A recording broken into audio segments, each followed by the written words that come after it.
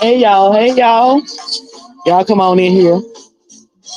I'm gonna start when I get about 5 people. Five. That's all I need. Five. I just need 5 people. Those of you who are catching the replay, please hit the like button. If you haven't subscribed, please subscribe. There's also a thank you button. If you want to drop a little something on me from the thank you button, you can actually send a super chat through the thank you button if you are watching from the replay. Hey, Preston, my moderator. Thank you for being a moderator and thank you for coming in. Hey, I am Rix. How you doing? I just need 5 folks. Once I get 5 folks, I'm gonna start. So if y'all can hit that like button for me, I would appreciate it. Because once I get 5 folks, I'm gonna go on and start. And then I'm gonna be on out your way and let you go on about your Saturday because I'm gonna go on about mine.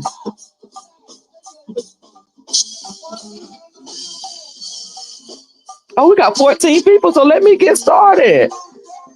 Let me get started. We got 14 people. Hey, Angel James, y'all ain't gotta drop down, just be here. Good morning, good morning. About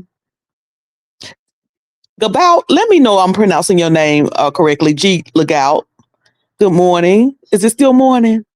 It's a few minutes from afternoon. Good morning, good afternoon. Hey, KJ Hanson. Hello. Hey, Sing. That's my sugar right there. Hey, Sing. Oh, God. From amazing grace to a floating opportunity. Yes. So I'm going to get on into this. I ain't going to be before you long. I started not to go live. I know the person who said, I know you going live, go live. And I said, I ain't, not behind this. They probably thinking, I knew your ass was going to go. They probably think I knew you were going to go live when you said you weren't going to go live with your lying self. Anyway, Gigi, YouTube messed up the name. Okay, so just go with Gigi. All right, all right. Yeah, they did. I hated they tried to do some more extra stuff. That's what I started calling my video this morning. Y'all doing too much, and that might be my thumbnail. Y'all doing too much, and that's a lot when I say it. Because sometimes I be doing too much. So when somebody who be doing too much tell you doing too much, you doing too much. So I saw a video last night, and I really don't want to give no. I really don't want to call it out. I really don't want. I'm not one that say like a lot of people. I don't want to give that person no shine. I don't want that person to get no numbers. I'm not that person. I want everybody to get paid. Angie, sorry, Angie, you're an angel to me, and I can't see, but thank you. Look how I tried to make that. Hey, Angie James. Good morning, sugar. Sorry about that. I hate when people mess up my name too. My name is Geneva. I don't know how people be getting Genevieve and even Jennifer and how you pronounce that, how you spell that. You ain't never heard of the Geneva Convention, Geneva, New York, Geneva, Switzerland, Geneva. The peacemaker. So yeah, so I understand how that is. Okay, so what was I saying? Oh, I'm one that I believe in. There Google has money on the floor. Google is the place where you can come to YouTube, social media, and showcase your talents. If you got the gift of gab, I told y'all that my husband said to me, "Girl, you just talk. You should get paid for talking." He said that years ago. And who knew that you could actually get paid for talking besides being a radio announcer or something like that, or a newscaster or something like that? Who knew you could just get on here and do a little bit of gossip and get paid? So I'm all for that. Showcase your talent. I'm not going to take that from anybody, whether I like you, don't like you, indifferent about you, or any of that. I'm not that person that say, I don't want to give them no shine. I don't want to run numbers. I want to run numbers to all y'all channels. I want to give all y'all shine. I want everybody to get some of this millions and billions that Google make, that they have to give away. I want all of us to reach down into Google's pockets and pull up as much as we can. But this particular video, I don't. There are some videos I don't, because some things I think is irresponsible, a little reckless, and I don't like it. Because, well, let's just get in my notes and then y'all know why. Hopefully y'all know why I don't like it. Let me start by saying this. well, let me just say this. There was a video that came on last night talking about something that I think that we have exhausted. We have exhausted. And maybe this particular vlogger said, well, I haven't because I ain't never really spoke on it. And you haven't. You come out here a little later to speak on it, and that's your right. You know, I've done that before where it's like, you know, the lights, they done turned out the lights, everybody going home, and now you running out here to talk about it. But this particular subject with Larry Reid and Bernard Jordan, I just feel like it's just been exhausted. It's like, we talking about wash, rinse, repeat. Wash, rinse, repeat. You know, it's like there's no more to wring from it unless something new happened. And from what I could see last night from that particular vlogger, ain't nothing new happened. Ain't nothing new was told. They just gave their point of view, which they had a right to, because the rest of us did. But then to bring up this email again, and there is no, you're not going to play it? Oh, you just going to show us a picture that you got the audio? Nice that you got the audio, I guess. But you're not going to play it? I don't like these games. I don't like these games. Either come out with something new or dead the whole situation. Because it's like, I'm tired of hearing it from everybody. Even I'm tired of hearing it from me.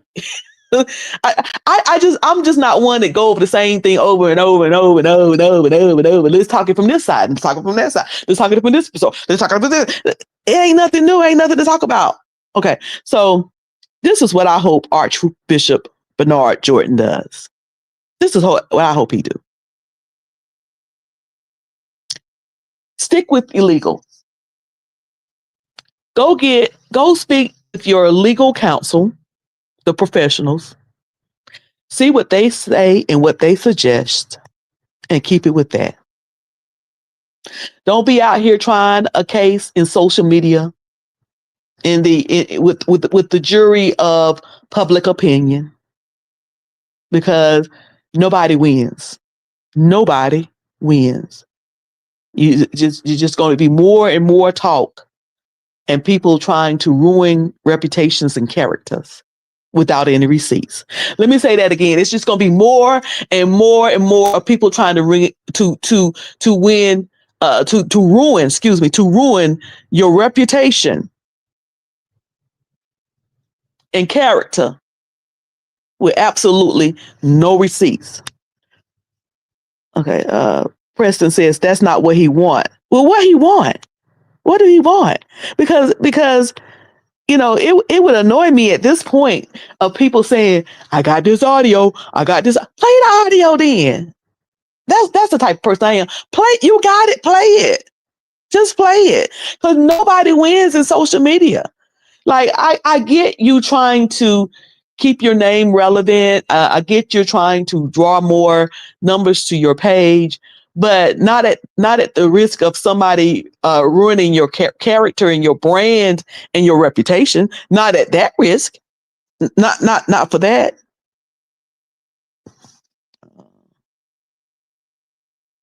It's far cheaper to ruin somebody with public opinion. I agree, but I'm talking about the person who is being ruined by public opinion.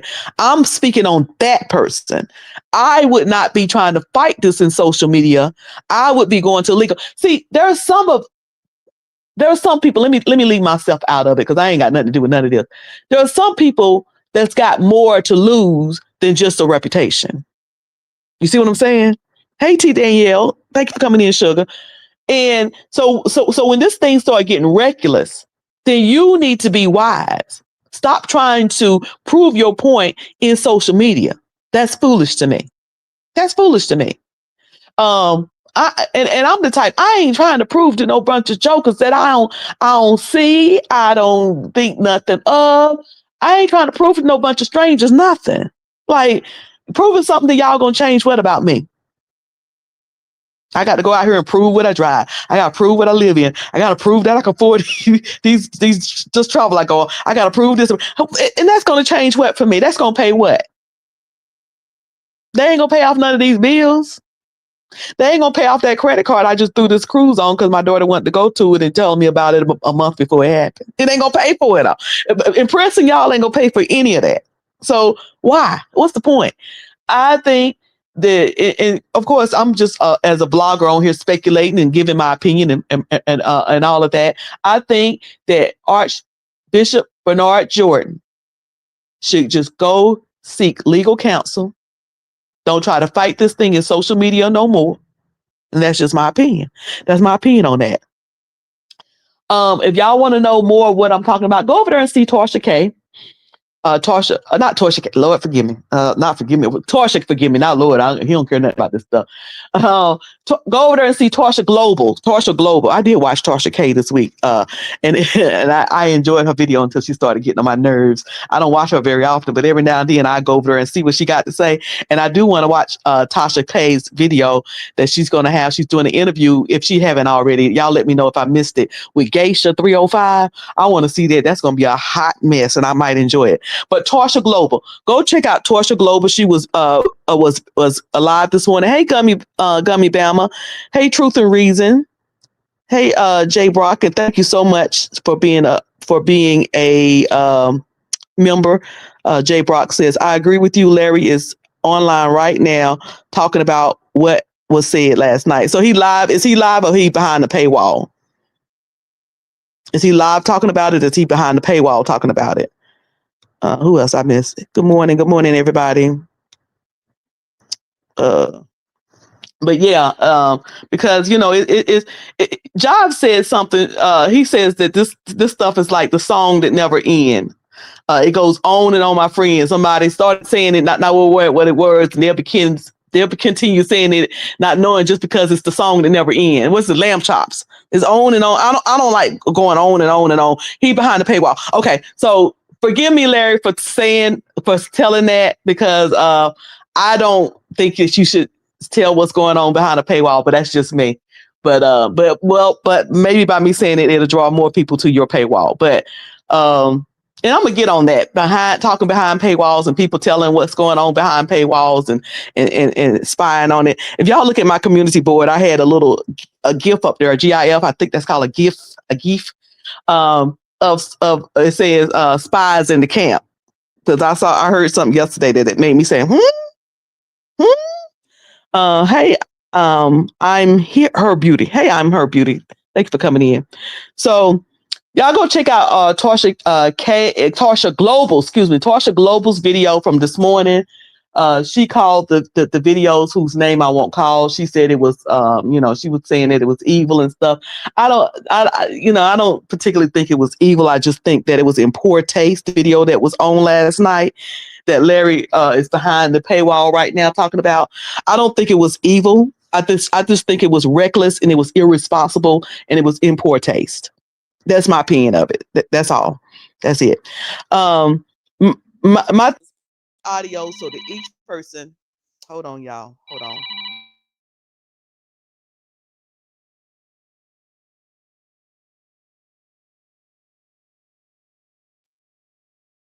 on. Rain. Hopefully I'm back. My phone rang. I say this, play the audio so that each person, the audience that you're talking to, the audience that you keep coming out here and say, there is an email because there was an audio, there is an email because there was an audio. Let the audience go ahead and play the audio. Go ahead and play the audio so that each person that's listening, the audience, can pull away their own opinion or judgment, because that's what we do as humans. We judge. Y'all can say you don't judge all you want to. We judge. We humans, we judge. We can all draw our own opinions of the audio that we think, rather than keep telling us this audio out there is the audio out there. Because what I think you're doing by doing that, it gives me the feel of manipulation and seed planting. You're planting a seed. This is something I said to somebody this morning. I said, with people keep coming out here and sending an email and saying there's an audio of a recording of Bishop Jordan, it's like you're trying to allow people to speculate what it may be and talk up what it may be, so that when it is finally heard and it turns out to be a nothing burger, you've already planted the seed that it was something so awful or something so big that regardless of what it turns out to be, is already been planted in the minds of people what it is. Let me try real hard to do an example. Let me try real hard. Somebody have 2 apples and a banana. Y'all work with me here because I don't know no other example to try to explain this. 2 apples and a banana. And that's all it is. But before they give you those 2 apples and bananas, they had you worked up for, well, no, that's not a good example. That's not a good example. Well, let me go with it. Maybe y'all will get it. They had you worked up for apricots and peaches, and you're gonna get some oranges and some nectarines, some tangerines. Had your taste bud all up, and they give you 2 apples and a banana.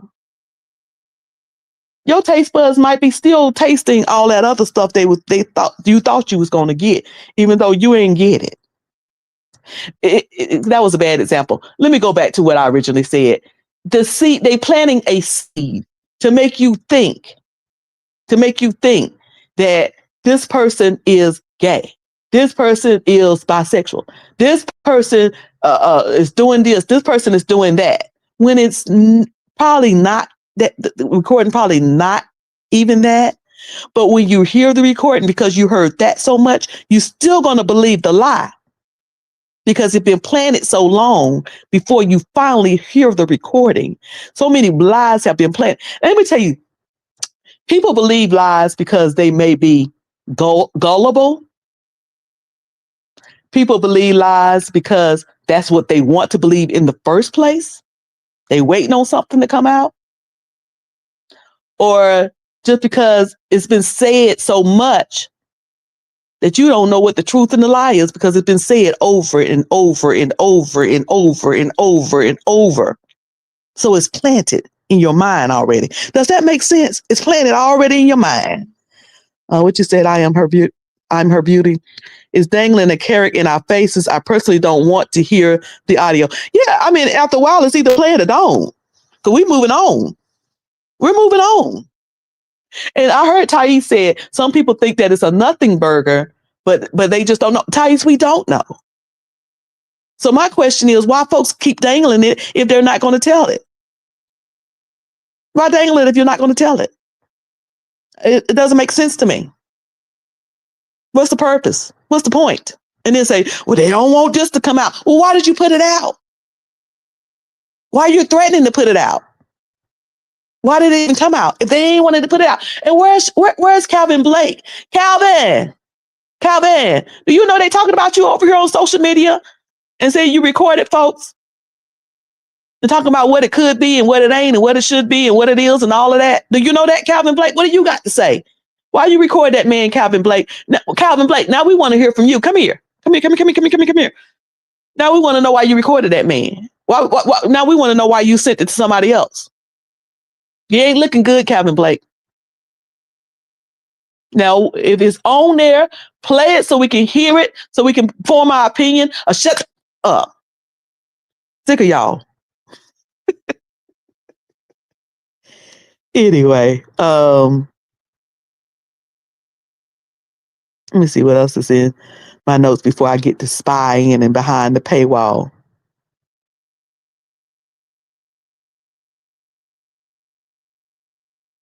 Marcus said, my. Now, yesterday I was listening to Thais, enjoying Thais as I usually do. And Thais started saying that, I think it was yesterday or the day before yesterday. It might have been the day before yesterday. He started talking about people going to Patreon. And he started talking about St. James Patreon.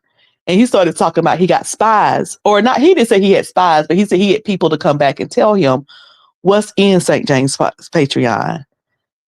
And I started judging that. I really did. I said, why? First of all, why you want to go watch people and go into behind people's paywall or people that you don't even like? What do you care about what they saying? I mean, what do you want to know? I mean, don't people run stuff back to me about folks. I'll be like, did they say something that's going to hurt me, harm me? They don't be running stuff back to me that folks said about me behind a paywall that they intend for me to hear it. Or I ain't trying to listen to what folks. If I don't like you, I don't care what you're saying in your Patreons, members only, pay, none of. I don't care what you're saying. If it ain't about me, And even if it is about me, if it ain't going to hurt me in any kind of way, I don't care. But then as I started thinking about it this morning, I thought about it. There are people that I don't care for that every now and then I run around there and look at their page just to make sure they ain't messing with me.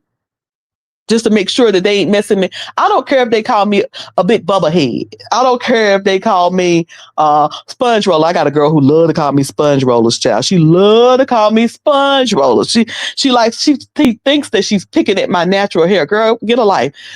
Anyway, I don't care nothing about that. I ain't trying to go hear that because she has a right to call me sponge rollers. She has that right. But but these people could be potentially dangerous to me, like dangerous on not just calling me, oh, look at that fat girl, sponge rollers. She's had the same hairstyle. I ain't talking about that little petty stuff. I'm talking about potentially dangerous to me. I want to make sure there ain't nobody coming after me or my family in a more dangerous way. So for that reason, I will look every now and then to make sure, they ain't over there. Okay. They ain't over there doxing me. Okay. Other than that, I think that the people who don't care for me have a right to talk about me as long as they ain't bothering me. And I ain't trying to go hear what it is. I ain't trying to spy. I didn't get that. I was like, what you looking at? What folks? And not just Thais. What folks? Why y'all going in folks behind folks paywall for if you don't like them? What you going in there for? What you looking for? It's not a good look. But anyway, that's what I thought about that. I ain't gonna be on here long, y'all, because I'm almost done. Hey, Jessica, how you doing? Yeah, what's funny is we keep doing things to people that we don't want done to us. And just because somebody do it to me, if my character is better than yours, you can do it to me, but I'm not going to do it back because my character is better. Hello, somebody. Well, anyway, moving right along.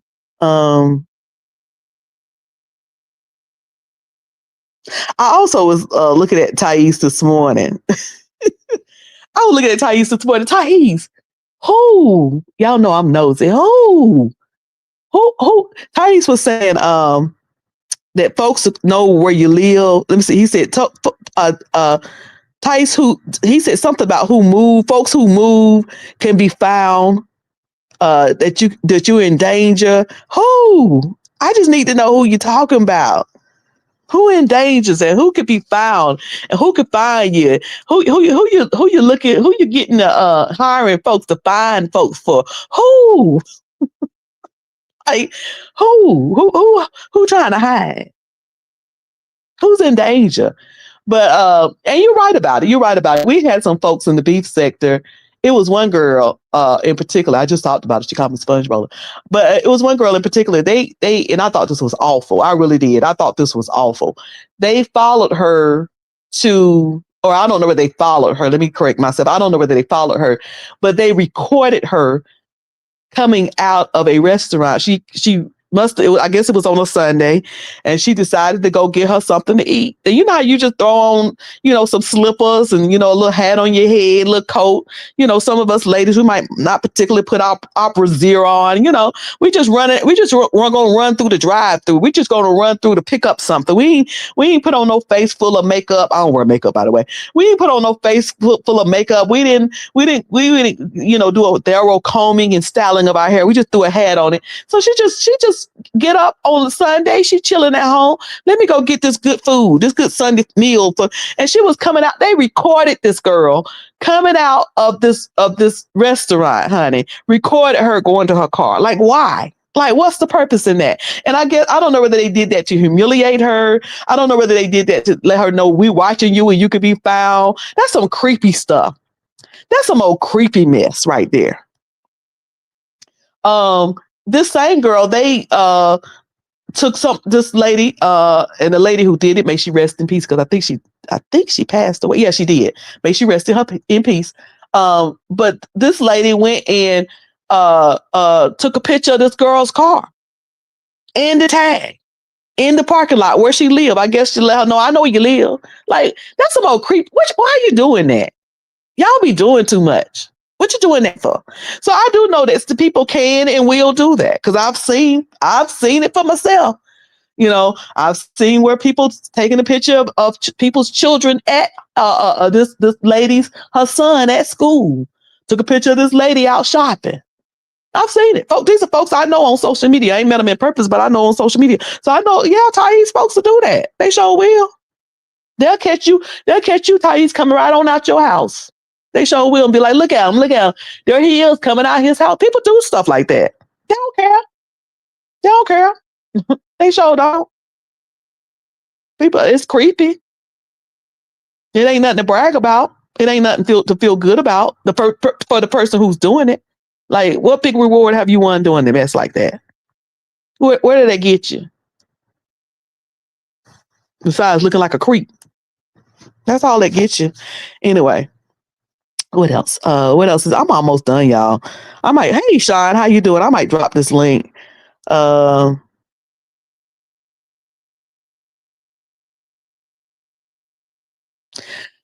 me say this.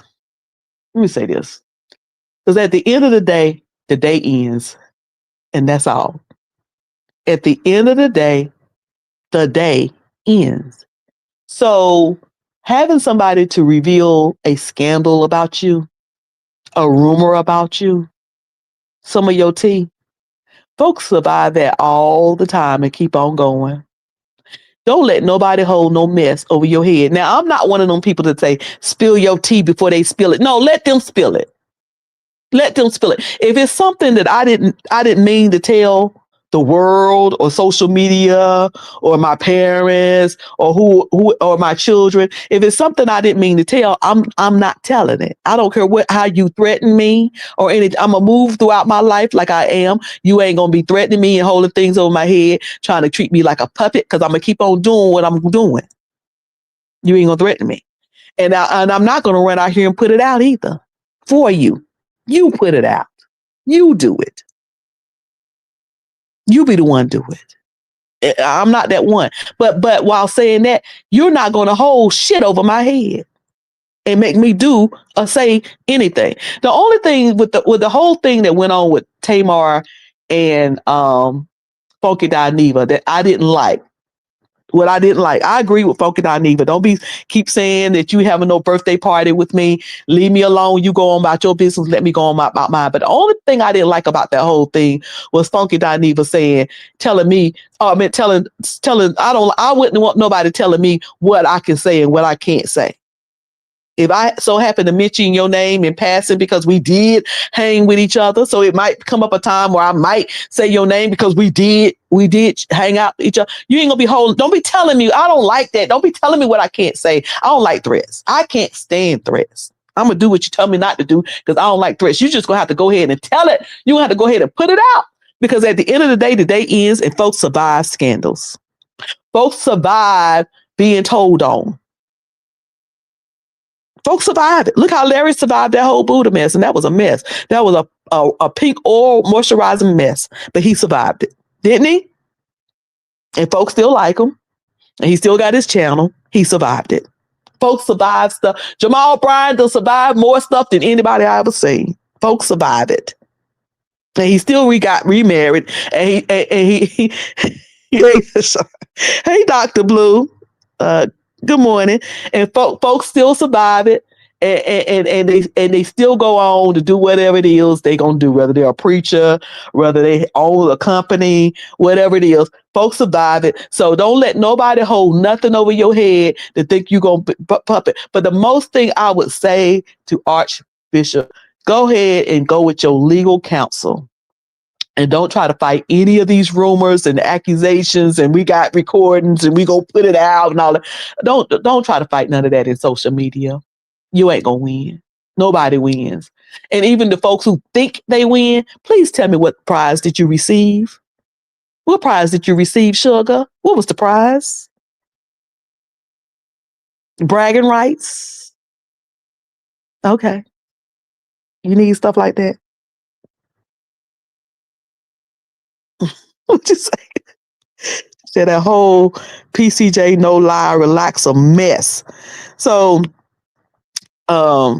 Yeah. So that would be, that's the way I feel about that. I don't like folks holding stuff over my head and think they're gonna own. You ain't gonna own me. You just gonna have to tell it. And I ain't gonna tell it myself. I ain't telling it. You gonna let you get out there and tell it. That's all I got to say about that. Dr. Blue, the best. Hey, Catherine Powell, thank you for coming in. Go watch Tarsha Global. I don't know why I want to say Tarsha Clay. Tarsha Global. She tells it. I don't want to give that person who went live last night. I don't mind that person's channel growing and him doing well on that channel. But what the video he did last night, I just felt like it was reckless. I felt like it was not in good taste. I'm tired of hearing about the whole Larry, Bishop Bernard Jordan thing. Unless y'all got some new stuff and you're gonna say it and not allude to it or drop hints about it or put carrots in front of our face. I'm tired of the whole subject. Really, it's tired. It's tired. And at this point, it just seems like you're stretching content. It just seems like you're reaching for content. That's all. That's it. Because it's done. Ain't no more. Ain't no more. It's all done. And unless you're going to put out the video, either put it out or shut up. Or no, shut up or keep on talking about it. I don't care. But I don't want to hear no more of it. I don't want to hear no more of it. What you going to keep telling me about an audio you ain't going to play? If you ain't going to play it, shut up. That's all. Don't keep playing in our face and dropping seeds and dropping seeds and dropping seeds that have us to believe by the time you put that thing out, they have us to believe something that ain't even so, but it's planted in our head, planting seeds, manipulating. I ain't going. Put it out. If it's out there, it's out there. That's all. If it ain't, it ain't. Anyway, Larry, you got a divided camp, sir. Dr. Larry Reed, your camp is so divided. Before I say that, let me say this. Thais, she's so funny. Thais said himself that he felt like, well, I might as well say it now because I'm about to say the man's name. And then not that I don't like him and not that I don't want him to grow. That ain't have nothing to do with it. I just didn't like the way he went about that video last night. It was just, I was like, what is this for? But Thais said it was a bad idea for Larry Reed to send Conscious TV that email, and Conscious TV said that he heard the audio himself. He said he heard it even though he did not play it for us. So I was like, what's the point? You don't work this up all to this and you ain't gonna play it. He didn't play it, but he made a lot of accusations of what it could be, which I think is reckless and irresponsible. That's my opinion. Now, I don't think, Tarsha Global said it's evil. I just think it's irresponsible. And Thais said that Larry should have never gave it to you in the first place. Because Thais said, you ain't to be trusted. That ain't his word verbatim, but that's what I came away with what Thais said. You ain't to be trusted. Now, Larry Reed, you got a whole divided camp. You got a whole divided camp up over there. Thais don't care for Conscious TV. William don't like Conscious TV. Conscious TV don't like William. Not sure how Conscious TV feel about Thais. But you're dealing with three folks who don't care for each other. It's a whole divided camp up over there. I don't know. I'm just saying. I don't know. Well, Sean Talk said it's a bunch of evil bait. I just think it's irresponsible. I don't know whether I'll put evil on it, but everybody have a right to their opinion, and I will, share your opinion up here. But I just think it's irresponsible. I think at some point, stop playing in our face. Either give it or don't. Stop playing in our face. Because at this point, I just think that you're trying to plant a seed of ruining this man's character without receipt. Let me say that again. You trying to ruin this man's character without receipt. If you're gonna ruin his character, which just look like what you set out to do, go on, put some good receipts to it. Not no mess. Not no mess that we got to figure out and all that. Play the audio and let us go ahead and form our own opinions. But you want to form our opinions for us. I ain't going. You ain't gonna form my opinions for me. Play the audio. Anyway, Catherine says, dry like a Sahara desert for content. Yes. Do like I do.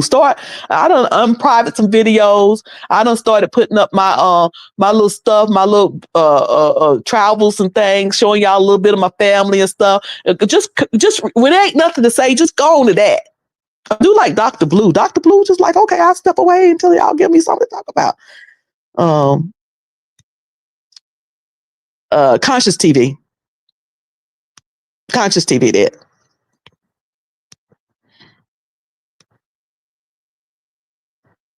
Why is this email being forwarded throughout? Exactly. Why are you?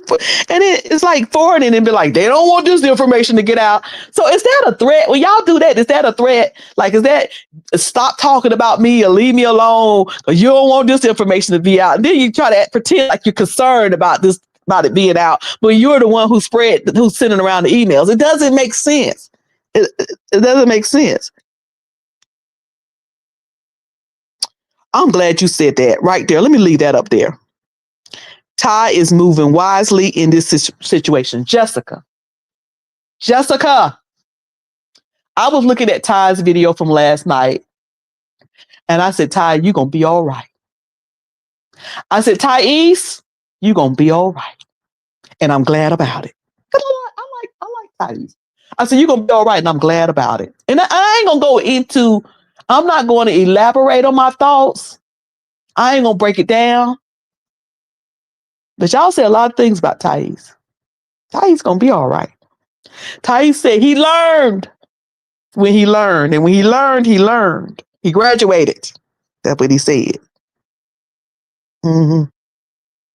And I like what he said. Mm-hmm. And I'm so glad. And let me say this. I'm so glad I don't have to pick this one or that one. I like St. James. Y'all know I've been with St. James since he came out here, since he hit the scene. I have been a St. James supporter and pusher. I love me some St. James. Period. Ain't nothing changed. But I'm so glad that I ain't got to be picked. I'm grown.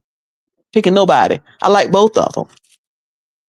And I ain't need neither one of them's membership, Patreon, or none of that. I watch them right here on YouTube. So I ain't got to be taking nothing, bringing nothing, none of that.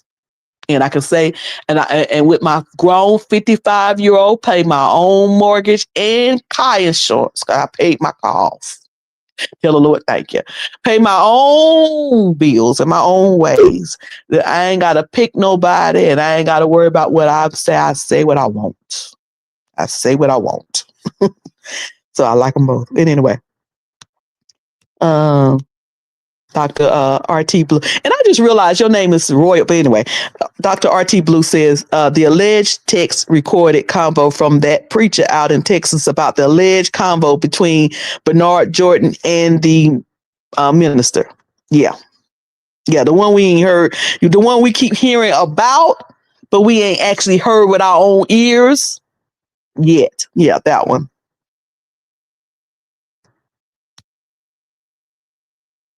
Yeah, he's smart. The only thing, if I was to say anything, is that, you know, he just have to learn. Well, no, he don't have to learn. Let me not say it in a way that's going to offend him. He just have to know how this thing works and not to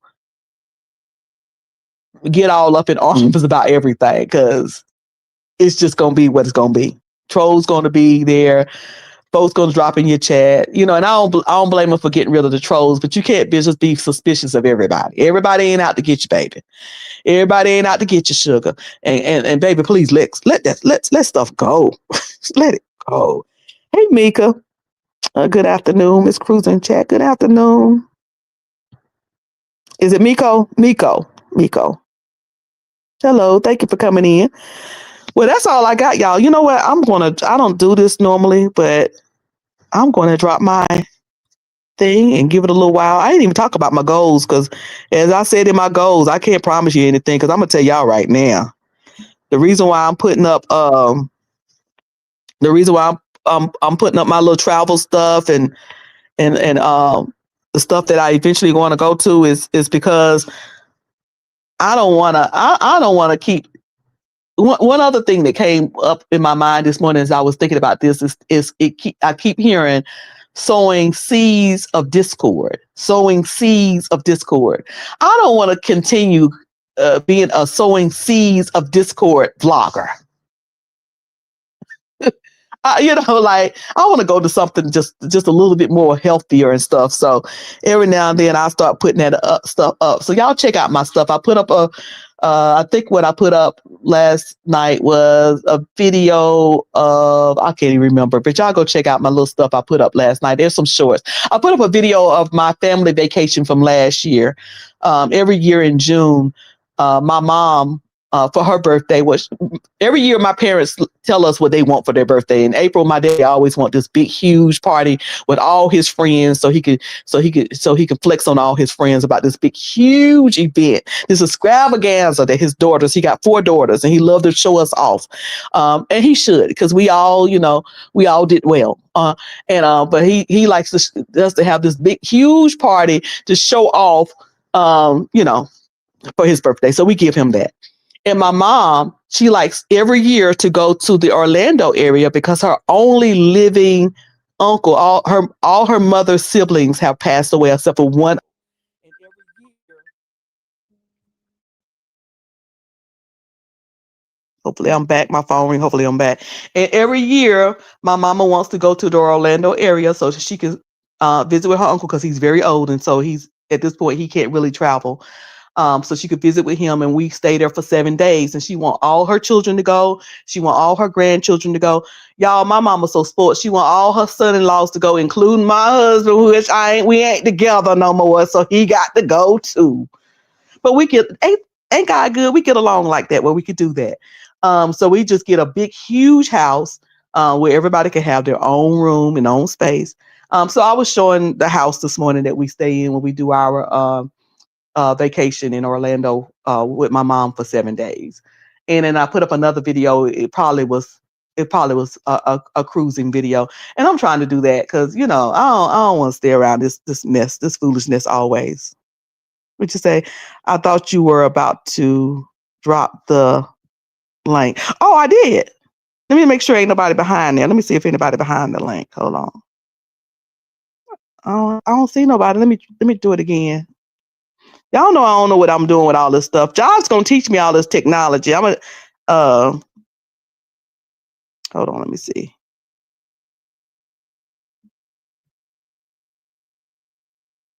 He gonna since he was talking about it on his channel one day, I nominated him to be the person who teach me how to edit and when I'm on my trips, but it won't be right now. But I am gonna I do want to do a cruise where Jobs is on it and kind of do me a run through before I actually start doing it. But it ain't gonna be right now because right now I work. I work right now. I work an actual job, and I won't be doing this full time or on a bigger level until I actually retire. So it'll give me time to learn all this stuff and learn how to edit and learn and get the right equipment. Okay. Oh, okay. Did I add you? Let me see if okay. Y'all know. But yeah, he's gonna teach me all that. Hey, Sean. Good. What is it? Afternoon. I'm so tired. I don't even know what time it is. Good day. Okay, there How you are go. you? How are Good, you? good, good, good. I'm good. I'm good. Did you watch last night? Oh, Cruz, I didn't go to bed till 4 o'clock this morning. Mm-hmm. I had to go back and rewatch, and because when I first saw it, I was on fire, so I had to Mm-hmm. breathe and calm down and go back and rewatch to grab everything. Oh, it's too much. I just kind of glanced through it. I just kind of because it wasn't. It was the same old, same old. It was just like the same old, same old. Oh, Catherine, the reason why I chose Jobs to show me is because Jobs would be more willing to actually go on a cruise with me. Um, So with Jobs, I can visit him hands on if he would allow me. So Jobs is somebody that could tell me the right equipment to have, and then he could turn around and show me how to use the equipment in person. And then I can take Jobs on the cruise and say, okay, what should I do? So I can become great like Jazzy and Rich and Stanley and Lynette and all of those and the Mr. and Mrs. Travel, so I could become good like them. Anyway, yeah. So Sean, yeah, it became the same old, and um, I felt like Conscious TV already when he got to the part where he said that he wasn't invited to the party that Bernard Jordan had for Mhm. Larry. I said, oh okay, oh That's okay, when I initially cut it off. I said, "Oh, oh he just okay, said he about to go wild." oh okay. And then I went This is back another. because This is personal because here's my thing. One thing that he said this. He said, how could you he alluded to or suggested, how could you, Bernard Jordan, see Larry in the mall and embrace him and hug him and be so happy to see him after he's talked about your wife and suggested some things about you. So that was my question back to Conscious crazy. TV is, how can you be on here taking bullets for Larry after he let William sit up on his show, make a suggestion about your health that hurt you to your Mhm. core? Exactly. So, like you, like you again, is this personal? And again, I agree with Thais. Putting that stuff into his hands, was that smart? But anyway, but I folks can think go judge for themselves. I'm a. Can you hear me? I Is my can, I can. okay? Mhm. My Bluetooth is on. Um, Here's the thing with that part. Them two have not spoken in I don't know how long. So the fact that you would be so eager to jump on that, it's a game. It was a game. Larry put that email out to so many people that he has not spoken with to see who would bite. And that Yeah, one bit. yeah. Considering it to Marcellus was like, you're looking.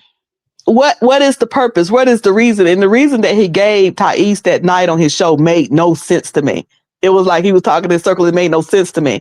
So None. again, what is the purpose of you sending this stuff out? If you saying that you don't want it to be out, you're saying, oh, this don't need to be out. You're saying, oh, he don't want this out. Oh, and even Thais say, yeah, y'all saying it's a Nurgle, but it should be out. If it shouldn't be out, why is it being discussed? Why is it being Why sitting is it around? You done sent it to exactly? William. You done sent it to Marcellus.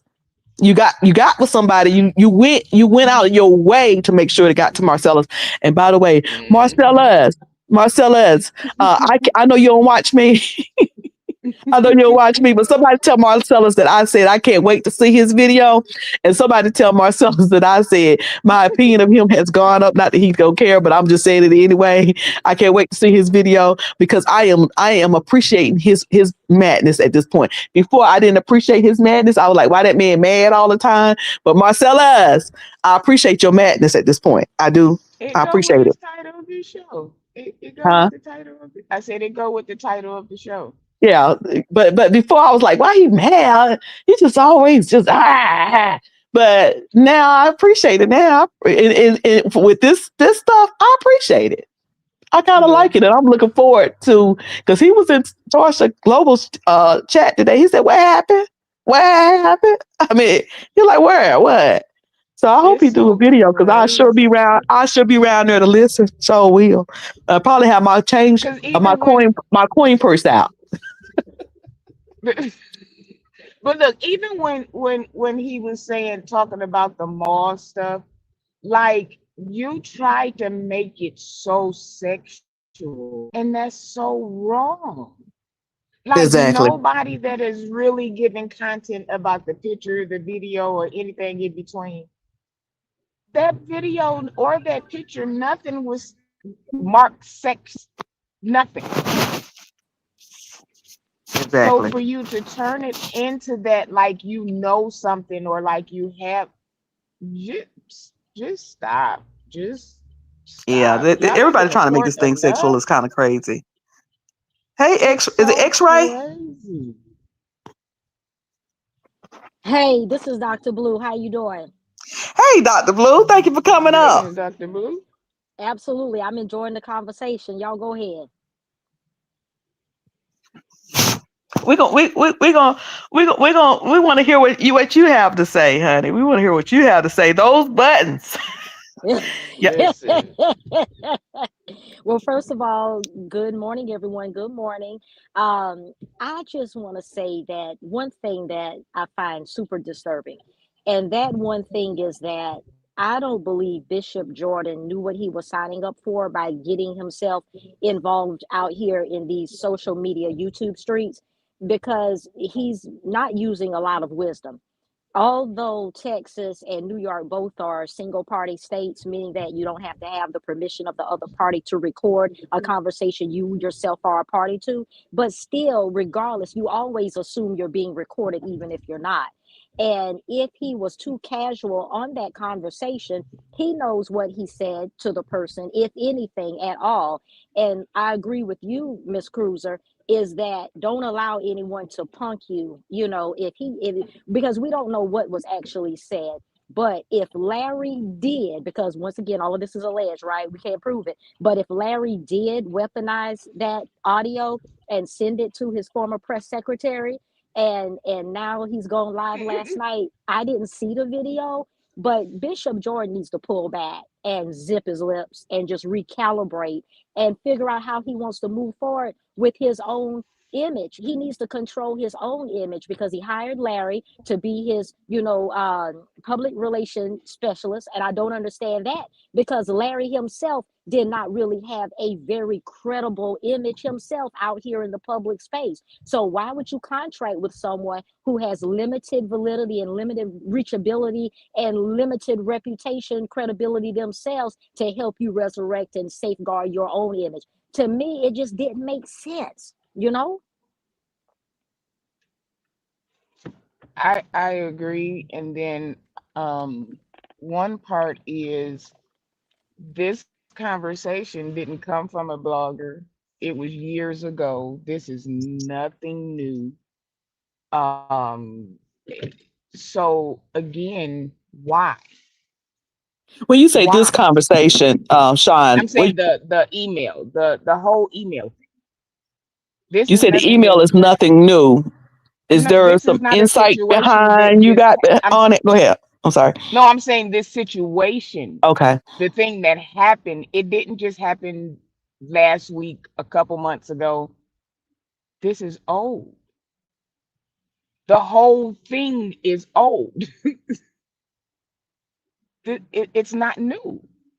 So you But went what to makes it people about a what would make it new situation. is if it's put out. Like if it's old but none of us heard it, it'd be new to Right. us. That's what I'm saying. Mm, yeah. Right. That's what I'm saying. Why bring up something that's this old to say, okay, I got you? Right. Where is the Right. new credible stuff that you can say, I got you? But Mhm. Sean, it depends on the what is the I got you. If it's something that's criminal in nature, It's not. then okay. So if it's not criminal in nature, but it just indicts his morals and his integrity, being a minister, if it's damaging enough and if it stands to threaten his credibility, then people would care. Whether it was 10 years ago or 15 years ago or even Exactly. last week, people care because of the line of business that he's in. If he was a banker or if he was something else, no one would care. But in ministry, credibility and ethics are one of the main paramounts of your business. So that's why people care. But my question, is in other words, it's almost like the more Jordan does not talk about it and the more he dodges the issue and the more he doesn't, address it head on, then it gives it more legs, because people start to editorialize about what they think it could be, and the imagination is more of a beast and more of a threat than what the actual thing could or could not be. Wouldn't you agree? Exactly. Hey, Yeah, Mars, I'm is gonna this go. mad church disease? It is I'm I. It is I. Hey, Marcellus, I was just, honey, I'm enjoying I'm understanding and appreciating the madness now. It No, took me a while. no, I just had to come up here because, first of all, I told you guys I'm not discussing this on my platform anymore, but I had to also come up here to just say, you guys are talking about it in an intelligent way. But let me just say this: as someone who was sent that ridiculous email, let me be very clear. A lot of these people are speaking, but they don't have proof of what they are saying. Regardless of how you feel about Bernard Jordan or whatsoever, it is ridiculous. It is vindictive. It is salacious. It is unnecessary. It is just garbage type work on this here internet. And I think it's disgusting. I don't agree with Bernard Jordan on a lot of things, but how this is being done is just truly disgusting to me. That's why I never spoke about it. That's why I never told you about the email. That's why I didn't speak. And all of these people talking about what's legal and what's not legal, you don't know because you haven't heard the audio. You don't know. When the email was sent to me, it was sent without audio, as if I would just run out there and tell you. Now, from what I'm hearing other people on the internet talking about this morning, they're saying this other individual talking about they have the audio. Well, first of all, if all of these people had the audio, 9 times out of 10, they would have already released it. They are lying through their digital teeth, and it is ridiculous. And I just, this kind of stuff is what makes this space so toxic. We have to do our work with some level of integrity and some level of consciousness.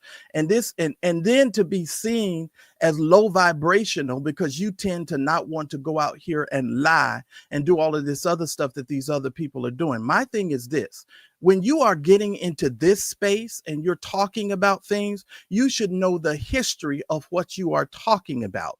The who, what, where, and why matters.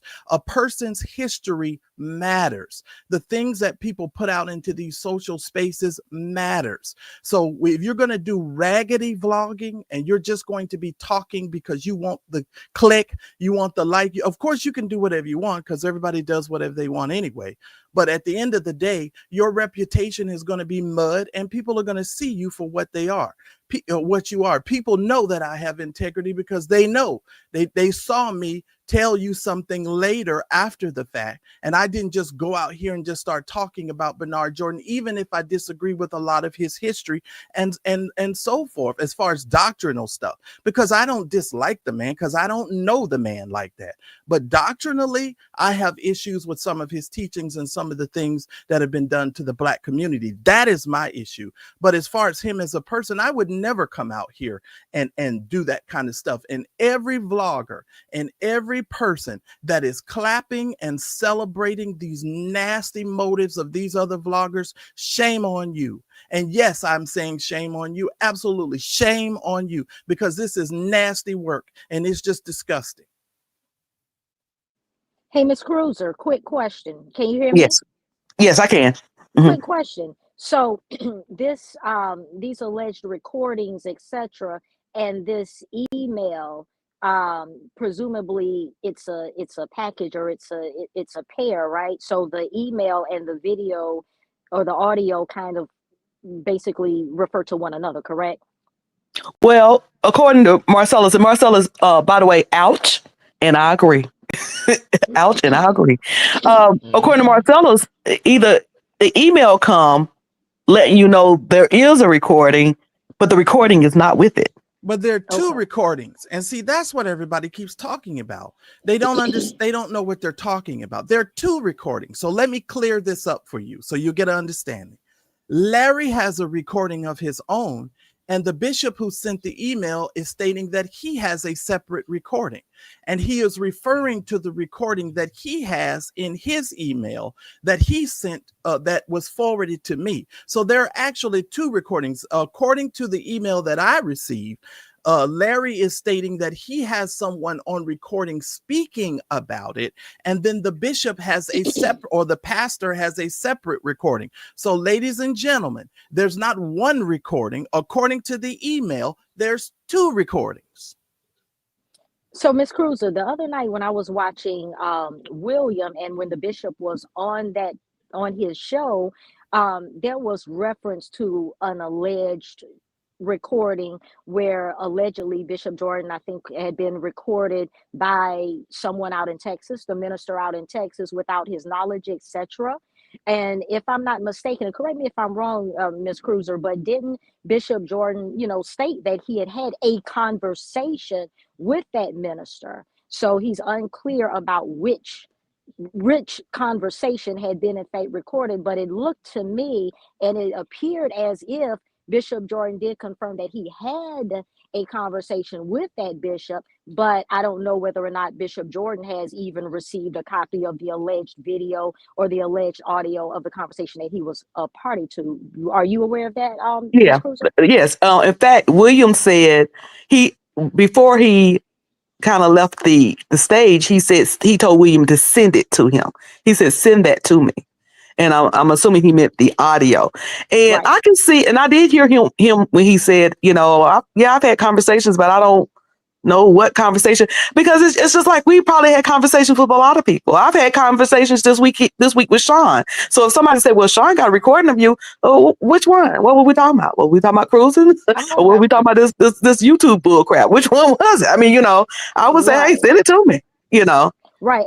And then too, Bishop Jordan knows whether or not he said anything to that person that could have been interpreted as damaging. So he would know Right. whether or not, and I just don't think, I don't know Bishop Jordan personally, but I don't think that he would necessarily be reckless enough to say something over the phone that could later indict his credibility, Right. especially if he doesn't have a close relationship with that minister. I don't know. Maybe I'm giving him too much credit, but I don't know. And I guess we'll have to stand by and see whether or not those audios are released publicly. Yeah, and I would like to think that he wouldn't. My nose behind went over to the Facebook to look at this Calvin Blake person. To see, I just kind of wanted to see Calvin Blake. I wanted to see whether he had a big mega church, whether he had a little church, whether he had a big following, whatever. Whether he was a young man or old man or whatever.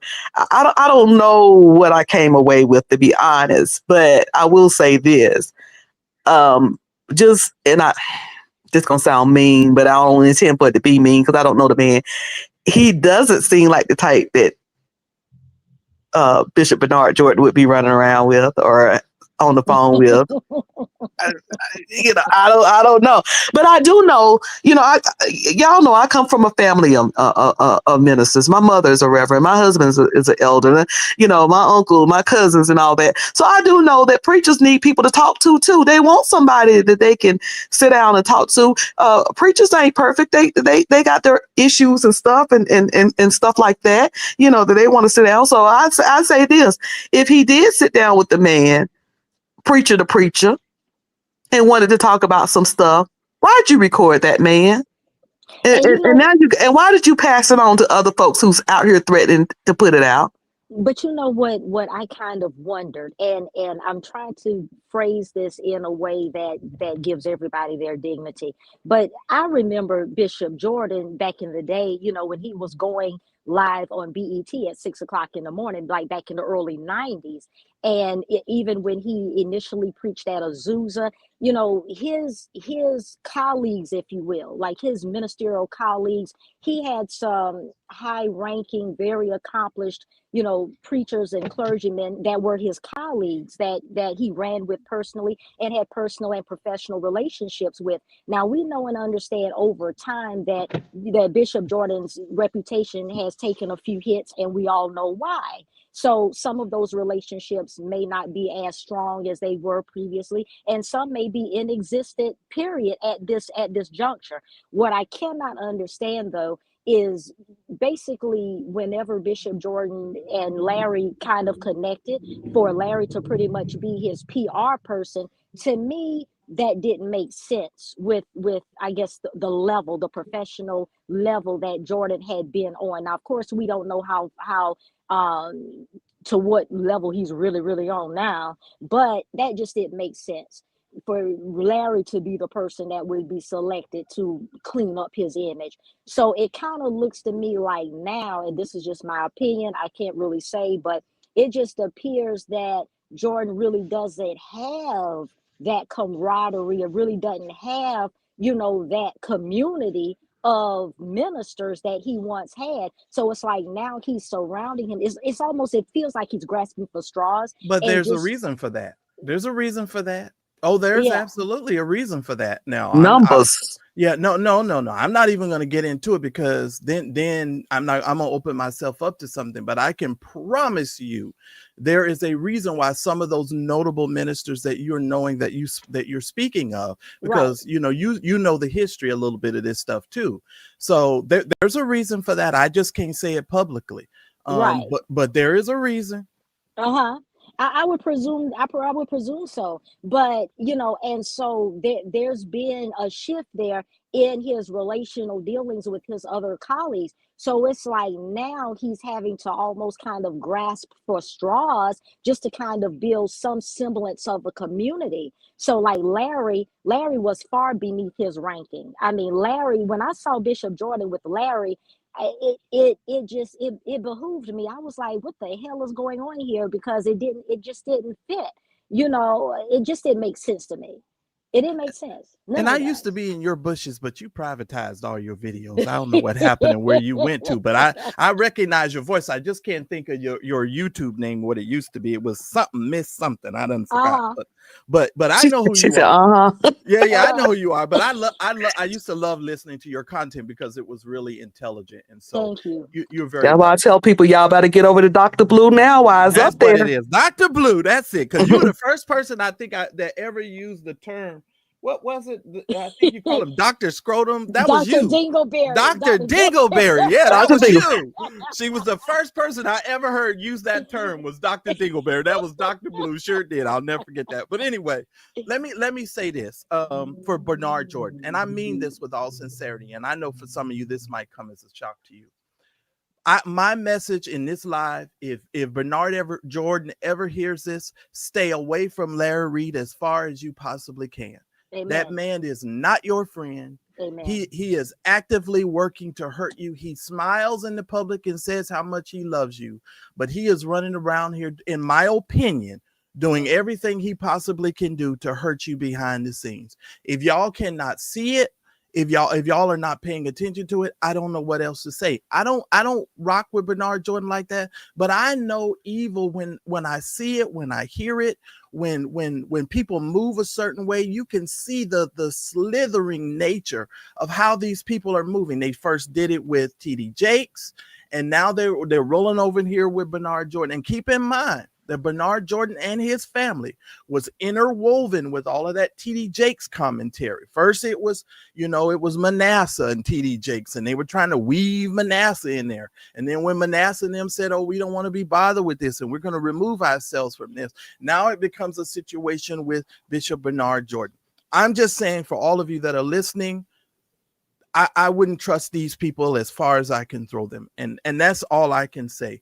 And that's what I came up here to say. But Dr. Blue, I love you. You may not even like me, but I love you. I love you, Marcellus. Listen, I be in those bushes. I tell you, I'm so mad that you privatized all your stuff, because I was going over there and I said, now, wait a minute, this is some good stuff over here. But anyway, but I do love you guys. And I wish this space would, get better, but I know it's kind of toxic.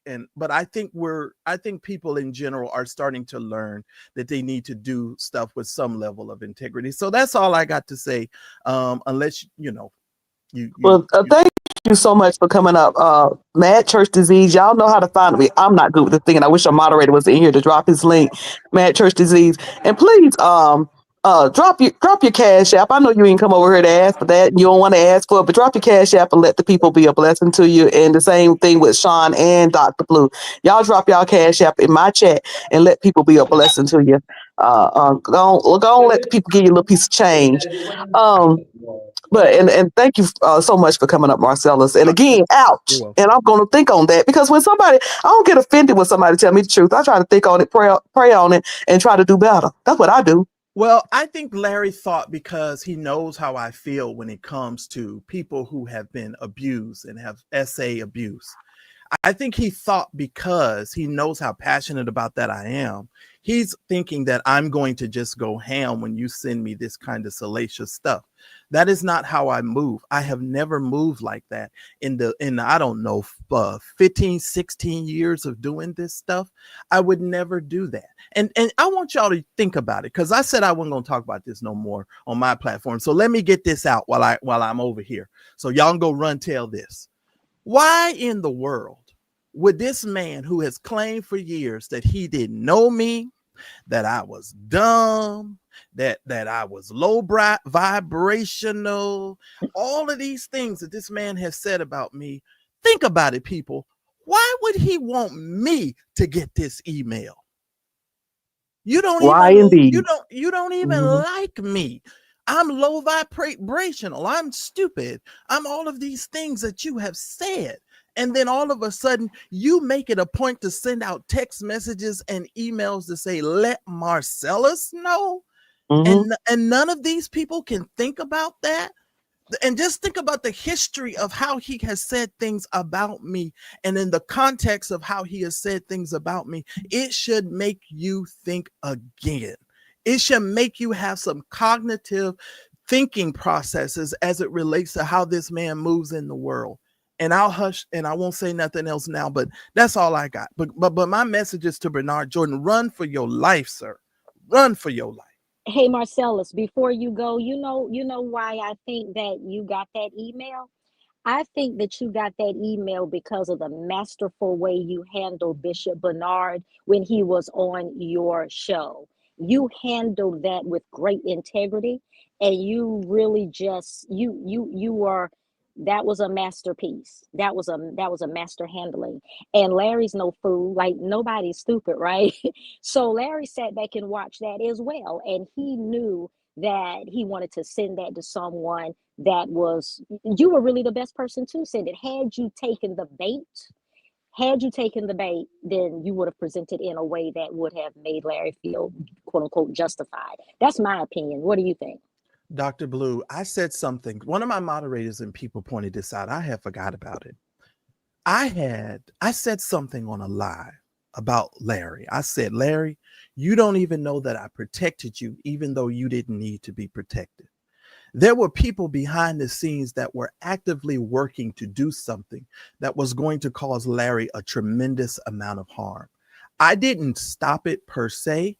I just sort of told the people, I think you guys might want to move in a different direction and think about this in a different way.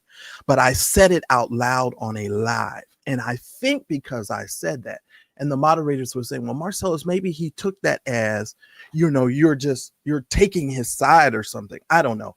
But I said what I said because I just move a certain kind of way. Even if I disagree with you or I don't like you, I would never try to harm you. And so even though I knew what the people had a right to do what they were doing, but they weren't even prepared to do to him what they were trying to do to him. And I sort of told everybody, okay, you guys need to slow up on that. Right. But I think you're right. I think he saw an ally in me as far as Bernard Jordan, because I don't care for Bernard Jordan. But the mistake that Bernard and Manasseh are making is this: they think I don't like them. And that is the improper way of thinking as it relates to me. It's not that I don't like you. I have other issues with you doctrinally. There are trust issues there with how you handle certain things and how you move in the world. But as far as personally disliking you, that is not the case. And so I second what you said, Dr. Blue, 1000%. He thought he had an ally, but I mean, I just would have never come out in the public and told y'all that, Oh, and by the way, since I'm on here live, this is going to be an exclusive for you. Exclusive. Do y'all not know that ninja went back to our mutual friend that we know, and he told him that I told the people about the email in the public first? I had to sit on the phone and argue with someone about the fact that I did not tell you guys about that email first, because the person thought I came to the public and told you guys about the email. They didn't even think that Larry was the one that first came out here and told y'all about the email. So here I am having to, explain myself. And I was like, okay, you know what? Enough of this already. I don't have to, first of all, I don't have to explain myself to nobody, but I didn't tell y'all about this stolen email. It came out of his mouth first. You guys would not have known I had that email if he would have never opened his mouth. Exactly. Because he was Exactly. banking, he was allegedly, possibly, might be banking on the fact that you were going to go ahead and take it and run. He thought you were going to take the bait. No, never. Not in God's green earth would I ever. Y'all have never seen me move like that. I would never do anything like that. That would never happen. You know, but first of all, because Lord have mercy. I know this is going to sound bad. Do you know how many preachers I protect and cover? You understand? And just be in prayer with and talk with behind the scenes. If I wanted to expose people, good Lord, I'd have a way more than 100,000 followers with one video. If I could just blur out the movement of that one video that I got, and I got several, you know, man, I could be like the rest of these vloggers and show y'all people doing stuff physically in their office and their church offices and things, but that's just disgusting. I think that's disgusting. And Marcellus, you know what else? And everyone, all you guys chatting on. Here's the other piece too, Marcellus. Remember, see, first of all, it is my opinion that Larry is a friend to no one, and here's where I initially arrived to that feeling. Remember, his former press secretary used to ride for him. I mean, used to ride for him, sure enough. And at the first opportunity, Larry cut that young man's throat.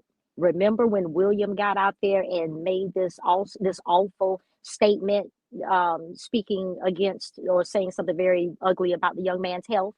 And remember, Larry did not defend the young man at all, period, and just let that be said. Just let that ride and let that go.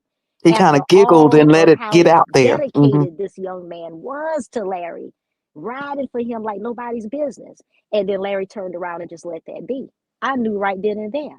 Larry's a friend to nobody. Larry's a friend to no one. And I hope that the individuals that are apparently so publicly loyal or publicly, I guess, aligned with Larry, I hope that they take that into account, because if he'll do that to him, if he'll dog out Bishop Jordan after Bishop Jordan's been good to him, he's no friend to anybody. Like, no one is exempt, and I hope that people understand that. I have a friend who always say that she don't respect Mad Day. I agree. I you do there, Marcellus? not respect Mad Day. And Larry is definitely a Mad Day person. Are you guys still there? I'm still here. Can y'all hear me? Yeah, I can hear you. Okay. Yeah, I can hear you.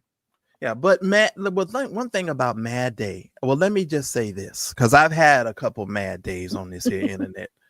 Let me say something. You can push a person to the point to where, you know, they get outside of their character or who they would normally be because they're just so angry.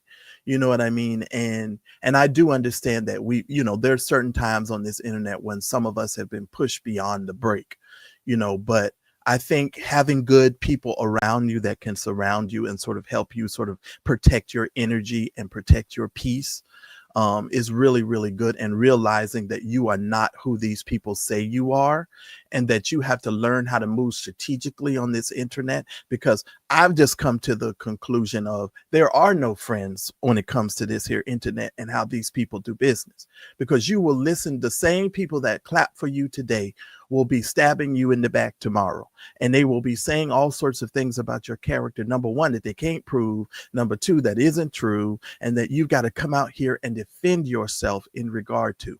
And I think it's sad. I don't hate Larry. And see, this is the other thing that people need to understand. I don't hate him. I just don't like some of the ways that he moves. I don't hate any content creator. I just don't like the way some of these people are moving. And it's just my choice, to just say, you know what, enough of this already. I didn't even know until Tasha Global said it the other day.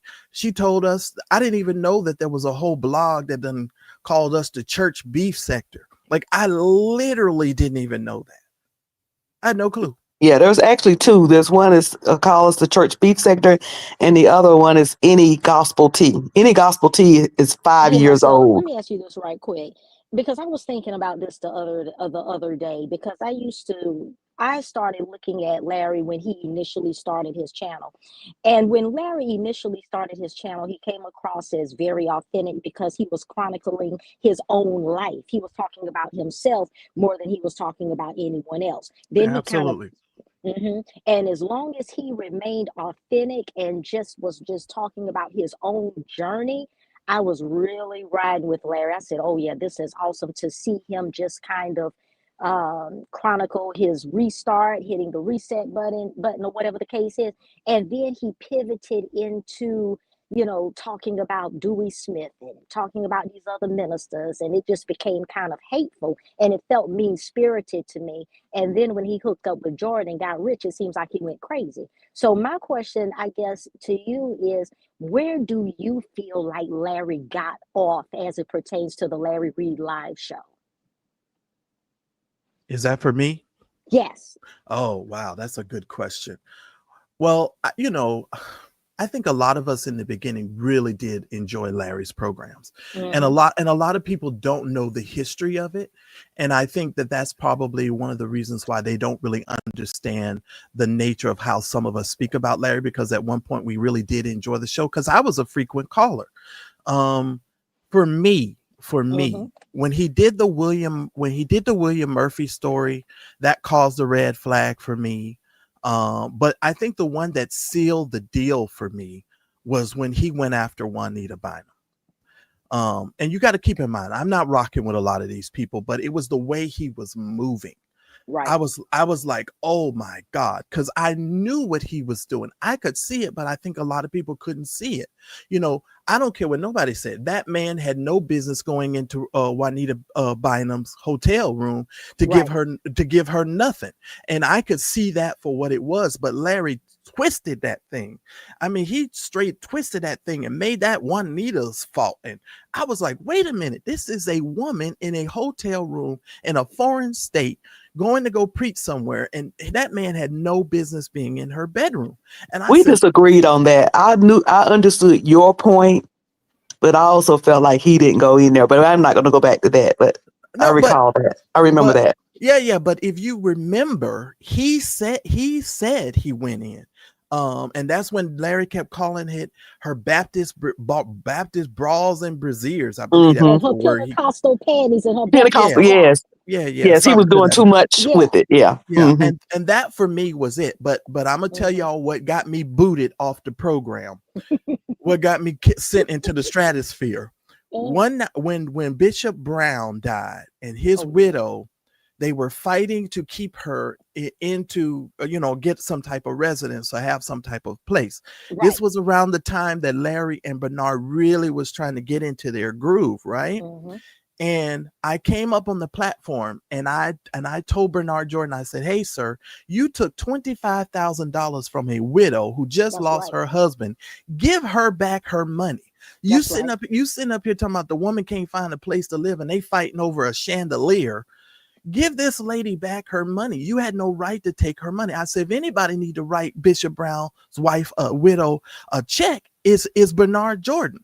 And that just sent things into a total awry. I mean, things just went left.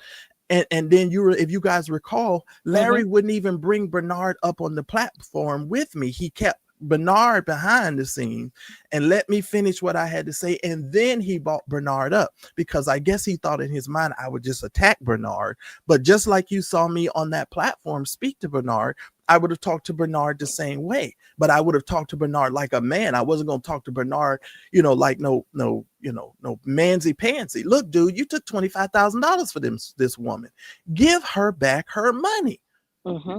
But he went left as far as I'm concerned with that Bishop Brown. After Bishop Brown, oh, things totally went crazy. I mean, they totally went crazy. And you got to keep in mind, Andrea Garrison and all that other stuff was it was right at that same time frame, right around there. And then came Andrea Garrison and all of that other stuff. But that's when things went left.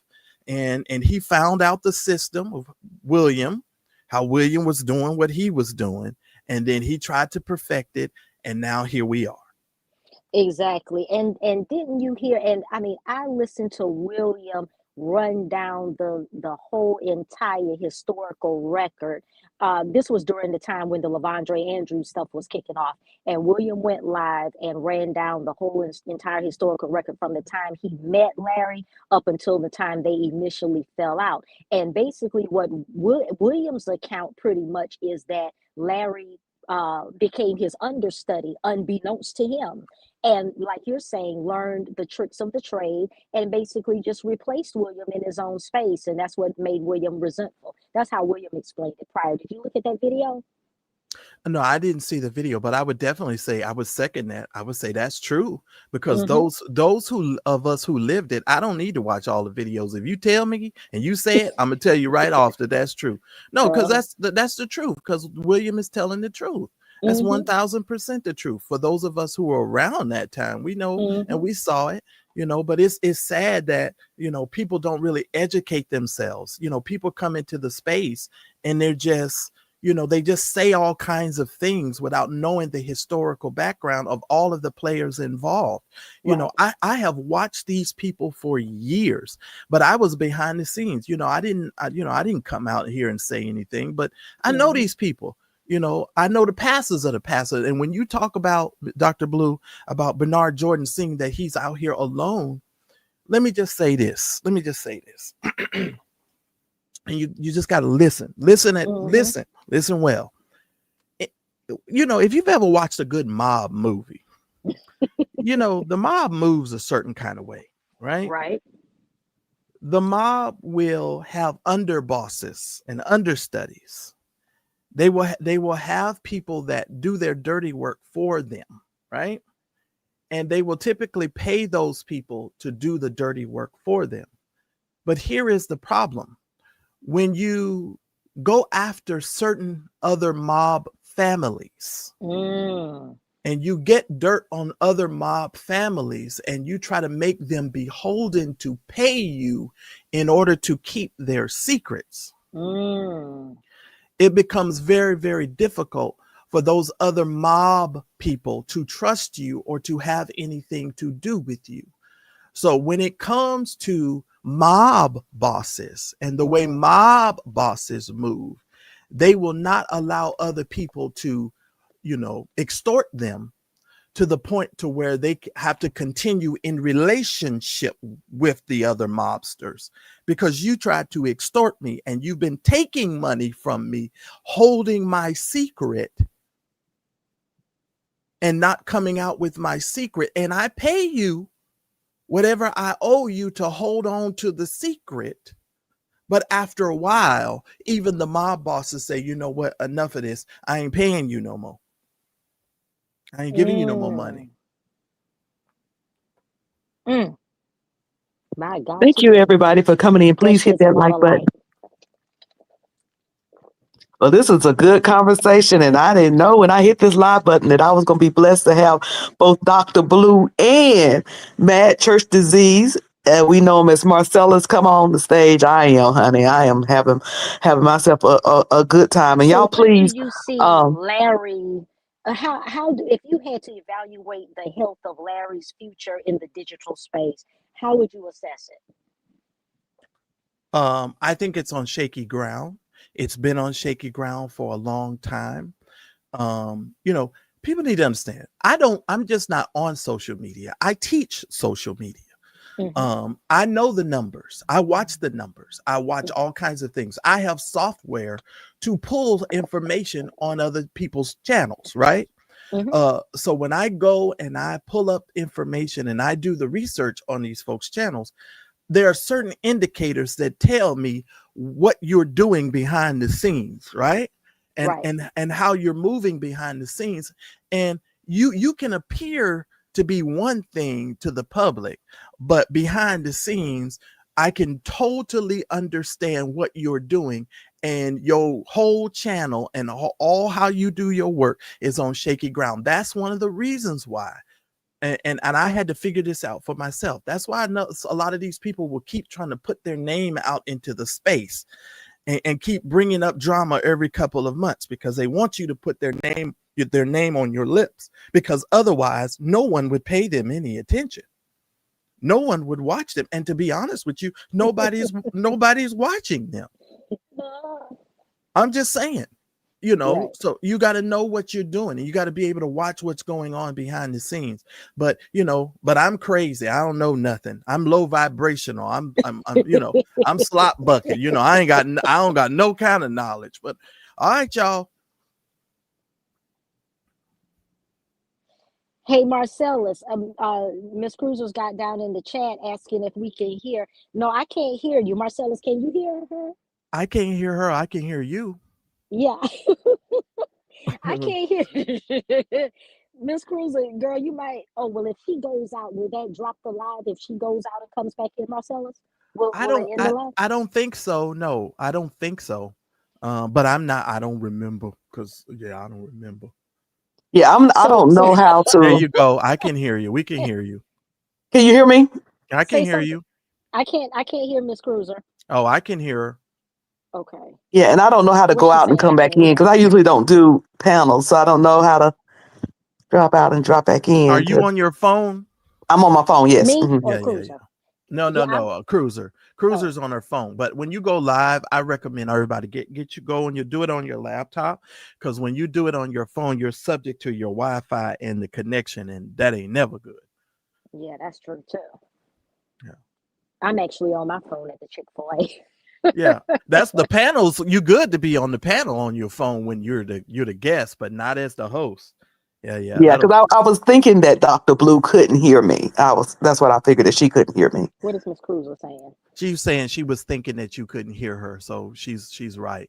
So you can't hear her. So I wonder. The only other thing I could tell you, Miss Cruiser, is to maybe go in, come in again as yourself, and so you'll have two logins, and then log out of the one that's not working. If you know how to do that, because you can do that. Daryl used to do that all the daggum times. Oh yeah, open herself again in a browser, a second Yeah. time in the browser. Yeah. Yeah, you can do that. So open yourself twice and then come back. Well, I tell you, Dr. Blue, let me tell you, y'all don't realize I have history with Dr. Blue. I've been watching Dr. Blue a long time. Y'all just don't understand. I really do. I've been listening to that content, and I know I was going around telling everybody, wait a minute, Dr. Blue done privatized everything. I can't hear nothing. I can't see nothing.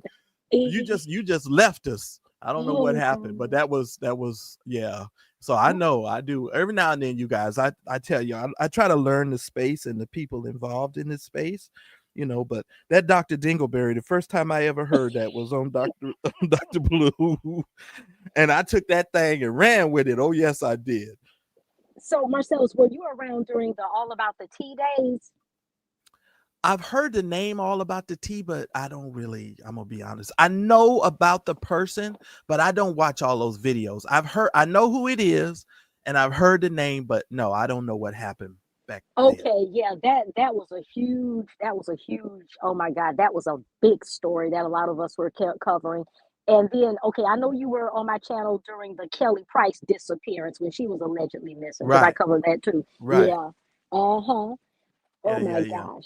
Now But yeah, go the ahead. All About the Tea person, what was that in regards to Larry, or was that with something else? No, there was a very, very prominent YouTube channel that was around. It was a digital show called All About the Tea. Right. And there was the host convened a panel, and she had a standard panel that would come live and talk about reality show coverage. And they were covering. She had an attorney on there that was a lot of fun. Her name was Plez, and she had So Debonair on there. She had Marcellus on there. Marcella. She had a lot of folks on there, and it was a really, really good show. What caused it all to burn down and go to hell is that the host one night decided to go off on the attorney that's on the panel. And the girl was a super, super sweet girl, and everybody liked her, and she had a lot of fans. And then everything just burned down from there, and then everybody just came out, and it was a big mess.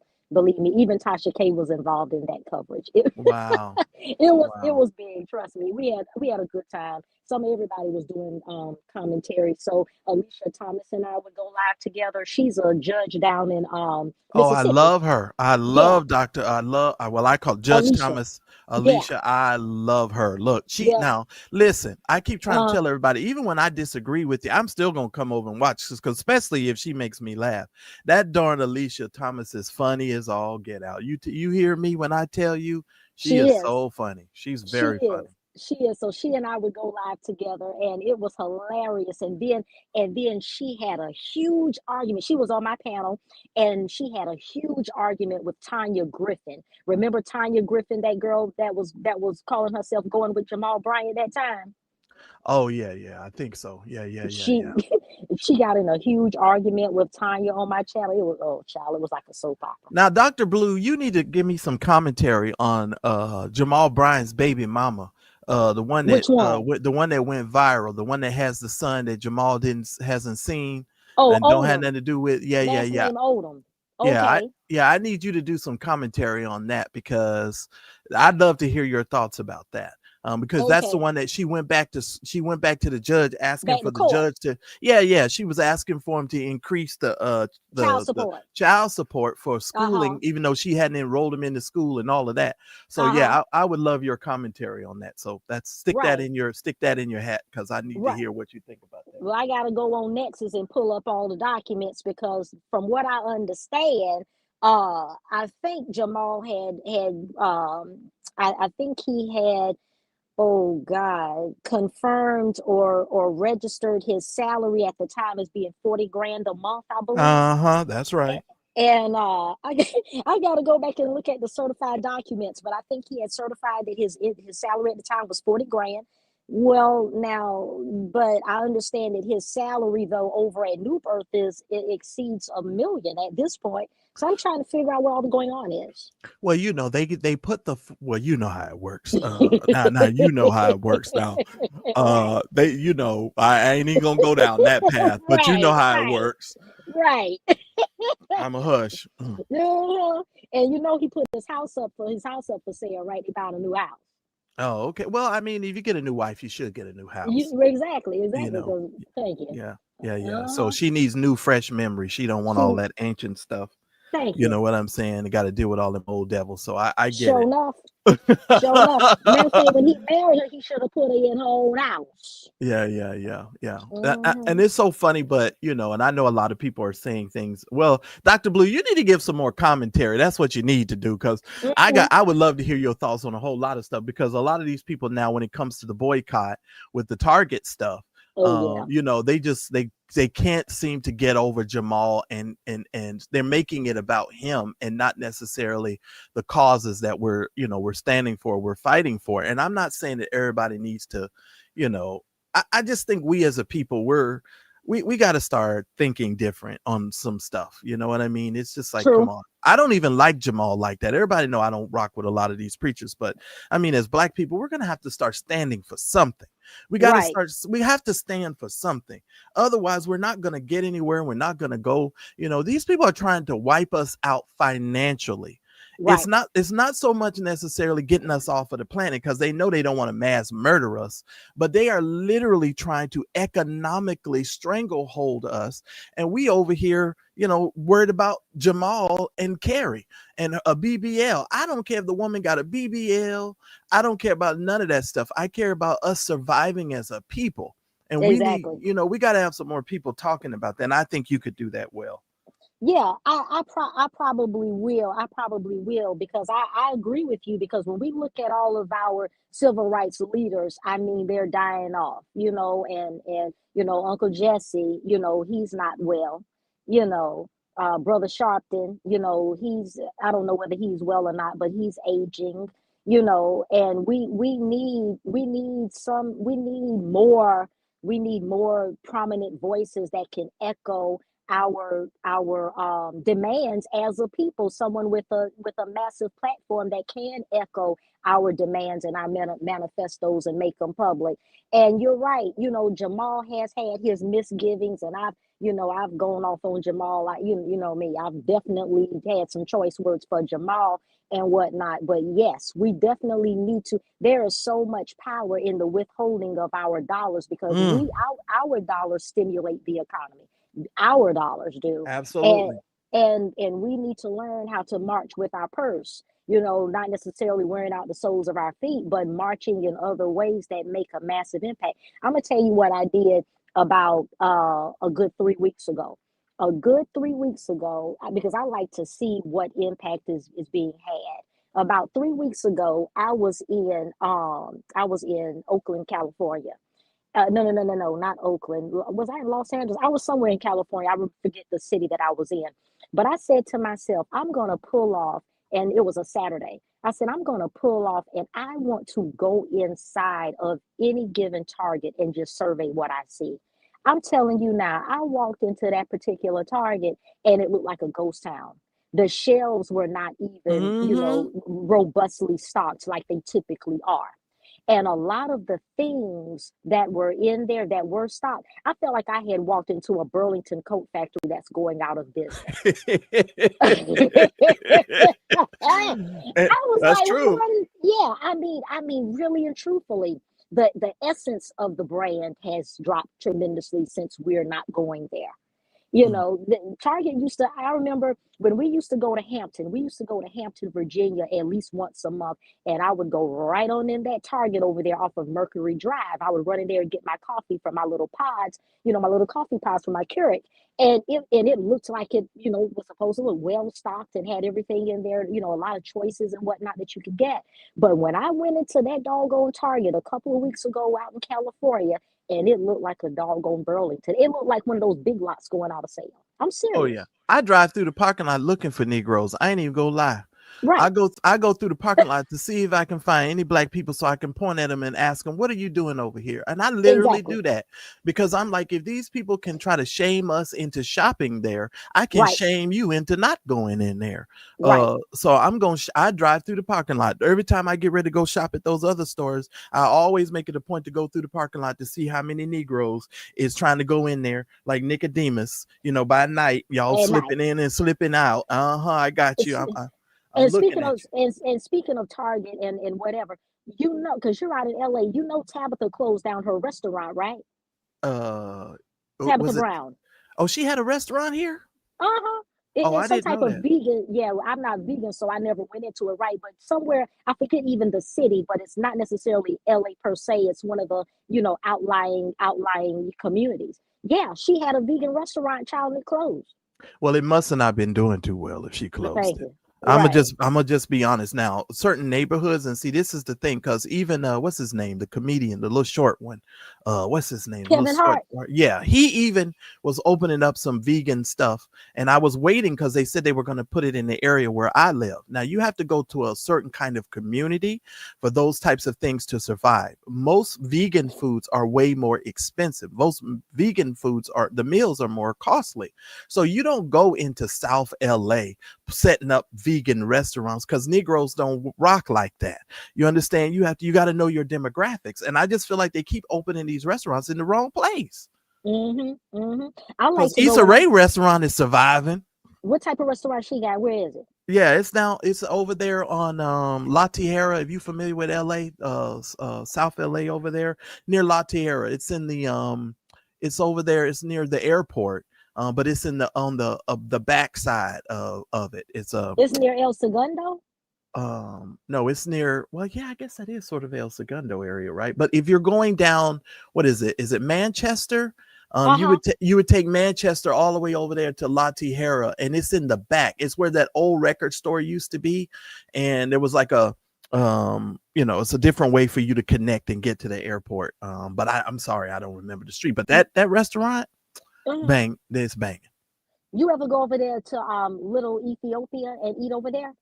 Well, you talking about the one on Fairfax? Yes. Yes, yes. And they have a Okay. very good, I mean, come on now. Hey, this is my world over here.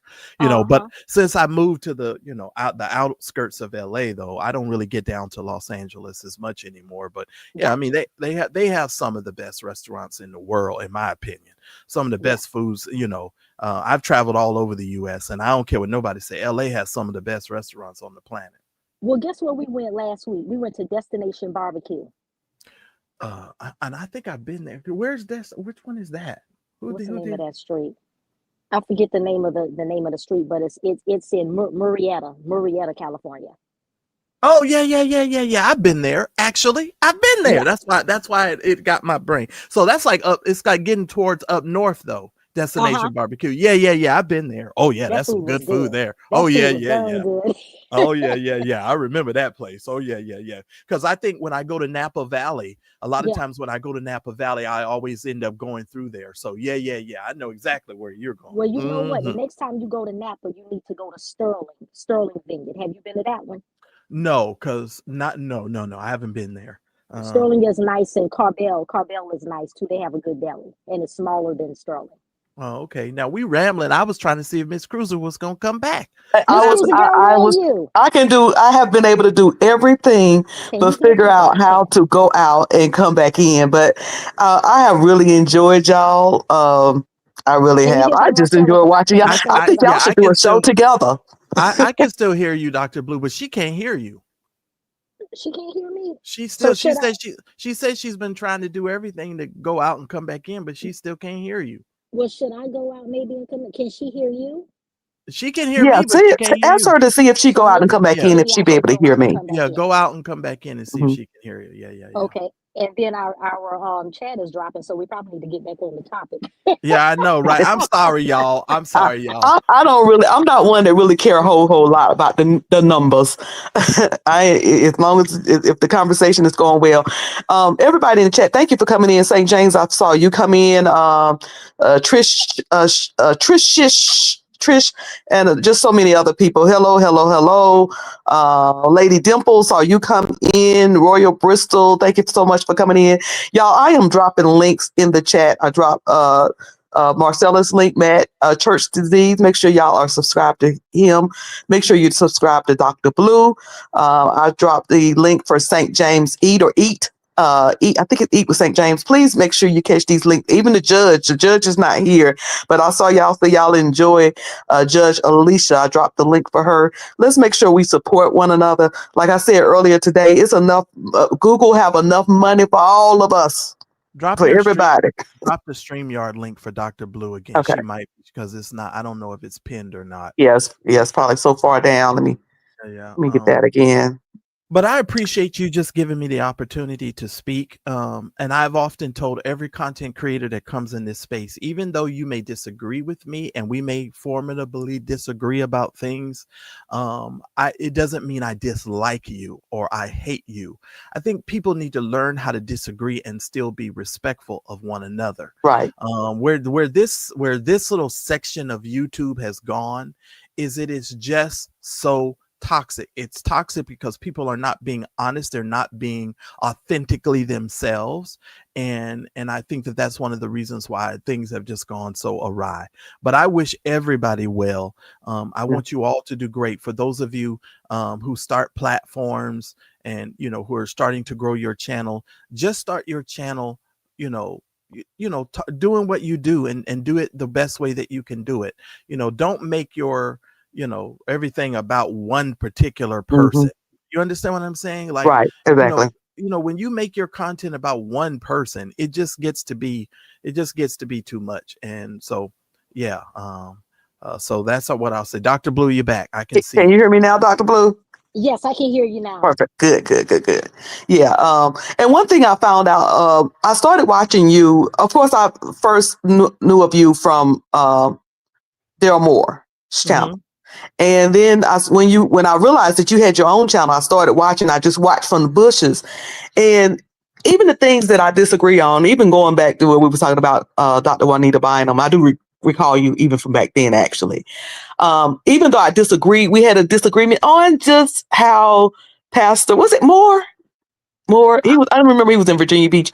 How he went in her room, I disagreed that that he went in there for bad reasons, but I can't remember the whole thing. Well, the But only like you reason said, why, let me mhm, tell you something, Cruiser. mhm, The only reason why I was like, when that man's wife sat next to him, and her body language and how she looked at him. If y'all remember the show, I mean, if you really, really, really, really remember, she sat next to him in that interview with Larry. Y'all remember?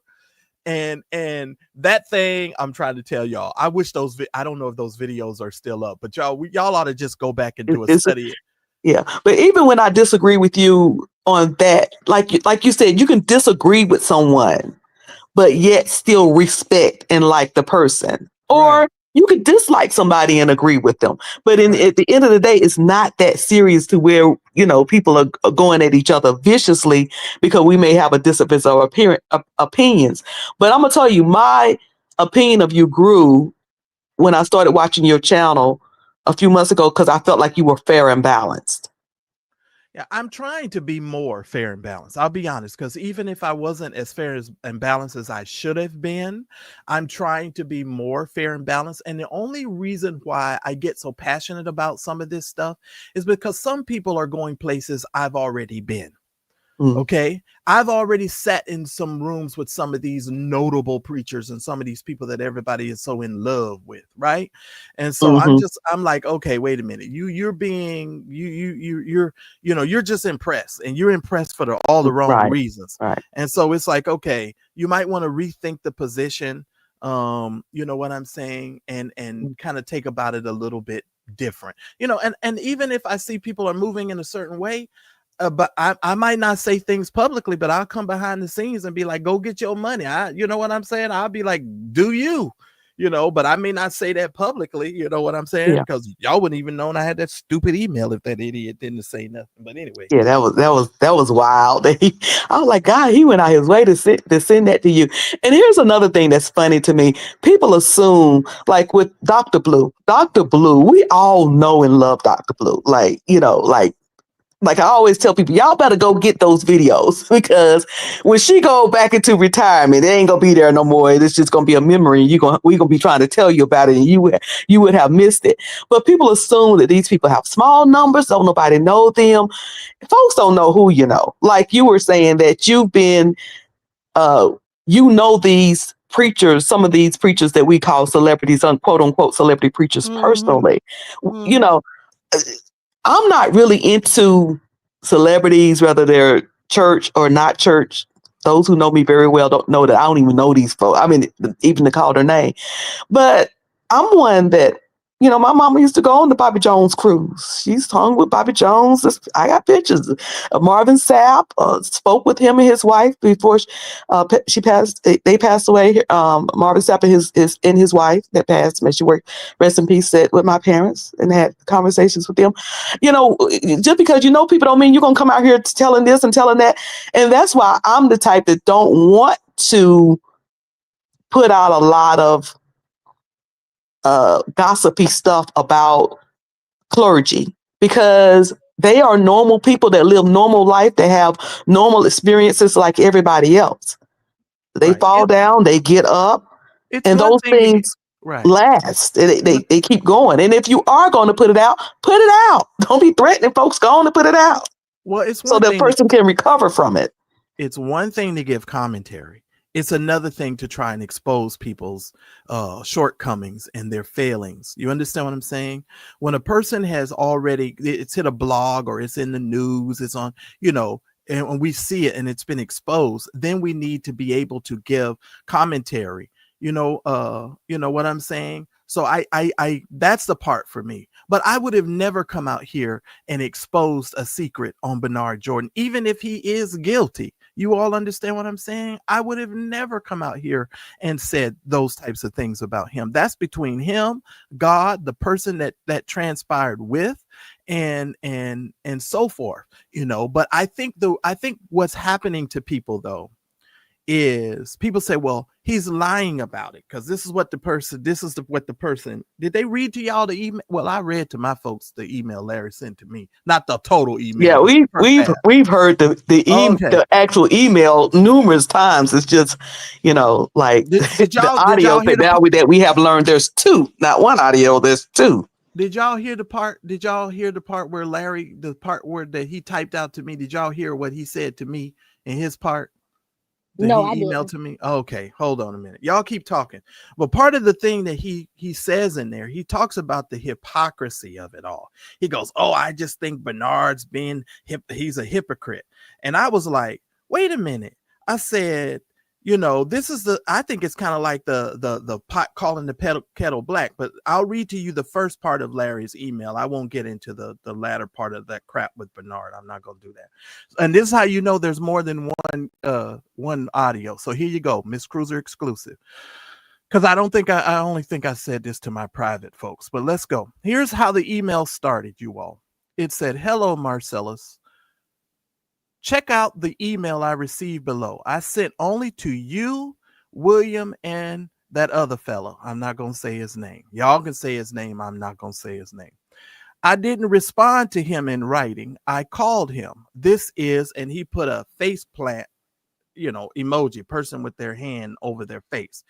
He said, "Since I walked away from my former mentor, November 2024, there's been so much that I found out. One of the things that I found out is the power, positional, provisional, emotional grooming - sexual nature of his relationships with young men, while simultaneously saying publicly many times how faithful he is to his wife, while finding the accusations of him being same-sex attracted preposterous. That's hypocrisy. And to hear someone else has a recording of him and that this and the guy was shocking. I thought this would never come out, but clearly it's leaking. The receipt," pay attention to what I'm saying here, "the receipt I have is audio as well with him on it, saying things and confessing things that need not ever see the light of day." Okay, so I just told y'all there's not one, there's two. Okay. If it don't need to see the light of day, why is he sending it around to you, William, Thais, and now Conscious TV? But here's one caveat that I want to throw in there, because I was listening to what Marcellus just read. There, two things can be true at the same time. Now, obviously, we know this is alleged because hell, it's coming from Larry. So the mere fact, if Larry comes out here and says my name is Larry Darnell Reed, hell, that's alleged. As far as I'm concerned, child, I need to see the birth certificate. I need to have firsthand testimony account from your mama. Okay, that's your name. But here's the thing, that statement just read that the gentleman that Jordan is saying that he has been faithful to his wife. Okay, but then the statement also alleges that he is allegedly same gender loving. Two things, or attracted, excuse me, same gender attracted. Two things can be true at the same time. A person can be attracted to the same gender and be loyal to the wife. Just because you're attracted doesn't mean you're acting upon that attraction. So his claim is kind of flawed, and there's some holes in there, because he may have done that intentionally to cause the reader to editorialize upon that statement, to infer and to suggest that Jordan may have been quote unquote unfaithful to his wife, etc. Right. Yeah, go ahead. But my thing is with Larry, I cannot take anything that comes from the Larry camp, because Larry doesn't have the ball sack large enough. Excuse me for being vulgar there, but Larry is not bold enough to come out there and say these things out of his own lips. Like, Right. why isn't he bold enough to come out there and say whatever he wants to say, and then for him to make that statement previously on Mad Day, "Oh, your wife is gonna cry." Cry about what? What is that? What is it that she's going to be crying about after 50 years of marriage? What is going to be Right. exposed that hasn't already been discovered by her, if there's anything to be discovered by her at all? You know what I mean? Right. And I think that that was the intent. The intent was Exactly. to get individuals to infer certain Exactly. certain things from the email, Hmm. and to make grandiose leaps. And then once you went Exactly. out into the public and kept saying all of these salacious things, then now Hmm. you're on the hook for the stuff that you're saying. And now it looks as if you're the one who's saying all of these things. So it gives other people free license to come out here and just start talking. So think about it. Exactly. When I didn't take the bait, now they had, Exactly. from what I'm hearing, you had to send this information to another vlogger, and now you got some other young person out here, saying all of these types of things. I think all of it is it's ridiculous. And Hmm. I'm sorry, you all, that's the only word that I could come up with. I think the whole thing is ridiculous. Yep. And it is what it is. But It's Bernard, irresponsible and it's reckless. yeah, I agree. that's absolutely, I agree. yes, I agree. absolutely. I agree And because even here, Thais had to yeah, say, even Thais said, giving that information over to Conscience TV was a terrible idea. absolutely. I couldn't agree more. I mean, to give it over to anybody, because here's the thing: if what is being suggested in that email has any factual credibility that can be proven beyond the preponderance of evidence, since this is civil in nature, then my question becomes, Larry, why don't you come busting out in the promenade? Why don't you go live and say? Because it's very interesting to me that Larry, for him to be a prophet, because remember he says he's a prophet, right? Prophets have a certain is are supposed to have an alleged holy boldness, right? So you're not supposed to be a coward. You're supposed to be able to come out here and say what you mean and mean what you say and stand firmly in your stuff. And Larry has yet to do that.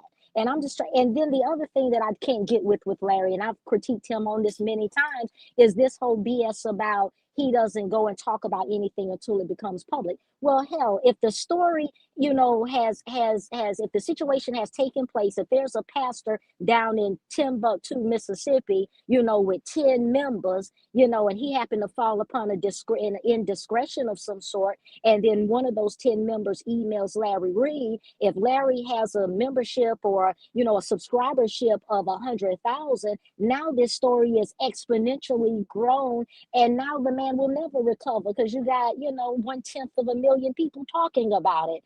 I just can't get with Larry. Larry is a coward. Larry has yet, even with the crap with Levante, did he ever, and correct me if I'm wrong, guys, but did Larry ever come out and emphatically deny those allegations, or did he just beat around the bush? Do you remember, Marcellus? Did he emphatically deny, or did he beat around the bush? He beat that bush so that there was no more leaves on the tree. There ain't no more leaves on that whole tree. He beat that bush so bad. Exactly. Like come out and emphatically deny. If someone is indicting your character in such a regard and you claim that there's no credibility to it at all, I mean, you need to come out swinging like Muhammad Ali and Joe Frazier, like a rumble in the jungle. I mean, you need to come out there. And Larry, oh gee whiz. I mean, Larry is just, oh child, I cannot. Well, let me ask y'all. I want both of y'all opinion. I think that Dr. Blue, you gave us your opinion, Hmm. but I'm gonna give mine, and then I want both of y'all opinion about what should Bishop Jordan do going forward. My opinion is sit with your legal counsel and don't discuss this on social media. Don't make it for people's entertainment. Move in silence. That's my opinion on it. We're gonna start with Dr. Blue and then Marcellus. What y'all think that Bishop George should do going forward? I think that going forward, in all fairness, Bishop Jordan needs to pull back and he needs to be quiet, period. Like he doesn't need to this whole, blogger sphere about he's trying to mentor bloggers. You can't really mentor in a space that you're not a veteran in. Like he's not even he was more like TV, TV, BET and all this type of stuff. But this digital space, it's a different animal. I think he needs to pull away from that. I think he needs to recalibrate. I think that as far as his public image, and I don't mean this, in a disrespectful way, but Jordan has taken his reputation has taken so many hits already with that robocall nonsense, and then too, I don't know if you guys remember this or not, But I don't know, when was this? Like 20 years ago, Marcellus, you probably remember when Run DMC, or when Run had his television show, and Jordan used to be on the TV show. Justine got pregnant, remember? um Mm-hmm. Justine got pregnant, the baby, it looked like she was gonna lose the baby, or the baby was gonna die and stuff. And I'm 99.9% certain that Bernard told Ron and Justine that baby was gonna live, and that baby died. And if I'm not Mm-hmm. mistaken, that's why they left the church, because of that prophecy Mm-hmm. that fell to the floor. So so Mm-hmm. so it's stuff like that. You know what I mean? See that, Bernard got embarrassed about that. And and that played out, national television or whatnot. And then a lot of other things with the robocalls and all this type of crap, and it's, you know what I mean? And then, so I just think that right now Jordan needs to accept the fact that he's had his heyday, his day has come and gone, and he just needs to enjoy his retirement and just focus on the family. I think he needs to step out of the public space and just enjoy retirement, Bishop Bernard. Enjoy retirement, honey. What you think, myself? I would second everything that you said. I wouldn't disagree, but what you just did was a masterful way of showing people the importance of knowing a history of a thing, Mm-hmm. because you understood the history, and because you understood the history, you could give the proper kind of synopsis of that. So, I mean, I have nothing to add because you done said everything. That was 1,000% true. I think Bernard should just fall back. And let me just say this publicly again. I have no issue with Bernard getting with vloggers and trying to help some of these people do what they do in a better, more excellent way. I happen to be a man of a certain age, so I don't really, having, integrity, having ethics, understanding how to move in the world is not something that is foreign to me, because when I do my work, I do my work a certain kind of way, right? So if other vloggers who have been fighting for 35 years need to learn that they don't need to fight anymore and they can lay their weapons down, I think that's to be commended. Mm-hmm. I have no issue with that. And so I want people to understand, could they learn something from him? I've said it a million times. The man is a millionaire. He's 60 something years old. Hopefully all of us could learn something from a 60 something year old person who Right. happens to be making money, have had money or whatever. And because Right. they've been able to walk in spaces and places that you and I may not have been able to go into as well. So I think it's kind of a crazy kind of dynamic, but you just said it perfectly. He needs to fall back. Cruiser said he needs to speak with his legal counsel in silence, and I think that he should, handle himself accordingly. That's how I'm gonna put it, because I'm trying to tell you, you can't say you love me while all the time working behind the scenes to crush me and crush my character and crush everything about me. I don't buy it. Right. And then the other thing that Bishop Jordan forgot, is the fact of, when you're a teacher, because he assumed a posture, because a mentor is a teacher. A mentor is a teacher. So when he assumed that role and posture of teacher for Larry, he should have stayed teacher for Larry. Because the minute you become too common, and the minute you become too casual, sometimes that can, blur boundaries. So I think that was one of his mistakes. I think Mhm. that had Jordan just maintained that professional distance, I think that things would have been fine. But I also believe something that Tarsha said on her channel, and shout out to Tarsha because I listen to her too. She makes some very good points, Yes, she and does. she really does. And one good point that I was riding with her, I said, "Oh yeah, you got that 100%," was when she talked about the void that Jordan already had going on because of Manasseh and his relationship. He had this breach in his relationship with Manasseh. So when you have a son, I can only imagine, if you have a son that is not speaking to you, or you guys aren't speaking to one another, there's a fracture in your relationship, and you're already vulnerable. So Mm. because, and then Larry too, was coming from a vulnerable space, in the fact that Larry, was on the outs with his parents as well. So, and then like you said, Marcellus, and you reminded me of this piece too that I had forgotten, was back in the day when Larry first started Larry Reed Live. Larry would sit there and cry on his show and talk about how he prays to the Lord that he can get back to making six figures again, Hmm. $100,000 again. And so in Larry's mind, the provision of finance equals stability and security. And it does to an extent. Money answereth all things, that's in the word, but it doesn't account for the hole that's in your soul. It doesn't heal, your fragmented existence. And with Larry was fragmented, and money never healed that. It only magnified it and put it out there for us to see more so. So I feel like Larry and Jordan were two fragmented individuals coming together, basically trying to quote unquote allegedly heal one another, but it didn't work out. And especially I feel, and this is my opinion, I could be 100% wrong, but I feel that Larry knew that Jordan had this fragment, or this absence of Manasseh and whatever. And to be perfectly frank, I wouldn't necessarily say that was, Larry's motive, his MO from the beginning, his modus operandi from the beginning. But I think that Larry had that knowledge and used it to his advantage and to gain further access, into Jordan. And I think Jordan was vulnerable and fell for it. I really do. Absolutely. Absolutely. So the two men were trauma bonding.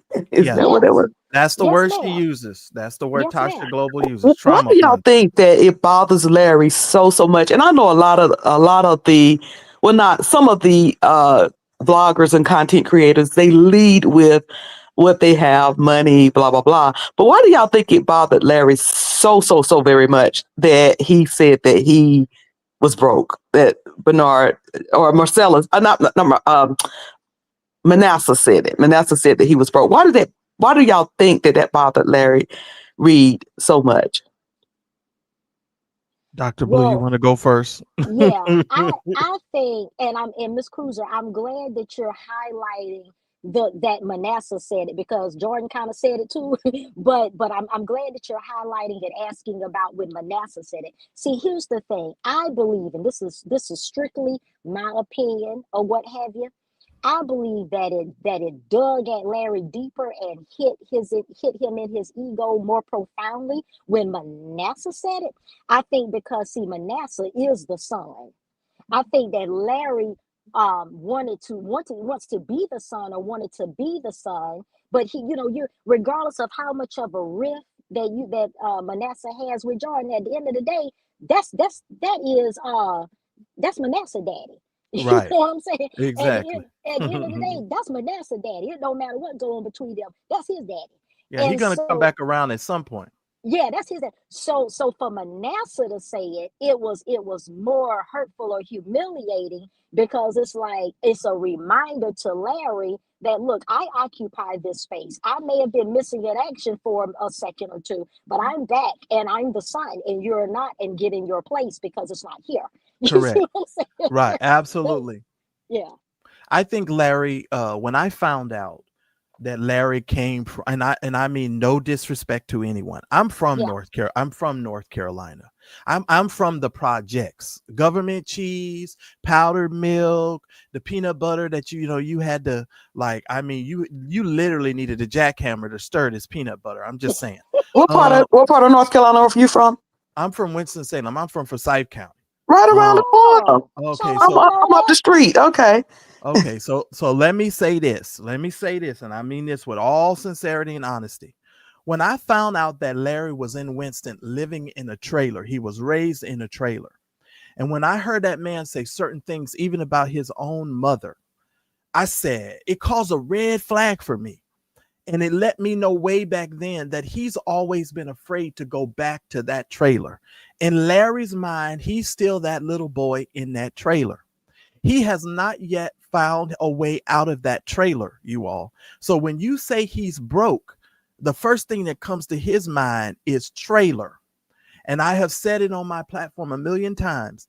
Larry will spit on the ground and drown his mother in it if it will keep him from going back to that trailer. He will mow you down. He will say all kinds of stuff about you. His whole thing is to prevent himself from going into that trailer. Now he's been removed from the trailer for quite some time. It's like large people who lose weight. They only Mm-hmm. still see themselves as being large, right? Mm-hmm. Larry still sees himself as being in that trailer. So when you say he's broke, that is the ultimate insult to him. You could say he's a liar. You can say all kinds of stuff you want to say about Larry, but when you say he broke, that brings him all the way back down to that trailer.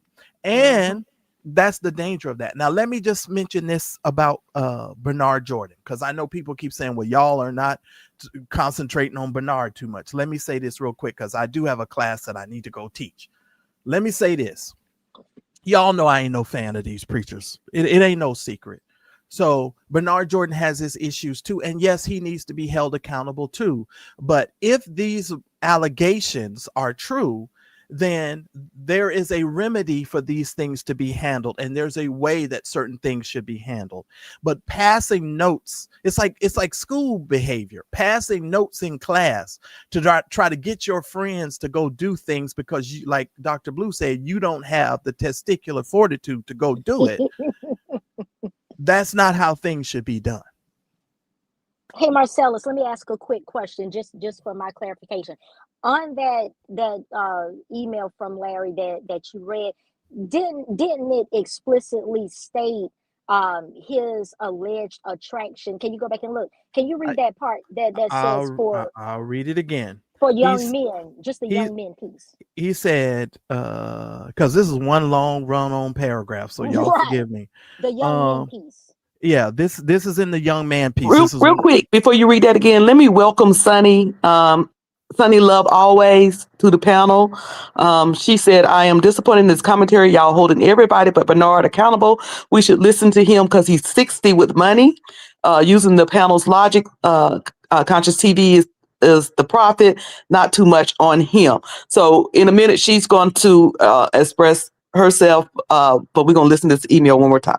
All right. Since I walked away from my former mentor, November 2024, there's so much that I found out. One of the things I found out is the power, positional, provisional, emotional, grooming - sexual nature of his relationships with young men, while simultaneously saying publicly many times how faithful he is to his wife, while finding the accusations of him being same-sex attracted preposterous. That's hypocrisy. Okay, let me zero in, because he's saying young men. So we're talking about other adults here. So it's like I'm trying to figure out what Larry's indictment is. I'm trying to understand from Larry's perspective. Like, hey Larry, I know you're here. Go ahead and hit the link, because what is the indictment? What are you accusing Bernard of? Because clearly you're accusing him. You're saying that he's same gender attracting. Well, is that a crime? And and you did not say that he was disloyal to his wife, because you can be attracting and not be disloyal. You can be attracted to whoever you want to be attracted to. If you don't act on it, then there's no issue.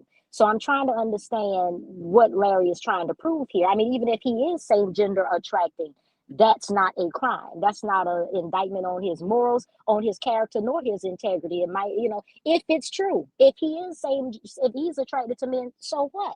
I'm trying to understand. Hey guys, thanks for letting me come up and speak my piece too, real quick. But I want to jump in on that note, because I'm just curious at what point you're trying to get at asking that question of Larry. Larry, you guys have said two things. You're speaking on both sides. In one breath, you say, if he's a prophet, the way he proclaims himself to be a prophet, that he should be the one that comes out and is requiring the accountability. If he knows something is going on, he should have spoken on it. But yet at the same time, now you're saying that, is it a crime if he is same gender loving, as you put it? But Larry wasn't the one that spoke on it. Like, that's the whole reason why you said that he proclaims he's a prophet. But if he knows something, he should be convicted to speak on it. So which one, what makes you think that he's acting as if it's a crime if he didn't speak on it? As a matter of fact, who didn't speak on it? Larry talked about it in the email. He didn't release that. That email was not released by Larry. That email was released by Conscious. Conscious received it because he was the one who set it in motion about what he was hearing. And so instead of just coming to the world asking questions, he went directly to the source. Have you heard about I thought Larry did release the email. No, he didn't. Larry did not put anything out. Conscious So came who sent the email to Marcellus? now that wasn't revealed unless I missed that part. I don't know who Yeah, sent you it. missed that part. No, what I'm saying is the release of it to the public, us knowing about it, is not because Larry made it public. That is not. Let me correct So then why are we holding him accountable for both things? You're saying two things. Earlier, you guys said that he should be speaking up, and then you're also saying that why is it his business if this man is same gender loving? Like, which side are you guys on? It's really confusing because just a minute ago you were also saying about Pastor Bernard that we should be able to learn something from him, and you're right. With age alone, we hopefully should be able to learn from all of our elders. But that being said, like it just is not adding up. Either you guys think that Bernard is above board and that we should be listening to him and following his advice from his experience and the fact that he has money, or you're saying that Bernard is in the wrong and so is Larry, and Larry needs to speak up, or does he not? Hold on. Let me say this. And I'm getting an echo. Can you mute for a second? Okay. Let me say this. Yes, I am saying that it doesn't matter if he's same gender loving. That ain't got nothing to do with me. However, we also are talking about the fact of why would Larry put out these emails? Those are two separate topics. And you're saying Larry didn't put out the email based on Conscious TV's video last night. Larry did send the email. He sent it to Marcellus, the guy that's on the panel right now. Right. What I'm saying is that the publication of this situation is what I'm talking about. The fact that everybody knows what was going on behind the scenes, because this is not new. This has been ongoing for months, right? This conversation behind the scenes. The newness of it is it being expressed publicly. Conscious literally got confirmation of this whole situation last night. He just got it last night before 10 p.m. and went live, a little around 11, I believe. I caught the end of it and just played it back. But he literally saw it. He felt convicted about what he read, about what he heard from both sides of the situation, the originator of the email and Larry. And he felt it was inappropriate to know what he knew and not to require some accountability of everybody. But he went live on it without playing the audio. But you heard his explanation as to why he didn't play the audio, correct? But he was convicted. Okay. But you heard what he said about not playing the audio, because that's what I'm saying. That's why I keep saying you guys are being on both sides of it. Which side are you do the video in the first place saying there is audio and then not play it, leaving the thoughts in people's heads of what it could be? You might as well play the audio. Miss Cruiser, there's an echo. Yeah, just Sunny Love always. When you're not speaking, if you don't mind, could you mute your mic because the echo's coming from you.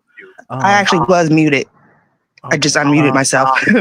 All right. I just want to say this, and I want to make it very clear. For the record, Larry is the first person to ever speak about these emails publicly. It was Larry. The second person that spoke about these emails publicly was William. The third person to speak about these emails publicly was myself. Conscious is now the fourth person to speak about this stuff publicly. Like I said, there is a process to this. And the thing about the internet that gets so jaded is people will start to speak about things without understanding the history of it. So now, Sunny Love Always, you actually understand a little bit more about the history of it. Larry was the first person to actually come out of his mouth and speak about these emails. And so I'll leave it there. I will just simply say this.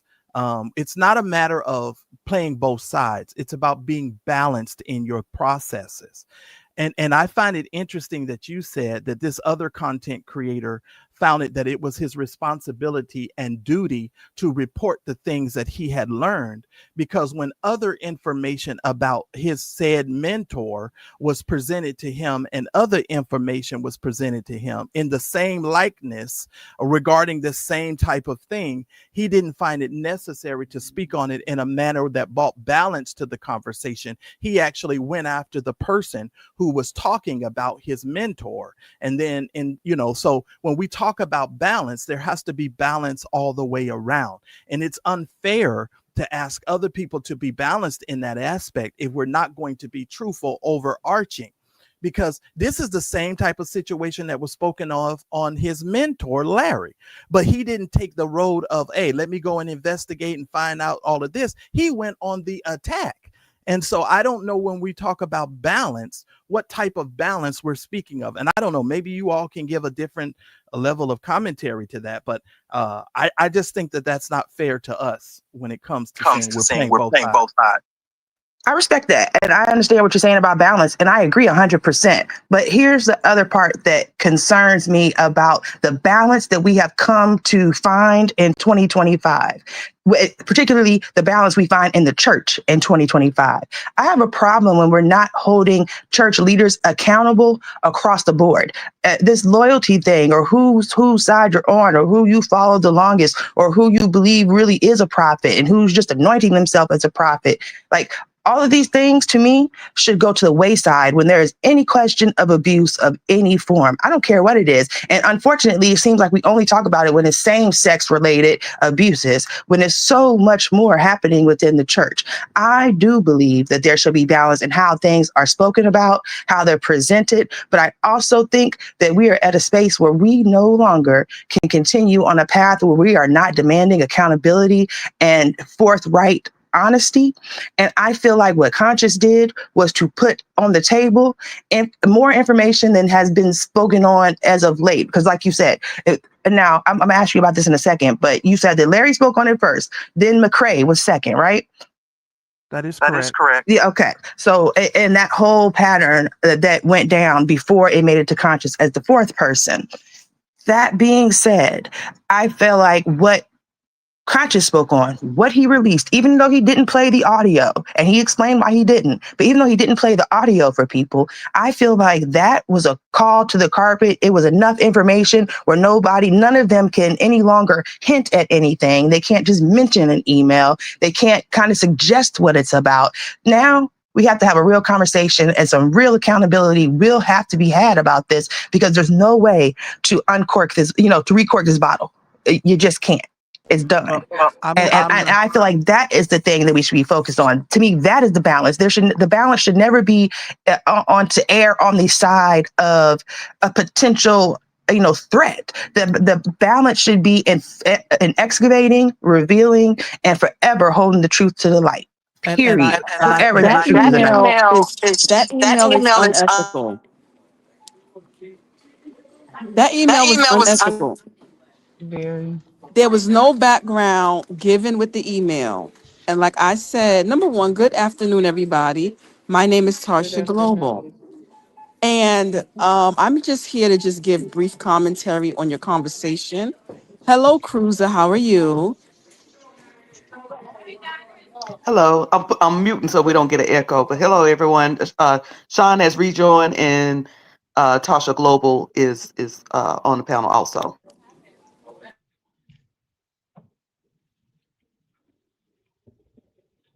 Go ahead, Tasha. We're listening to you.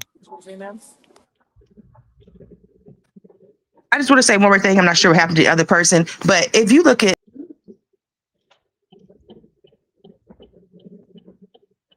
Tasha, are you there? We're waiting on you. Oh, I'm sorry. I didn't know if someone else was talking. The sound was going in and out. But I just wanted to say this. What I'm noticing here is there is a flawed misrepresentation of this conversation on today. And in addition to Marcellus and Dr. Blue, how are you? I just want to give some clarity. If you're going to side with anyone, please ensure that you have all of the facts and information, right?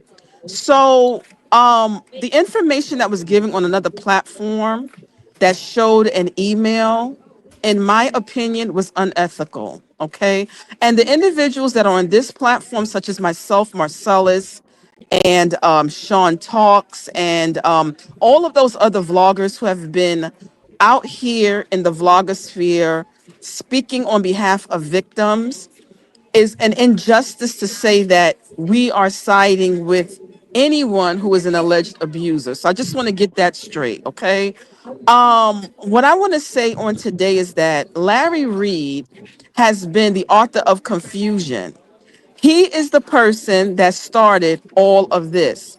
And what I don't like, because I've also been on the other end of Larry Reed lying on me.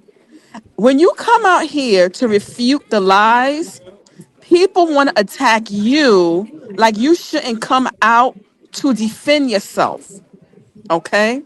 And whether Bishop Jordan is a bishop or whatever title he has in the church, any person who is lied on, I believe they have a right to defend themselves.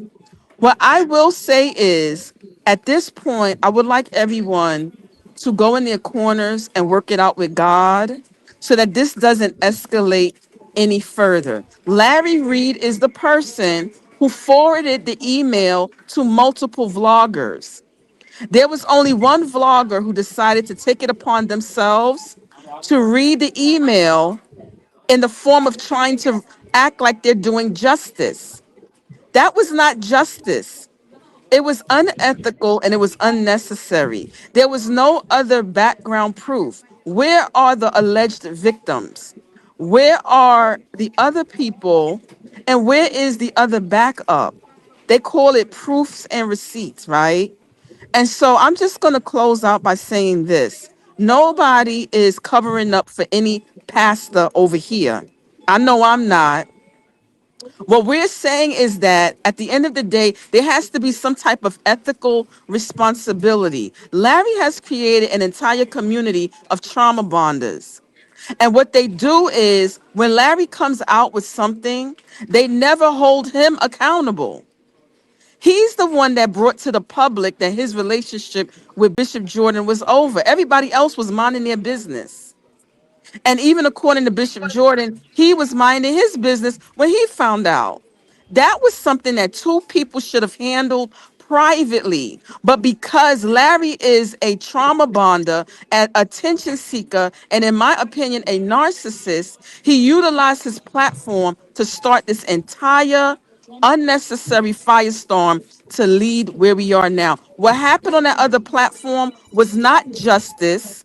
It was unethical, and I hope that whatever is going to happen, that God will intervene because it's disgusting in my opinion. And I am complete. God bless everybody. And let me say, thank you for coming up, Tasha Global. Let me say this to Sunny. I don't feel the need to hold anybody accountable. That's not my leader. That's not my pastor. That's not my rabbi.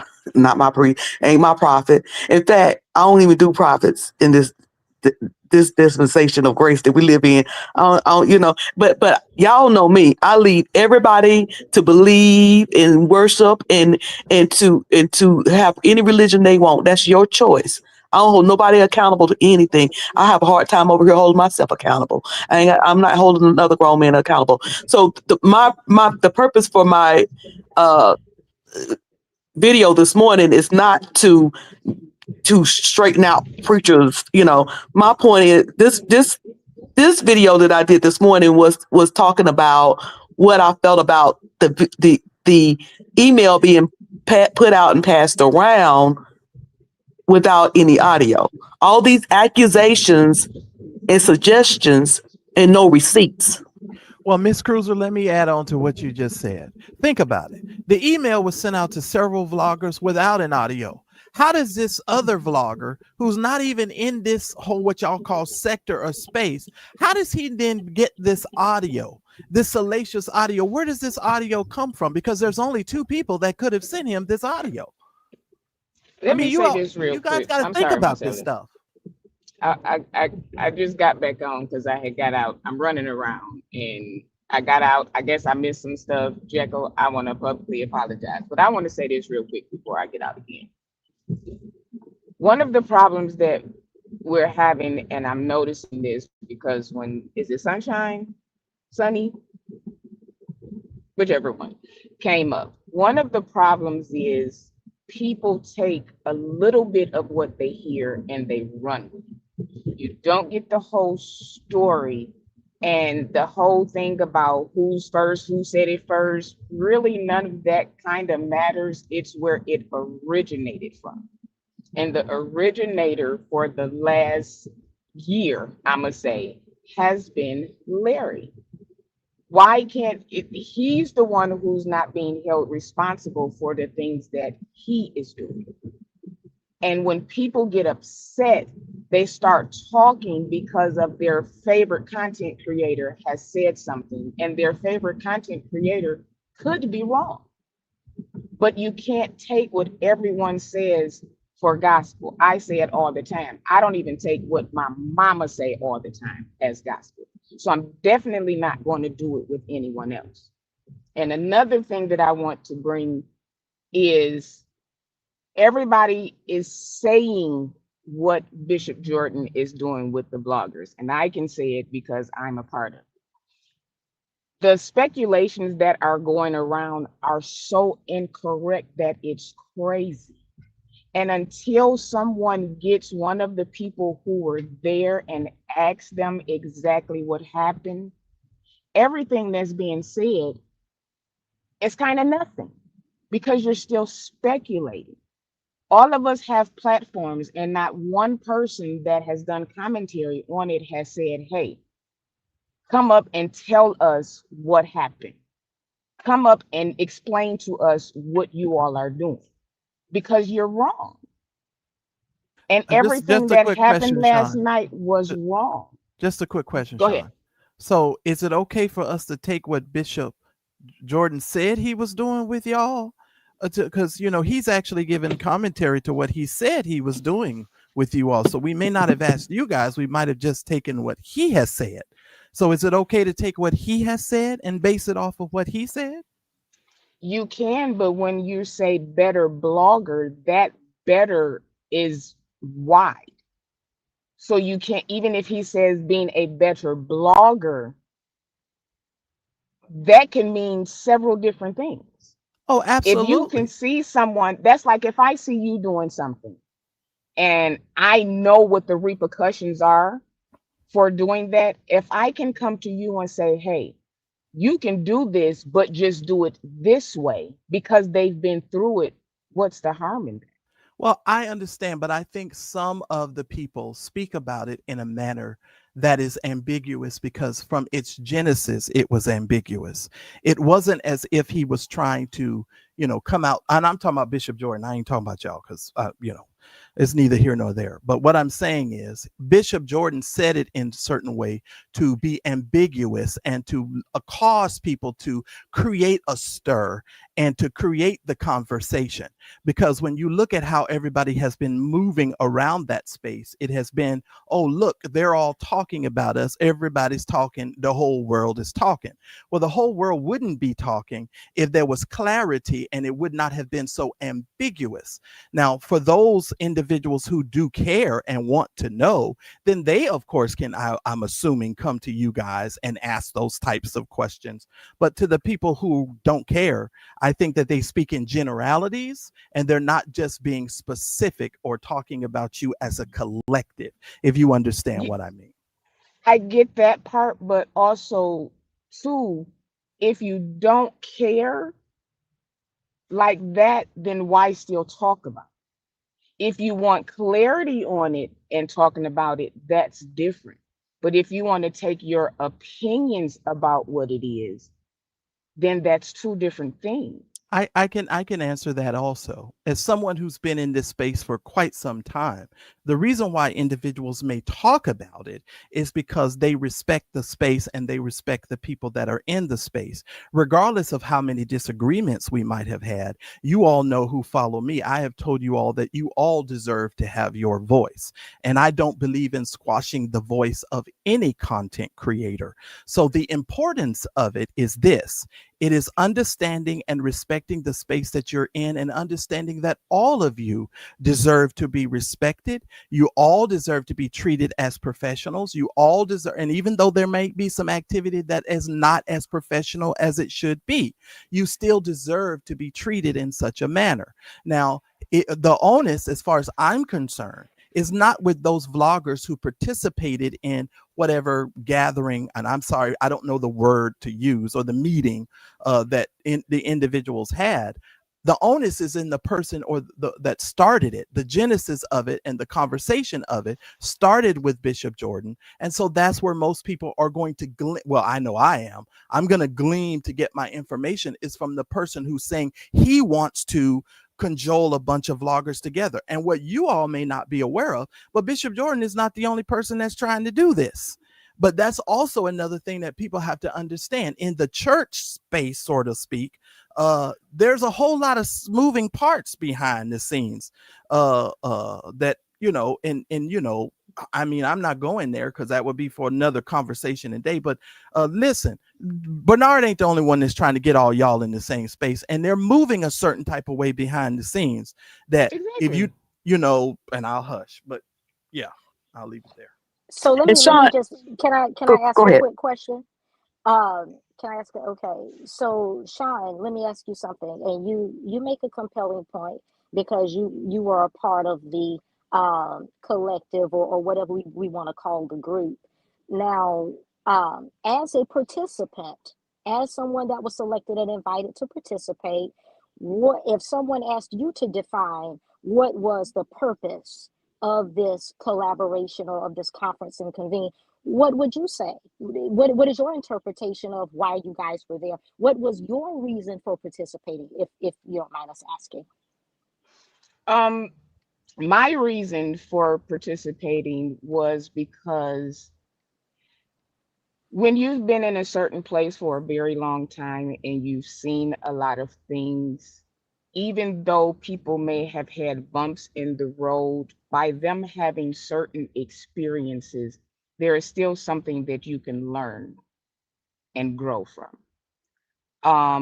Being that he is who he is and who he has been, thus the whatever past he's had and all of that, I'm not concerned about that because I also have a past. And I don't want people to hold what I did in the past um, to what I'm doing now, because that's not fair. Because over the years, I have grown and learned. So if you see somebody in a space where they have learned and grown and still going to make mistakes, you grab what you can out of that and learn from that. I'm not in his personal business. We were not there for his personal business. I wasn't there for his personal business.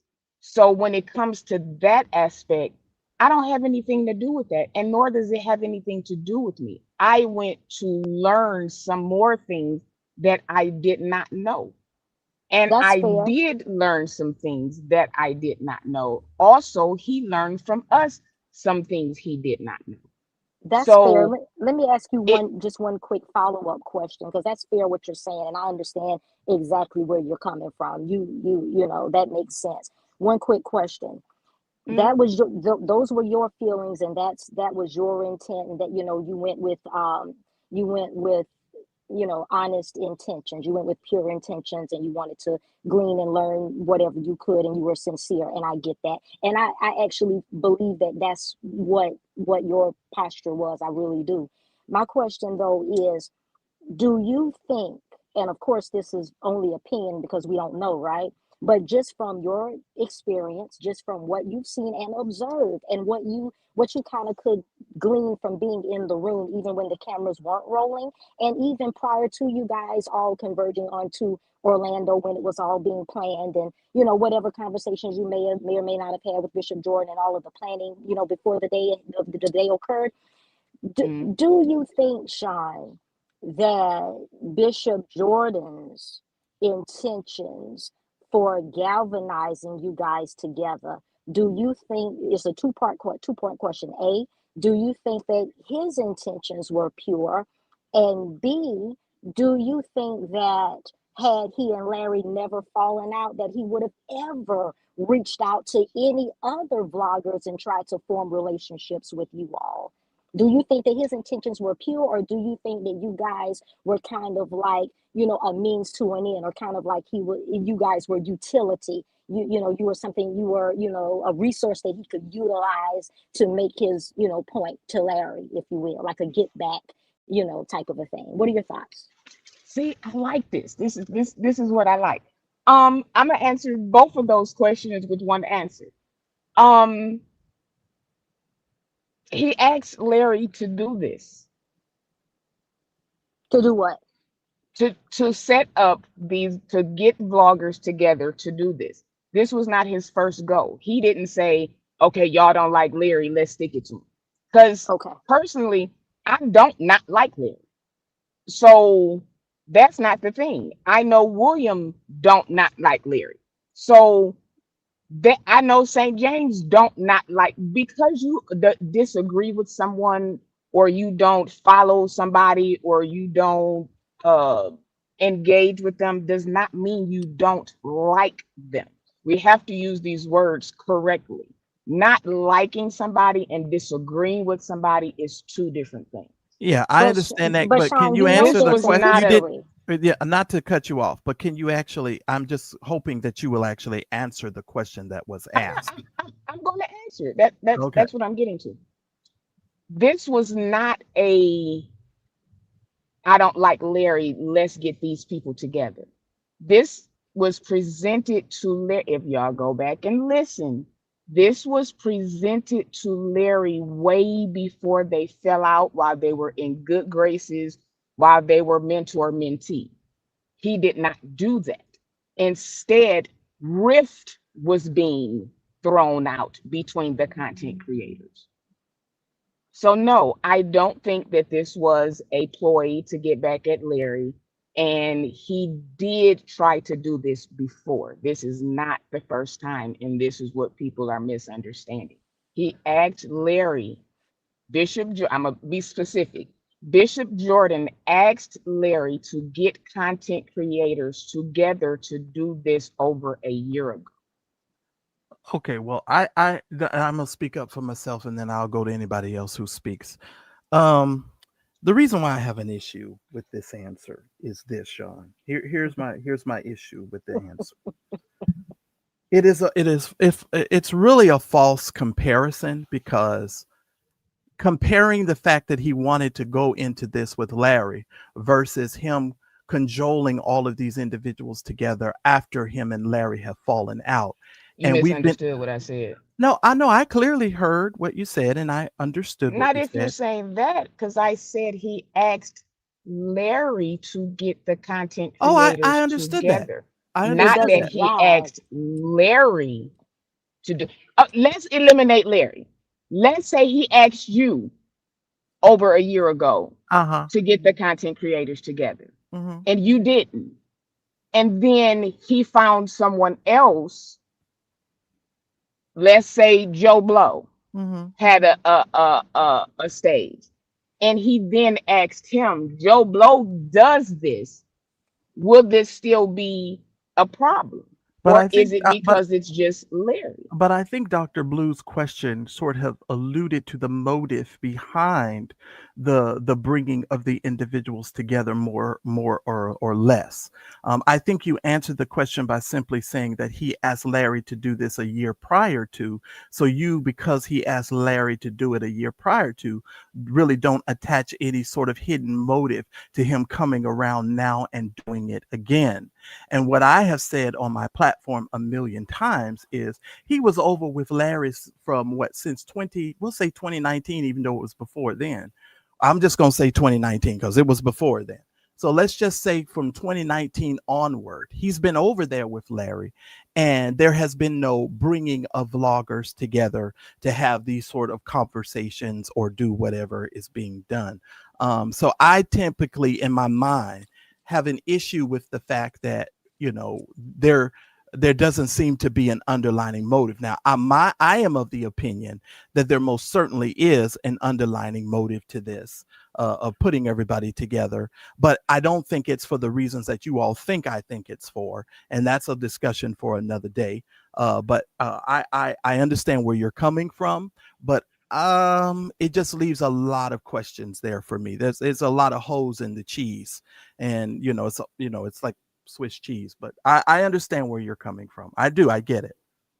And there's always, because of the fallout, because of the events that went down, it's always going to be on people's mind that he went to St. James. Y'all know I just say things plain. He went to St. James show uh, as a shot over to Larry because Larry Reed don't like St. James. And then the gathering of the bloggers is always going to be thought of as, again, against Larry Reed. That whether you agree with it or not, that's just the way it is. And let me say this in the chat, y'all. Let me tell y'all something. Don't be disrespectful to my guest on the panel. I'm gonna time you out, and then I'm gonna just get rid of you. Don't come in here like you trolling and acting a fool, because then the other side of me come out. And I'm trying to be nice because I got all these nice, intelligent, classy people on my channel, on my panel, and all of that. So, but y'all mind your manners in the chat, and don't disrespect the people on the panel. Also, I wanted to say Can I one ask other a thing. question? Larry didn't come out here first and say and bring up the breakup.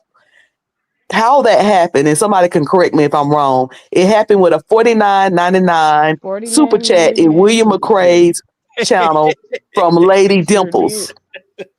Sure did. That's sure did. Well, that is Lady true. Dimples, who was in the chat earlier, who is also a content creator, Yes. dropped a $49.99 super Sure chat did. and said, William, have Larry and Bishop Bernard Jordan fell out. And William said, And went from there. yeah, he started going into it. And that's where it started. Can I ask a question? If it was not Larry, a name attached to this, would this be? Would what be? Attached to Would it what? be this big of a deal? I'm saying if this was somebody else that had these emails or If this was Bishop Bishop Bobo, Jordan, no, it wouldn't. We don't know Bishop Bobo, but we know Larry, we know Bernard Jordan. Right. but Eh, then with the credibility that Larry has, are we believing this email well, recording that's a stuff? good question. That's a good question. But hey, if you present something on a trash can lid, you can only expect to get a certain type of response. It's just like the Youngblood situation. It was presented in such a manner. It came on a trash can lid. If it comes on a trash can lid, no one's going to eat steak and potatoes from a trash can lid.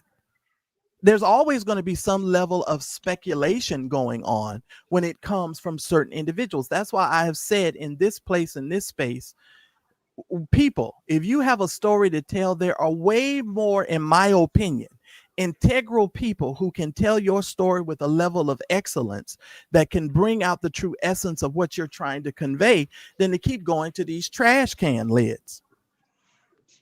Hmm. Exactly, Marcellus, and to Marcellus's point, that's absolutely correct because historically, Larry is notorious for fiending receipts. Because even with the young blood crap, Remember, Larry swore he had testimony, firsthand testimony accounts from other alleged victims. He claimed he had audio, he claimed he had video, and to further, shall I say, expose Larry's lack of integrity, Larry himself admitted that he broke into Manasseh's laptop and stole pictures without his permission, and they were supposed to be trusted friends. So Lest Larry's we forget. credibility, is like -0. You know, like no one assigns any credit or credibility to Larry, like no one but himself, and he doesn't even credit himself, really. So it's like we're not giving Larry any benefit of the doubt here. We're saying based upon a preponderance of evidence, what we have, the conversation, and then based upon his history, what we now have, how he moves, and we're just kind of going from that. But we can't, to Sunny was saying earlier, she felt like the conversation was imbalanced because we weren't holding, Bernard accountable. Accountable for what? You know what I mean? Like, give us a solid accusation that we can kind of, deal with, because right now it's kind of like innuendo and speculation. We can't account for innuendo and speculation, but if you give us something sturdy that we can sink our teeth into, then we can say, okay, Bernard, what's the deal with ABC and 1, 2, 3? We don't And I have think that that right now. I think that Sonny thought that we was having a conversation about fixing the church. I'm not here to fix the church. That's God's business. That's God's Right. job. And I'm not here to say who's right and who's wrong. I'm here to give my commentary on something that went down last night that, in my opinion, I felt like was reckless. Now, if Bishop Bernard Jordan have some things in his past, like I said before, anybody can get exposed. Everybody have their day, and once they put the audios out. Because the issue is we getting accusations and speculations and all them stations without any receipt. We ain't got no receipts. We ain't heard. We haven't heard the audio.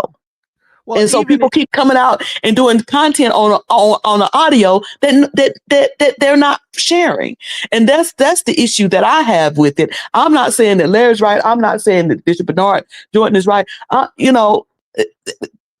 We don't even know to say if they're right because we ain't heard the audio. well, even if the audio comes out I agree today, with you, Cruiser. I totally agree with you because, from my standpoint, I am also a neutral party, and I'm standing on the side of what is ethically and morally wrong. And to come out with information with no proofs, facts, and receipts to back up what you are saying in your commentary is, number one, yes, very reckless, irresponsible, and, like I said this morning, it's a total lack of a moral compass. And so I too am not trying to fix anybody's church, but what I am going to say here is, in answer to, in with Sean Talk's question about Larry, right? Larry and Bishop Jordan both have a high level of influence, right? So of course we wouldn't be talking about this if their influence wasn't attached to it. And so when you have a level of influence, you have to move with a higher level of, number one, integrity, and number two, move with a higher level of ethical moral compass, which I did not see that at the onset of this alleged email that was exposed last night. And so, in my opinion, when you know that you have a high level of influence, you have the ability to control the thoughts and the opinions and what is released to the masses. And so, in my opinion, it was irresponsible from the moment he decided to even send the email.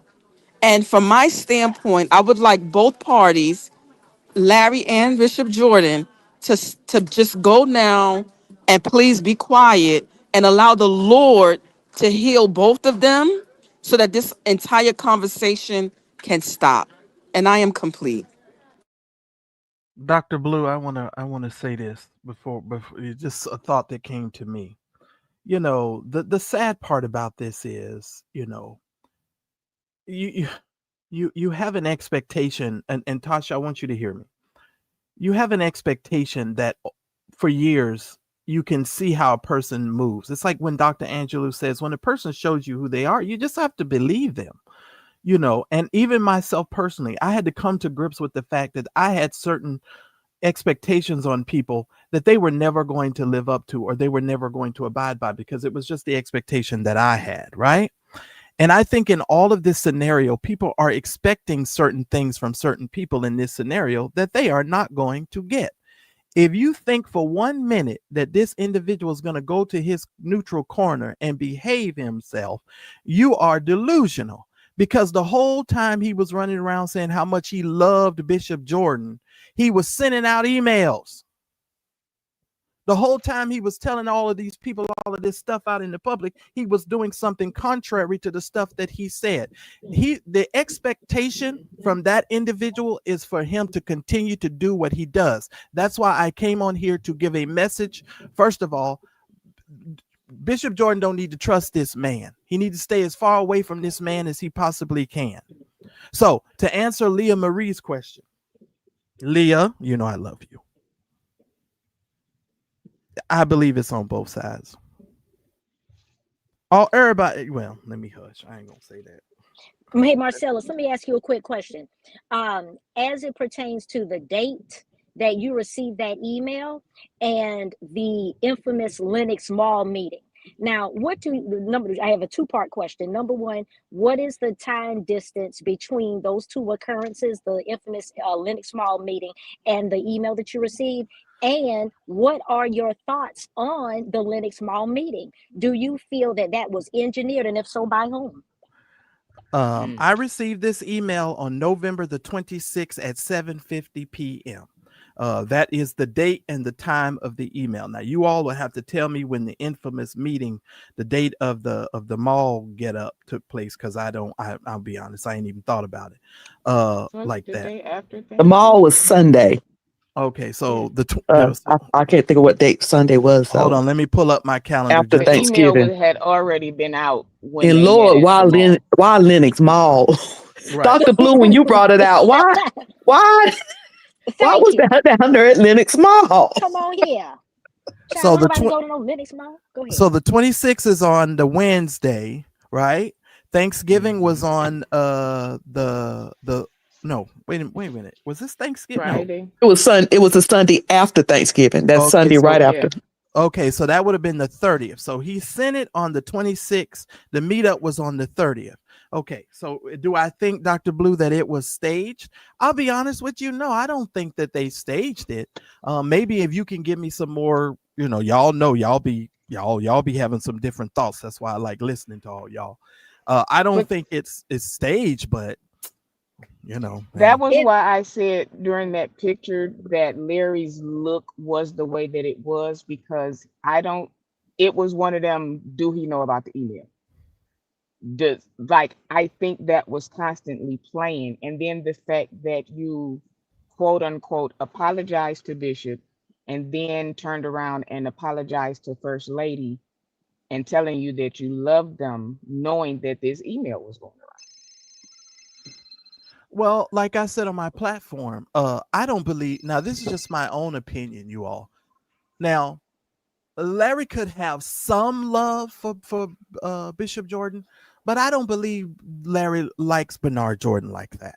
He don't rock with Bernard Jordan, but I think because of the community, the church community that we all come from, to be an unforgiving person doesn't look very nice, especially when you're going to come to those same people and try to raise money, right? When they know that you're holding bitterness and all these other things in your heart, people aren't going to be wanting to be more forthcoming with their money when they know that you really got an ought against your brother that you claim that you love so much. So to be honest with you, he just don't rock with Bernard. And it's okay for Larry to not want to rock with Bernard. It's okay. It's all right for Larry to have some issues with what he's found out about the man. I'm okay with that. But he didn't have to explain it up to all of the social medias either. But go ahead. Absolutely. I'm sorry. Absolutely. But he also didn't have to come out here and say, oh, I love the man while sending out emails. You know, that's the thing. That's what's the part for me. It was like, come on, bro. You know, you really don't care for this dude. Let's just call it. Let's keep it a buck. You don't like the man.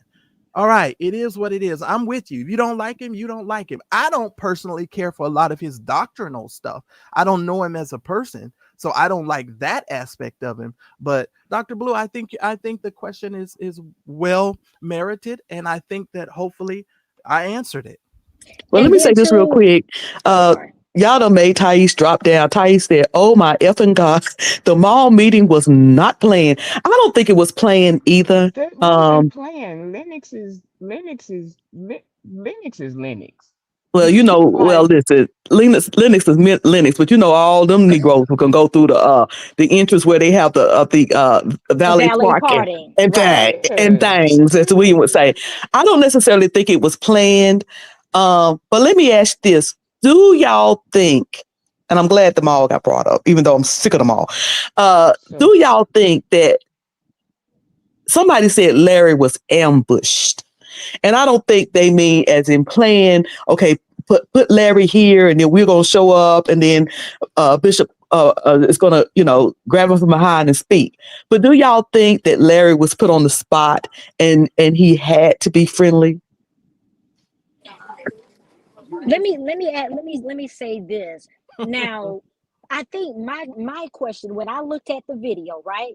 So I looked at it objectively, and because I'm very familiar with Atlanta and I live in Atlanta, certain social and cultural norms just don't fit with someone of a certain socio and economic status. And what I mean by that is certain people in certain tax brackets, to be perfectly honest, they're not going to be seen meandering through the corridors of the likes of Lenox Mall. You know what I mean? It just doesn't necessarily happen because of the fact that mall has declined over years. Most people just head up the street, to Phipps Plaza, or they go to some other exclusive boutique, and so that kind of made me wonder, gosh, what in the hell are they doing at Lenox Mall, number one? And then number two, I think a lot of people are asking, what is the likelihood that they all would end up at Lenox Mall at the same time? It looked odd. Now, could it have been a coincidence? Sure. But I think because of everything that's happened, it makes people raise the question of, okay, was it? And there could have been certain elements, like for instance, someone in that group could have known something that maybe the rest of the group didn't know. See, not necessarily staged, meaning that all five of them, planned it, but perhaps someone could have possibly known that, Jordan was going to be at the mall. You just never really know. Maybe it wasn't. Maybe it was purely coincidental, but it bears the reason, to make one ask. I mean, what are y'all's thoughts? It was odd that they went. I did not see Bishop Bernard Jordan and Larry going to no Lenox Mall. So that was shocking to me. And I will say this to further stir and be messy on the side of, was it a planned meeting? William was at Bernard Jordan's mother-in-law house eating that day. Was it that day or was it was that day? Could he have talked to, look at me being messy, could he have been talking to Larry, and Larry like, well, I'll probably swing through the mall. And William be like, hey, Bishop Bernard, you need some things, go to the mall, go on to the Lenox. So, because Bishop Bernard ain't from there. He said, go on to the mall and go through the valet entrance. That could happen. I'm just saying. the dinner was the next day, so that wasn't no. The dinner was They were what, at Monday the and not mall Sunday? to get the dinner was Sunday. The And they went to the mall mall was Sunday. Saturday. But they were Oh, in okay. They constant, went to the mall Saturday Well, to that get well that clothes just for well that church just Sunday. thank you, Sean. That but just weren't threw it. they So then it but weren't wasn't they planned. Then I'm back to it weren't wasn't planned. but weren't they in Yeah, constant I don't think it was communication planned though? either. Weren't they in constant communication though, regardless of when the dinner was? I'm not saying that it was or wasn't planned, but I'm just saying they were in constant communication anyway, right? Who? Jordan and William and whomever else, they were in constant communication anyway. Even if the dinner wasn't until the next day, they had been talking all along, right? Yeah. Larry to You William mean this and William to Jordan. Yeah, You yeah. correct. Well, they were, kind of you sort know, of not with William and Larry because they was Oh, But well, they definitely kind of um not. William and Jordan. Uh, Definitely William and Jordan. William was talking to everybody because he was sitting Right. he had to be talking to him to go to dinner with, there. And then the next day go even to a service where Bernard Jordan was, no, I was how you saying say he Larry need an and Advil. William because well, of the live that Sunday night live. So this everything happened within this week span. Mm. well, they were in communication because the very next day, William was going to be interviewing Bernard. Hmm. So that was the situation as far as that's concerned. So the only thing that I will speak on is I do believe that William and Bernard were in communication with one another. I'm not necessarily thinking that, that wasn't, the situation. But I will say this as well. Bernard Jordan has never ceased to take an opportunity to put a camera or take a picture with somebody to use it to up the ante on whatever narrative that he is trying to create. So would he have used this? And Larry is correct. Now, see, here we go, because I try to be fair and balanced. Larry is correct when he said, "Oh, they're going to take this picture and they're going to spin it and they're going to say, 'See, we just love you,' and blah blah blah," because that is the motive operandi and has been for the years that those of us who have followed Bernard Jordan know. He will shove a camera in your face in a minute and have you testifying to some stuff, and you're going to be living with it for the next 30 years, even though you don't even agree with what you used to say or what you thought back then. But now he's got it on replay. That's why you have to be very careful when you put yourself in front of a camera, because it's going to come back not too many days hence.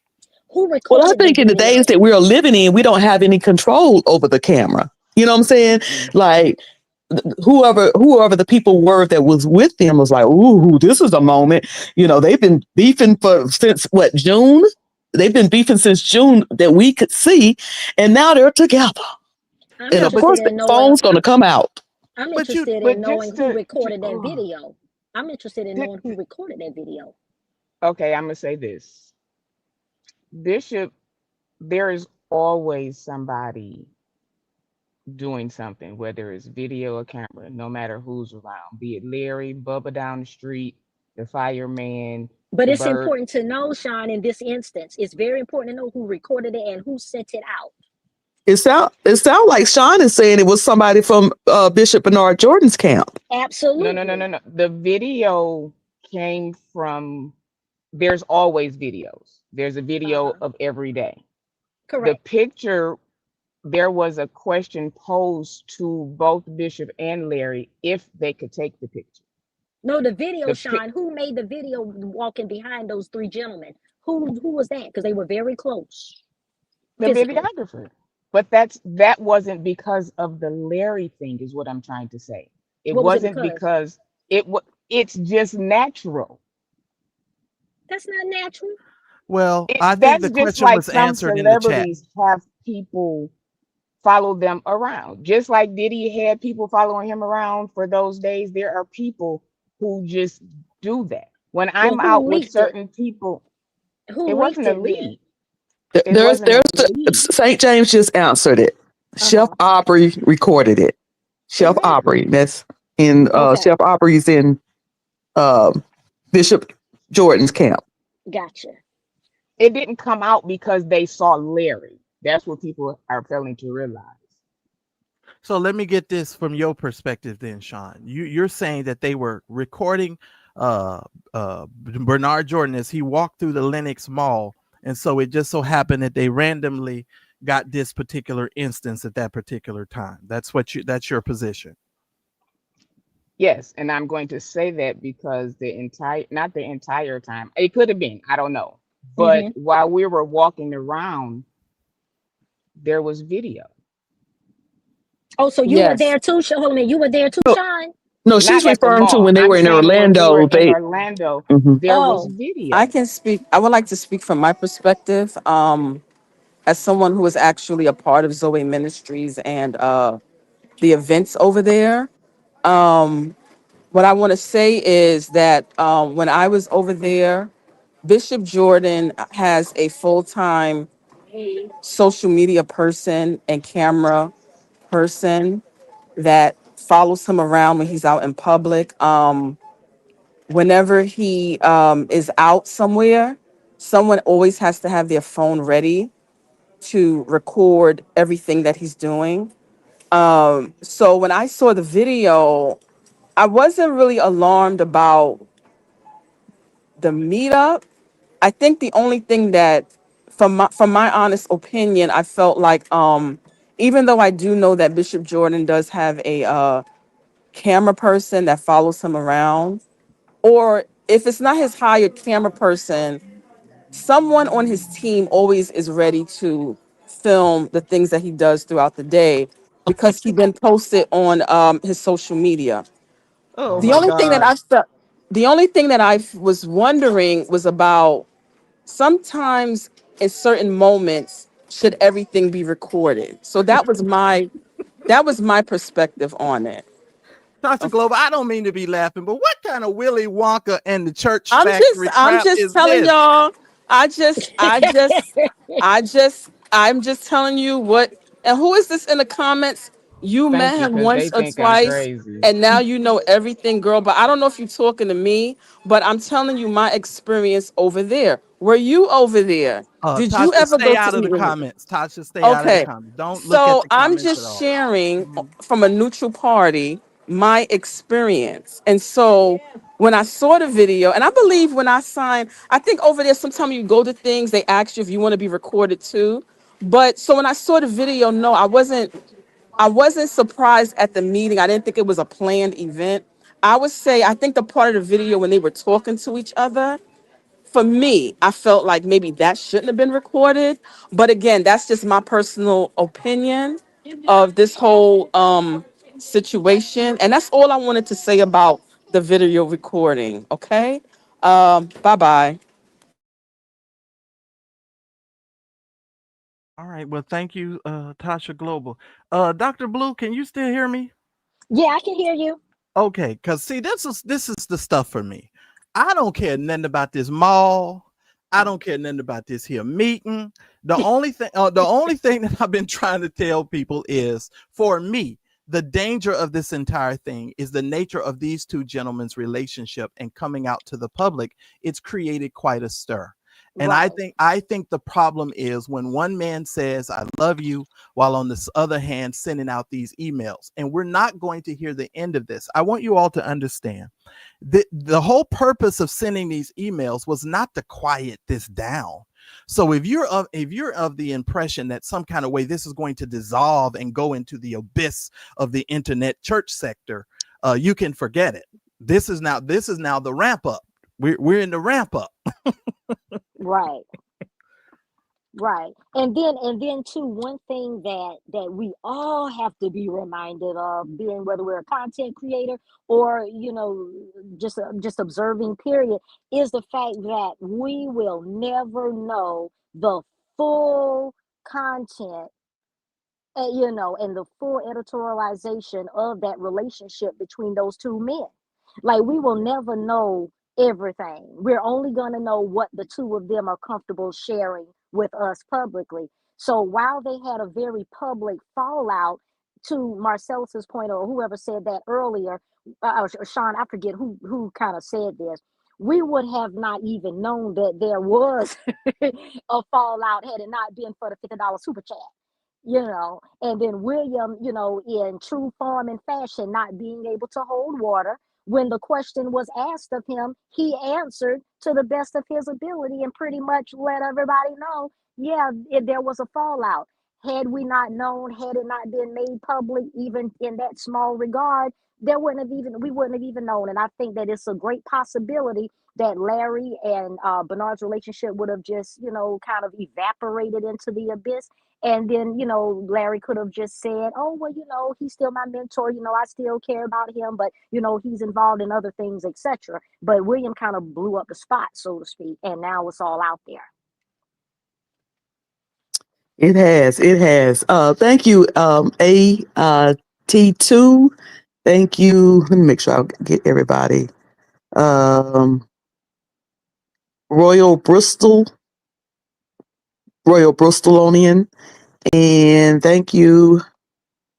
Hold on, I'm trying to see these super chats through this phone. Here it is.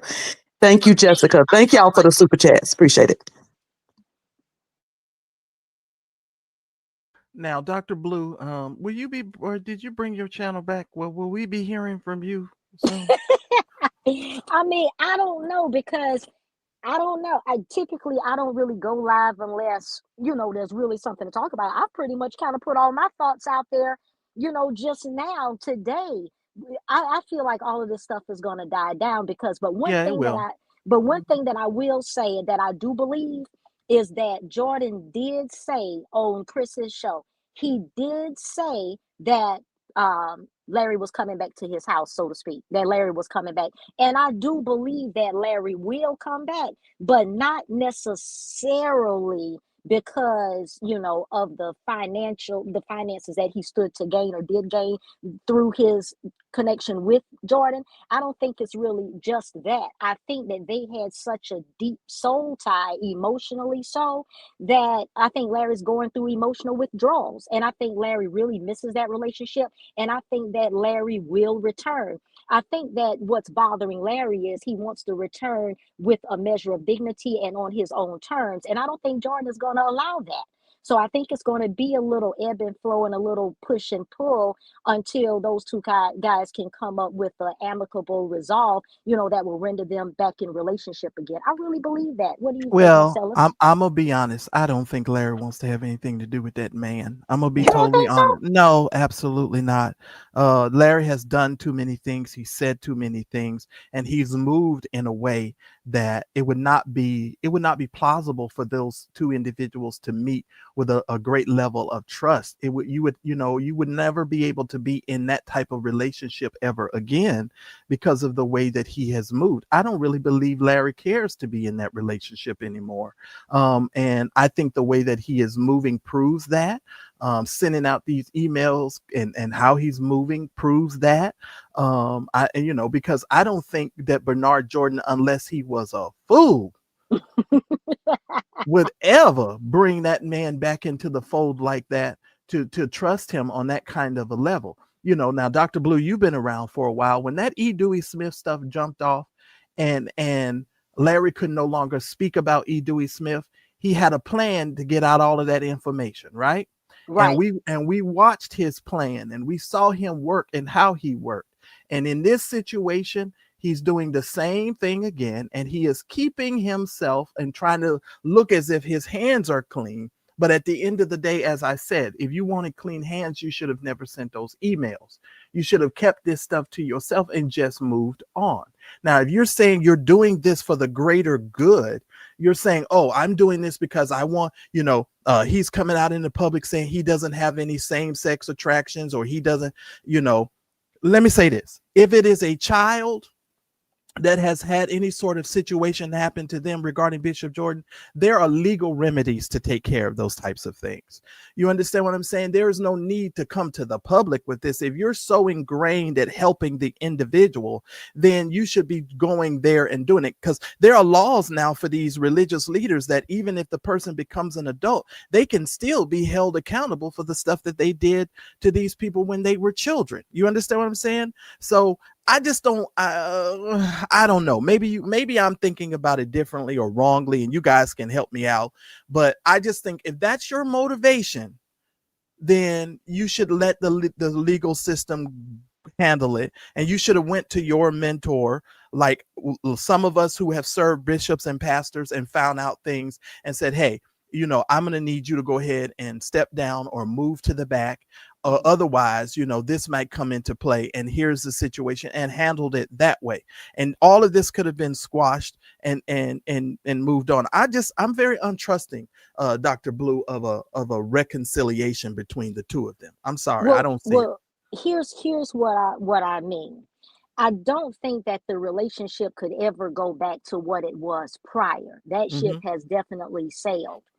But it's almost as if with the prodigal child, for instance. Like, for instance, of course, we know that Manasseh is his blood son. We know Mhm. this. But they fell out, and they fell out publicly. And they were able to mend their fences, and now they're back in relationship, to a degree, and perhaps maybe trust needed to be earned back, etc. And I think that with this particular relationship, of course, we don't know the depth and all of the nuances associated with Right. this relationship, Mhm. but I think there's a great possibility that those two will be able to come back to some kind of an understanding. Trust will have to be reestablished. And of course, Jordan would never probably trust, Larry to the extent that he did prior, and vice versa. But I do think that if both parties arrive to the conclusion that they can greatly benefit more from being in one another's lives than being outside of, and they agree to that, then I do think that there will be some kind of reconciliation. It might not be public, because of course they don't want their reconciliation to be scrutinized publicly. But I do believe, like Jordan said, that this man was coming back. I do believe that he will come back. And also in the email, Larry didn't say children or little boys. He said young men, which suggests that whoever these people allegedly are, they're adults or what have you. The other thing too that I But noticed keep in is, mind, hold yeah, on, Dr. Blue. yeah, go ahead. In Larry's mind, he In thinks his an mind, adult is 12 it's years 12 old. years old, right? I'm just saying. I'm just Right, saying true. now. True, because yeah, we do know that Larry's definition, because he did say that even with the Levante Andrews mess. Larry said several times, and as a matter of fact, when he was over on what's her name? TS Madison's channel that time, did you see that interview when he was on TS Madison's channel and Yeah, he was talking? that Yeah, Daryl Moore woke me up in the morning and made me go over there and watch that darn exactly. stuff. When Larry went on T.S. Madison's show, and Craig the writer and the other guy, I forgot his name, they were on there, and they were cross-examining Larry about his definition of molestation, his definition of adulthood, his definition of this and that. And Larry did state, if not at that time, at another time, that he believes that when you become 12, you become an adult. And I think he's getting that from, some old interpretation of adulthood in biblical times, of a ministrating woman and a young boy that's starting to get wet dreams. But Okay. obviously we know a 12-year-old ain't grown. Yeah, But that's wild. If we could yeah. stay away from that conversation, if that's okay. But I, Oh I, yeah. I get what y'all saying, but if we could respectfully, Oh kind of. sure.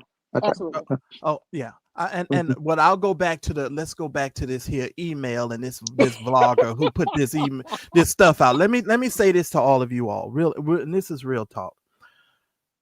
I don't want that other vlogger to get in any trouble either. I may not like you, but I think these people need to use sense. Don't put out Is the other blogger you referring to, are they in the chat? No. Okay. I don't think so. I'm talking because y'all said the person came saying they got the audio and they was going to. Okay, you're talking about Conscious TV. Okay, yeah. Go ahead. Y'all listen to me, and I'm so serious. I hope this person doesn't put this stuff out, because I'll be honest with you. That man deserves to come after you with full force if you do. Because at this particular point, you're coming to the internet with information and you're not actually trying to I don't understand what your motive is. If it's a young man, I would understand if you're coming out to help him legally get some sort of, recourse for this stuff. But if you're talking about a man and two men entered into something, whatever they decided to do, that's on them. It's different for me between children and grown-ups. Two dudes doing whatever they doing, that's their business. You understand what I'm saying? But if you're talking about a grown man and a child, that's different.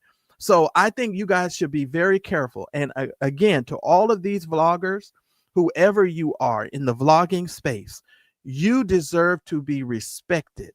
And I think a lot of times, a lot of these people in these spaces and places are tremendously disrespectful to you as vloggers. You need to take serious the work that you do. And that's one of the reasons why I have loved a lot of these guys in times past, because they did take it serious and their platforms had a purpose. It wasn't just to be so salacious. It was to actually having victims' voices heard. And so I get what you guys are saying. But nah, man, this whole relationship between these two jack-o'-lanterns, I don't care one way or the other. Bernard Jordan shows up at the mall looking like one of Harriet Tubman's runaway slaves. He got a poncho on. Larry comes out here with this big old top hat. I mean, that whole stuff was just the most ridiculous sight to see. No, protect yourself, you guys. Don't go out here saying stuff that's going to end up getting you in a whole bunch of trouble. Why do you think I didn't release that email and I didn't say nothing? I didn't say nothing because I was like, I don't have no proof of this mess. Why would I come out here and say this stuff and put this stuff out here not having any proof? And even if he would have sent me the audio, you know what I would have did? I would have texted Bernard Jordan and said, Bernard, you better run for your life and get yourself prepared because they out here. And I'm still saying, Bernard, you better prepare yourself because they after you. He's after you. Your former mentee is after you. Period. Well, everybody can recover from a scandal, though. You know, if it's not nothing, they're going to get you locked up. Thank God it ain't that. But everybody can recover from, you know, they can recover from a scandal. Not saying it's right, not trying to excuse it, but I'm just saying. Go tell Leroy Jenkins that. Go Okay. tell you go tell. I can name some names that didn't recover, but okay. Let me. But y'all, thank y'all so much. We have been here. Thank you. I have gotten y'all for 3 hours, and I'm very thankful. I'm very thankful.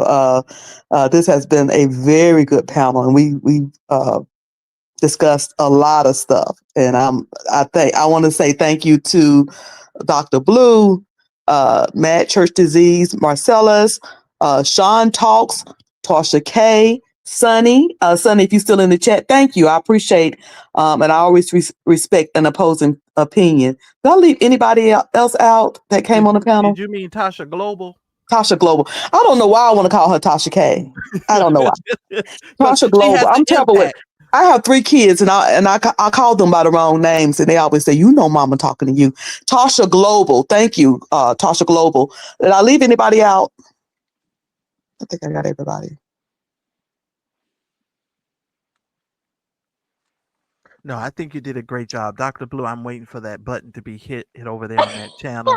And I'm waiting to hear your commentary. That's all. That's all. Because because she may be inspired a little while longer and put up one of them great titles that she could do, you know, and give us a little something. And I know you said you're not going to discuss this anymore, but if you feel so inspired yourself, no, I'm going to talk. I'm going to talk to Bernard Jordan today. I'm out, and I'm only coming out live to talk to him. And I could call him, but I don't want to do all of that. So I'm going to do it just like everybody else. I'm going to talk to Bernard Jordan today and just simply tell him to run for his life. Stay away from that man. If you don't listen to nothing else I say, stay away from that man and all of the surroundings of that situation, because that man is out to get him. Y'all can believe whatever you want to believe, but I'm here to tell you that this dude is scorned. He can say that he's not. He can say, oh, how much he loves Bishop Jordan. While he's telling the world he loves this man, he's sending out emails, and I don't know how else to make it plain. And also too, yeah, I don't know. Now, Marcellus, if you go live, I'll definitely hit your link. But here's what I would like to see, Marcellus. In all fairness, I want to make a request. I would love it. I would really, really, really, really love it if you would reach out to Bishop Jordan, have that conversation behind the scenes, and invite him to come up on your panel and you know, kind of let him, you know, speak truth to power from his perspective. But he's really going to have to give us something that we can sink our teeth into. He's going to have to tell us, you know, what was the impetus and the real foundation of y'all's relationship. It morphed from him being your PR rep into a personal relationship. How did that happen? In hindsight, what would you do differently? Like, we need to see Bernard, you know, present himself in a different, more multi-dimensional light, and to come out. And I think that your platform would be great, because at the end of the day, you know, he may have not liked the fact that you didn't call him Bishop, but I mean, who cares about that? At the end of the day, he needs to go somewhere, you know, somewhere where someone is going to challenge him and ask him those hard questions and make him sit in it. I think you're right. And I think that they have to get comfortable with actually hearing from actual people and understanding what people are thinking and saying, and Right. not looking at it as if it's an attack on them. And I think Right. that's part of the problem, is that when you address these things in a certain manner, most people perceive it as an attack instead of understanding this is what these are whom men are saying that you are, sir. Some are saying you're a liar, some are saying you're a crook, some are saying you're this and you're A that. false prophet. Right. And so what do you say to those things, and how do you address those things instead of just being and just instead of being scared? Listen, y'all saw I was nice to the man. I don't have no problem. And I could call him, and maybe I will do that. But I'll be honest with you, Dr. Blue, I said to myself, I only want to talk about this on all y'all platforms. If y'all talk about it, I'll come over and talk to y'all. I don't want to talk about this, because then it becomes a situation where you hate Larry and you're just constantly going after Larry and da-da-da. I don't hate the man. I just don't like the way he moves. And quiet as it's kept, I don't like the way Bernard Jordan moves either. Let me ask you this, Marcellus. Because here's what I would love to see. This would be amazing, and it would be helpful to the blog space in the community. Because if Jordan's whole claim to fame with this whole Better Blogger Bureau, if he was trying to, because from my understanding, he wanted the other bloggers to play nice in the sandbox and to be professionally courteous to one another. That's what I got was his Because public that's what he said. claim. Yeah, that was his public claim, but I think it was some little undercurrent too. We already know, but that's what he put out there publicly. What I would love to see, Marcellus, and I think you need to go ahead and do this, reach out to Larry and him and invite both of them on to have the conversation. Because all of this, what Larry tucking his tail and running and all this type of crap, nobody respects that. Larry needs to come up yonder and tell the truth. So I think you'd be a great mediator. Well, Larry said I'm the lowest. Look, that Larry hung his Well, head and obviously he said, don't think you the lowest, because he came And to he you. sent you He an he email. didn't send me no email, Dr. Blue. Did he send you an email? Joe didn't send me none, child. Okay, well then he must not think you the lowest. he say I'm Okay. the lowest. He say he went even lower.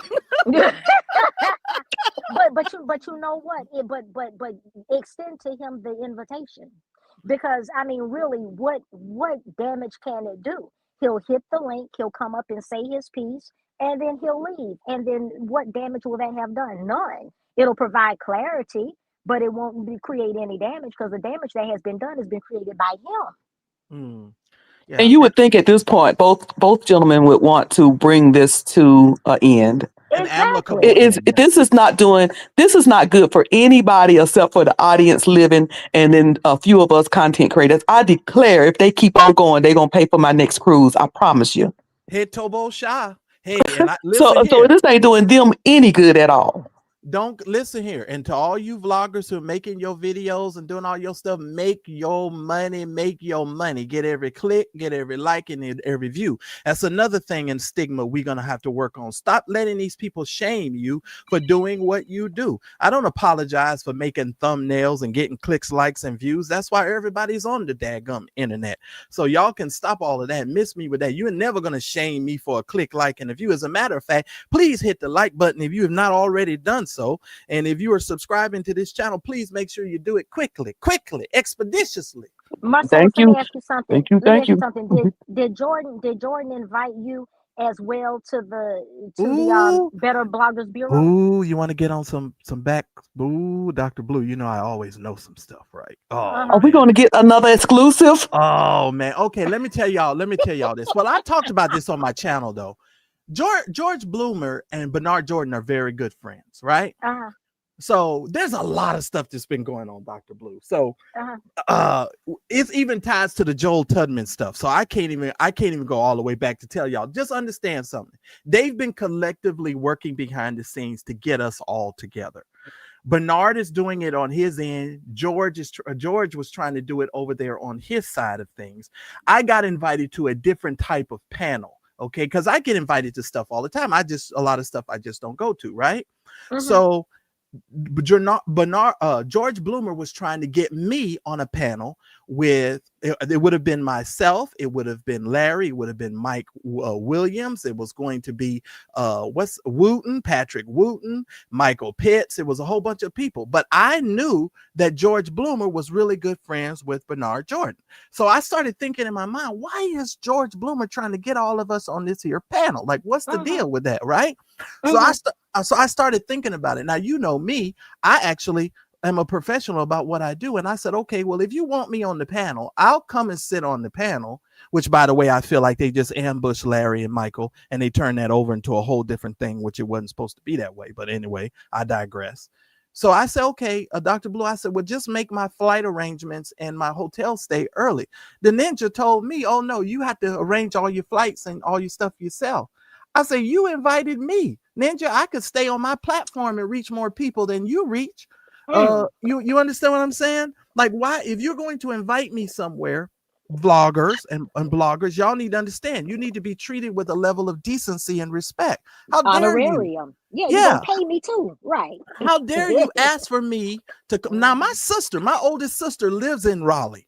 Okay, my oldest sister lives in Raleigh. There's no problem. I could have had somewhere to stay. That wasn't the issue. It was how you were going to deal with me and how you were approaching me. You all are professionals. You get a check for what you do, which means you need to take that into consideration, how you move throughout the world and how you handle stuff. But George was trying to get me, Dr. Blue, and he's hooked with Bernard. And so my thought process was like, that's a backhanded way of getting us all together.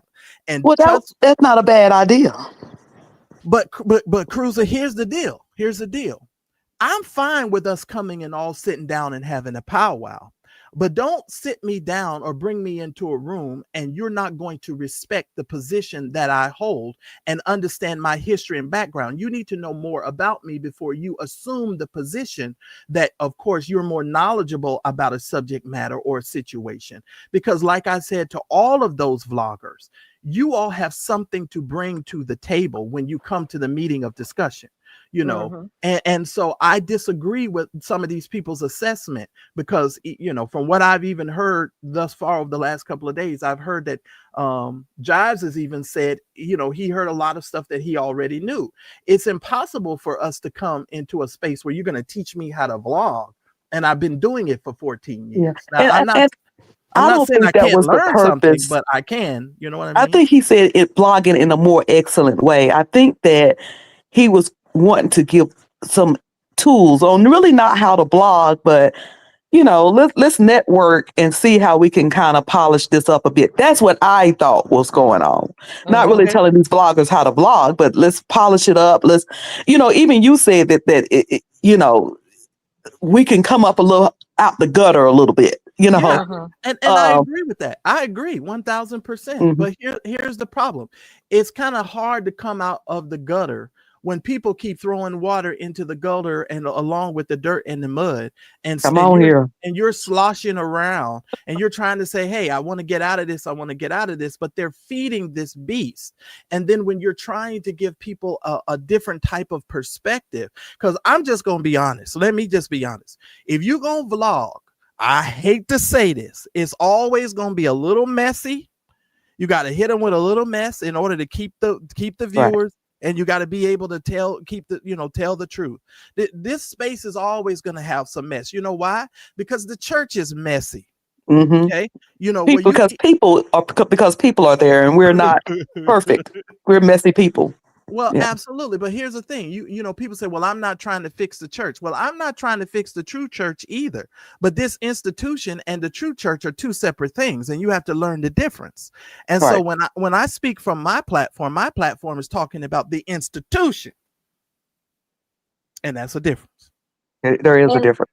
And also, let me throw this in there too about when you mentioned about being messy. I want to add a little context to that as well, because you're right. Even in the official professional journalism space, there's mess.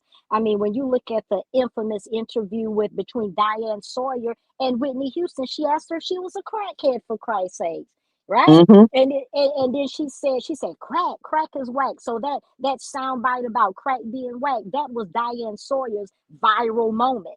You know Right. what I Right. mean? So all of these, I mean, every professional journalist that's worth their weight, they've had a soundbite viral moment or a messy moment, quote unquote. Even when Gail King sat down and asked Esmeralda, whatever the little girl, the little children that was not children, but you know, what I mean, the two young ladies that the two grown young women that were dealing up with what's this boy name?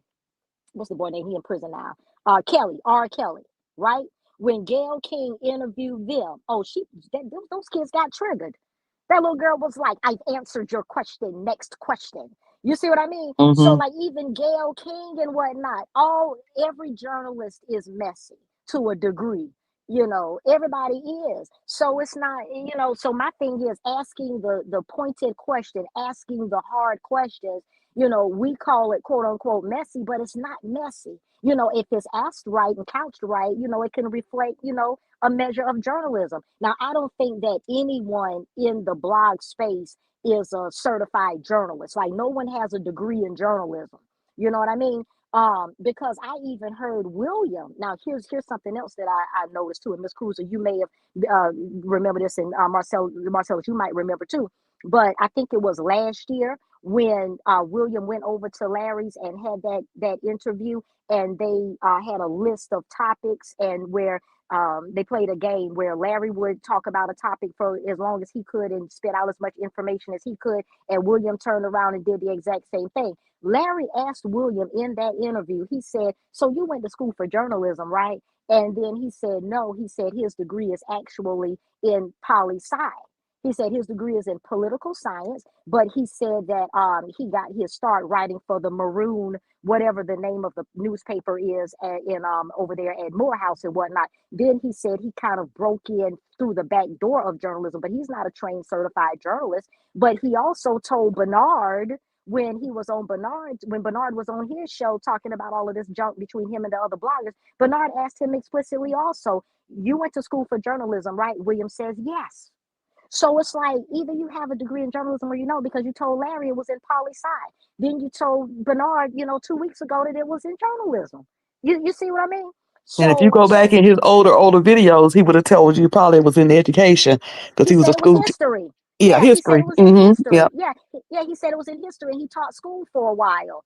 So my thing is, if you have a degree, if you got a baccalaureate degree, like my mentor says, if you have a baccalaureate degree, then why does your major change and ebb and flow so frequently? It would make one think that it doesn't exist. And I'm not saying he doesn't have one, but what's the purpose in doing all of that?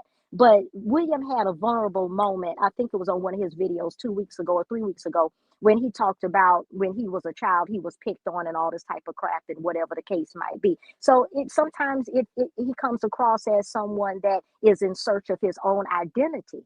The thing about it is this: there's a right way to do wrong, so to speak. And what I mean by that is when William started having robust conversations about church scandal and all this type of crap, there was even a dignified way that he could have even approached scandal, but he approached it more like a tabloid, and it just became messy. And his reputation is not, you know, solid anywhere because of his approach. And then he got upset when his blog disappeared. He claimed that Larry helped to engineer that, and he claimed that one of the gentlemen in Larry's camp, you know, caused it to disappear or didn't prevent it from disappearing. You know, but I feel personally, I really feel Marcellus, if you do that interview, that will help to give the narrative a little more robust form, a better form, because right now it's loose and wobbly. But if you invite Bernard over, and I know you're gonna think about and craft your questions, of course, and you know, and invite Larry too. Give Larry a chance too. Either he's gonna accept it or not. But I think that he should. Your thoughts? I'll pray about it. I'll tell you the same thing I told George Bloomer when he invited me to that panel. Let me pray first, and then Right. I'll see about it. You know, but I think you're on to something. I think this space is going to be what this space is. I have come to grips with it. I'm just trying to do what I do in a more excellent manner.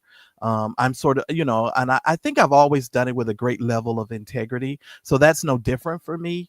Right. So it's just trying to do things in a with a larger perspective and a higher viewpoint. And so I appreciate you guys letting me up to just say my piece on it. But if y'all think this is about to die down, it is not. They don't send the email and the audio out to keep things quiet. They send it out, y'all, to ramp it all up and to keep y'all talking. That's the whole reason why this is being done. And it's sad, but it is what it is. And that's all I got for y'all. I got Somebody got to tell it. Somebody's got to tell it. Well, thank you so much for coming up, Marcellus. Are you going live today or maybe this weekend? I don't know what happened. I think somebody dropped. Are y'all still able to hear me in the chat? I can still hear you. Okay, he dropped down. So do you know whether he is going live today or he didn't say? Oh, he put in the chat, he has to go. Okay, yeah, I know he had to teach a class. So y'all just turn your notifications on and look out for Marcellus. And listen, George Bloomer or whoever else, listen, go and put something together and have these bloggers to get together. If the beef sector could do it, other sectors can do it. And listen, whoever want to put together, George Bloomer, Bernard Jordan, whoever, the beef sector had it. They flew out. What the kids say, they got flued out, and they paid for their accommodations over there in that mansion. You're talking about Sean Bradley's Sean meeting? Bradley, yes. Mm-hmm. Oh, okay. Yeah. Okay. So how would you think something like that would work with the church bloggers? So how would that work with me and William and St. James and Thais? And I know Thais, if you're still in my chat, you're down there saying I ain't coming. But Larry and this Bernard in there and Sean talks and everybody. Would that be something that would work in the church sector? I'm gonna tell you this. When you asked that question, my mind went back to something similar. About 10 or 15 years ago, there was a round table with Minister Farrakhan, Uncle Jesse Jackson, and he's not my real uncle. I just call him that out of respect. Mm-hmm. And a bunch of other, I forget, it was some other folks. And Tavis Smiley was the moderator, and it was live, and it was before a studio audience, and that thing got heated. And it was good. It was good. And what helped keep everybody's car from running off into the ditch is there was a great moderator. Tavis Smiley kept that thing, Kept in the bringing road. it back. Mm-hmm. Yeah. So I think it can be great because the reality is there's a lot of talent out there. There's a lot of talent that's out there. I think that some of the talent, if they're going to go professional, maybe it could be refined. That's what I said in one of my other videos, and my point that I was making to Bernard Jordan. I said, look, if you're going to mentor this group of people, give them some education. Give them some formal education in PR and in journalism and whatnot, so that they can step their game up professionally. Don't just give them a pep talk about play nice. Give them some skills and some education so that they can, present more professionally in the public space. So, Right. but to answer your question, yeah, I think it would be great. I think that if there was someone that all of you guys respected, like maybe someone that was a professional in the digital space that had a show that everybody rocked with and respected, they could be the moderator. You guys could maybe rent a really nice space to go into and just have the conversation and just get everything out there and talk It would about make not for only great content yeah for everybody. Daryl Moore, I can just absolutely keep going with Tarsha Global. exactly It's so many. It's quite a few of us. With the judge be everybody willing to come. With the Juice Radio come and pray for us the whole exactly. time as we cutting up. Exactly. I mean, really, everybody, and even the people that are in Larry's peripheral that he's had direct contact with. He's had direct contact with. Remember, Tasha? I mean, what's her name? Yeah, Tasha K did a whole expose on Larry. Yes, You know, sure did. invite Tasha K to be a producer. you know, Mm-hmm. and let her moderate or what have you, or somebody else that is impartial, that doesn't have any feelings for Larry one way or the other. Bring somebody impartial that doesn't have a dog in the fight to kind of moderate. I think it would be amazing. It would be amazing. And the other thing, and I made the suggestion to another content creator. I think it would be nice somebody who can do some really good editing and research.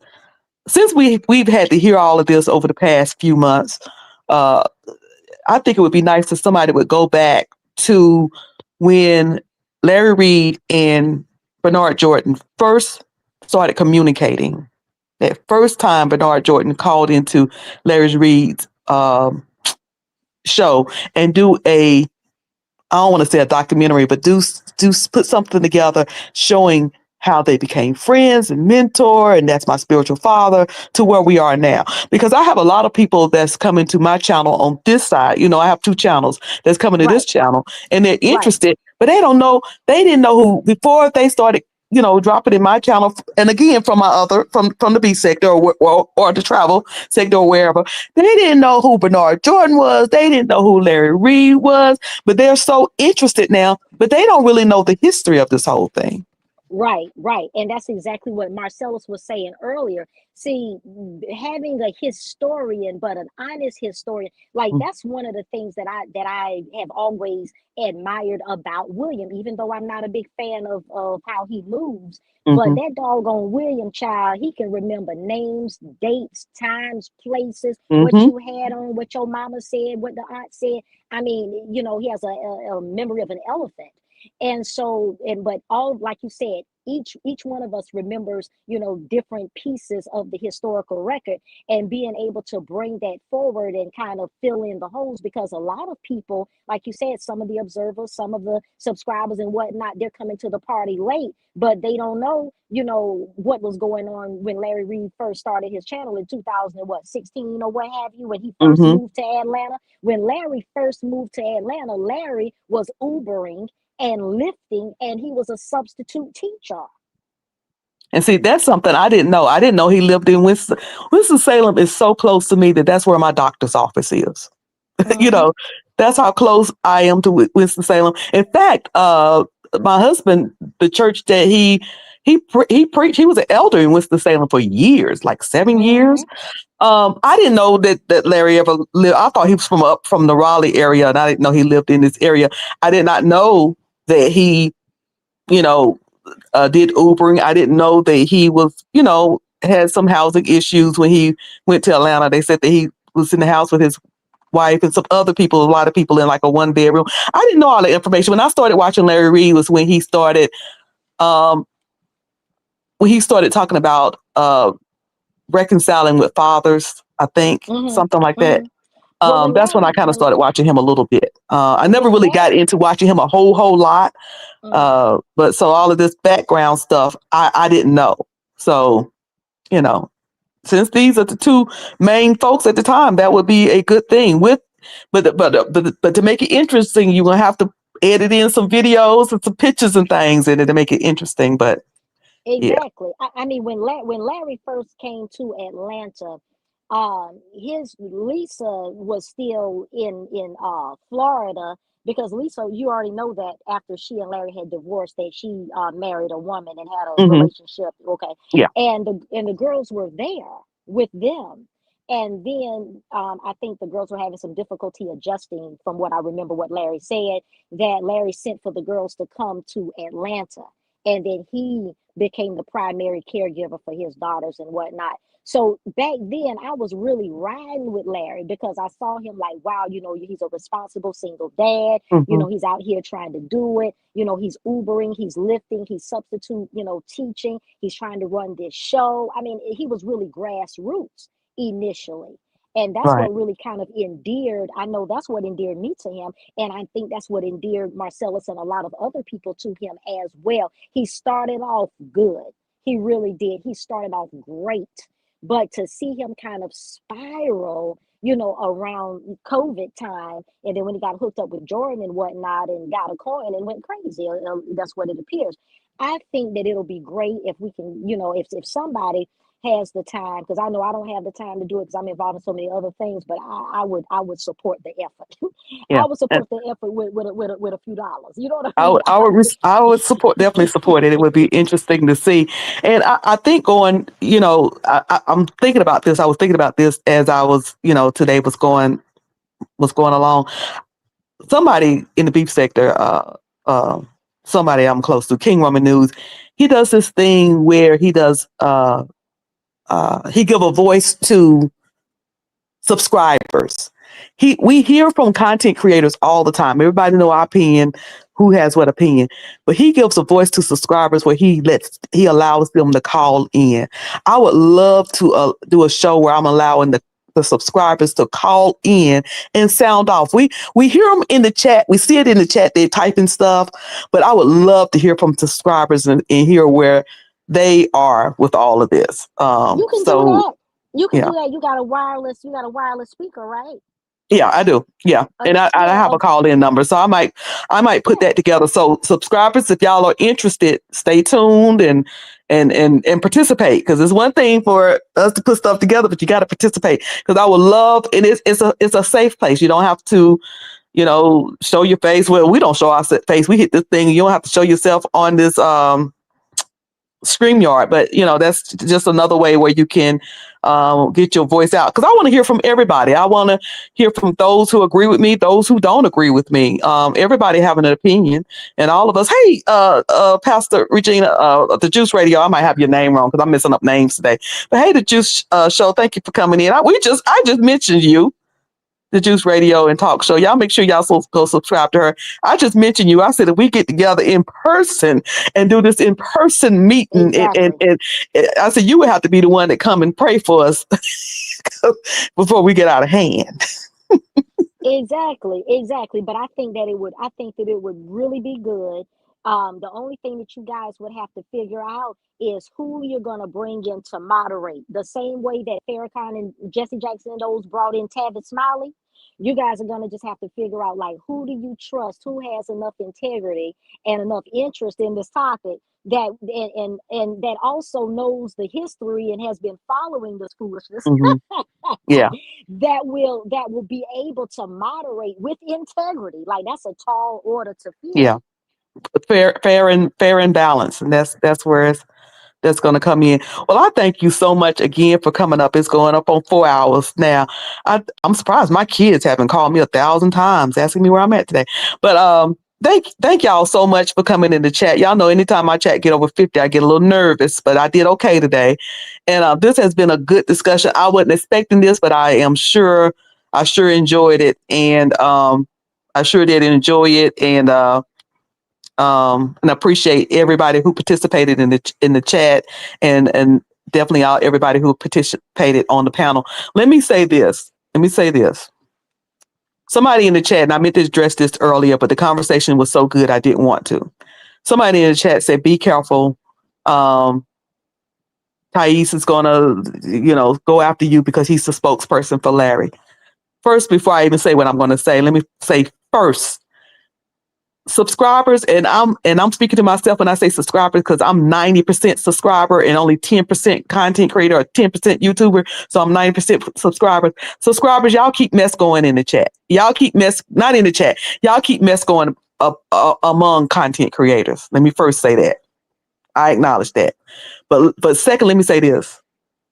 I know that this live is going to turn into they were bashing Larry live. I know how these things work. I know how these, and that's okay, because if that's the way somebody's seen it, okay. However, I am not at all concerned about anybody coming after me at all. None. Not at all. Attacking me. Honey, I came from an area where you get attacked from every which way but loose. I ain't worried about that. I ain't even worried about nobody putting my stuff out. You want to look me up, put my stuff out, brag on me. Put it out there and brag on me.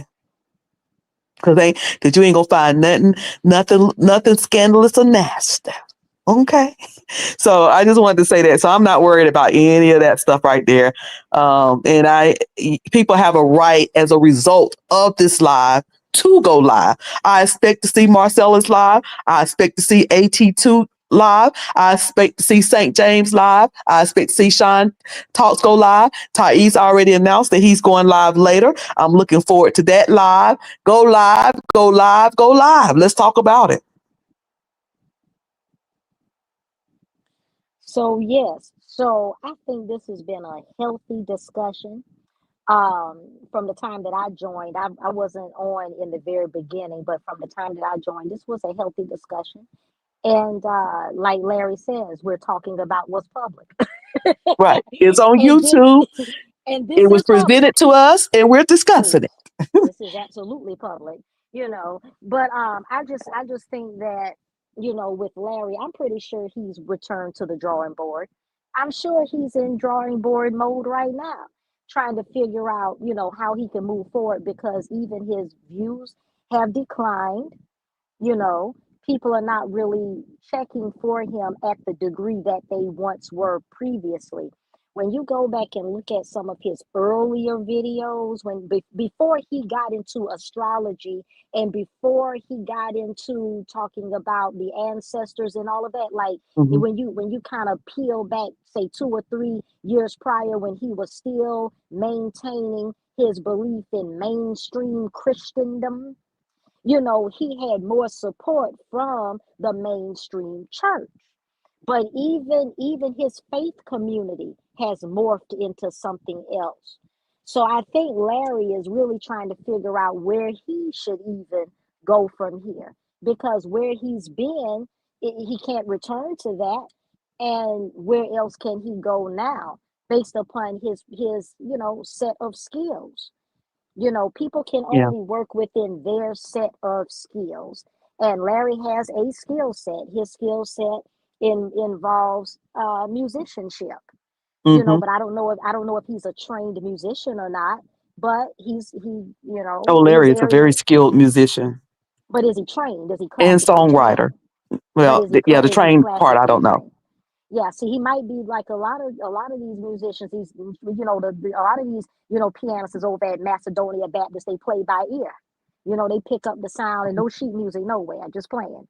I'm not Right, saying right. that's his case, but you know, so and he does have some nice music out there. He has some nice songs or whatever. But if he were to pivot where? Pivot to what? Pivot to do what now? Yeah. I think Yeah. his reputation has took significant hits, you know, over the past 2 years. Here's the thing. Larry has only been in the public sphere for 6 years. Four of those years, no, 3 of those years, he has been wrought with scandal and battle. So he really doesn't even have an established reputation for him to be taking the hits that he's taking. It's like Yeah. if you have, it's like Coca-Cola. Remember the Tylenol scandal? Remember when somebody tampered back in the 80s, somebody tampered with a Tylenol bottle and put some Hmm. poison in there? Yep. Okay. Tylenol was a multi-million dollar brand with lawyers and PR firms Hmm. on retainer and all of this. So Tylenol was able to come back because of their reputation. But when you don't have a proven reputation, what are you coming back from? Right, right. And this is I the get what case you're with saying. Larry. Yeah, this is the Hmm. case with Larry. Like he can't come back from anything because he's never gone anywhere. And I'm not saying that to be ugly. I'm just based upon what he's working with, he doesn't have much. It's like trying to build, you know, a mansion on, you know, on the side of a hill and it's been raining for the past 2 years. Yeah, yeah. Makes it difficult. It makes it difficult. Well, we're gonna see what happens. We are definitely gonna see what happens from here. Um, my hopes is that the two gentlemen get together and squash all this and we can move on to other stuff. But like Marcellus say, the likelihood of that happening is not, it's probably not going to happen. Like I said, if they keep going, they're probably going to pay for my next vacation at the rate they're going. But we're going to see. We're going to see. Hmm. Well, Well, thank thank you you for coming. so much. I was about to say the same thing. Thank you. Thank you so much for having me, Miss Cruiser. This is my first time hitting your link, Mama. It was a pleasure. I mean, I just can't believe I'm going to be gloating over this all day. Both you and Marcellus. And then with extra, I got Sean and Tasha a Global and Sunny. And I wish Sunny would have stayed a little bit longer. I would definitely would have. I wish she would have stayed a little bit longer. But I enjoyed everybody. This was a treat for me. A treat. Thank you. I appreciate it. Hopefully you'll do a video. We'll be over there. Yeah, I like Sunny too. I didn't get a chance to talk with her because she had dropped down, but I understood where she was kind of coming from, but she just didn't have all of the historical record, which is a good point that Marcellus and you're speaking to, is how important it is for all of the history to be out there, because when people have all of the history and all of the information, then they can make a comprehensive call, from Right. outside of a vacuum, because they have more to go on. That's correct. That's correct. Yeah, yeah. Well, I Well, hope that thank you you. have a wonderful day, and we're gonna see what happens in these streets. I know that's right. Okay, well, if I come up with something to go live about, I will. But right now, I mean, I pretty much said everything I needed to say right here with y'all. Yep, yep. All All right. right. Okay. Y'all be blessed. Thank y'all so much for having me. And thank you all in the chat. Make sure that y'all are subscribed to everybody that joined the panel. We still have time before the new year to get Sean Talks to 1,000. So let's make that happen. And listen, we can all support each other. Like I said, Google have enough money that we can all reach into Google and pull some money out of there. Let's see what y'all saying in the chat. Trying to make sure I've put out everything that I wanted to put out. I hear you, but the truth is many elite practice it for wealth. Your wealthiest preacher use it and they don't openly talk about it. It has been a lot of thoughts. It's been a lot. This has been a good live. Thank you to my audience, to all the panel guests, to everyone who gave a super chat. Let me see if I'm able to go through that one more. I knew my phone was going to start ringing. I knew people were going to start looking for me. Let me see if I can go through these real quick to say thank you again. Thank you, Jessica. Royal Bristolian. A2. That is so hard for me to say. AT2. Sean Talks. Tasha Global. Thank y'all. Thank you, everybody. Y'all remember to live in peace on purpose. And also remember, no matter what you're going through, no matter what I was getting ready to say something messy. If them audios come out and it's bad, remember, all is well. But y'all remember, no matter what you're going through, all is well. Tell your heart that, tell your faith, and keep telling your faith that until it lines up with your spirit and it manifests in your life. All is well. Y'all have a good Saturday. I'll see y'all around these YouTube streets.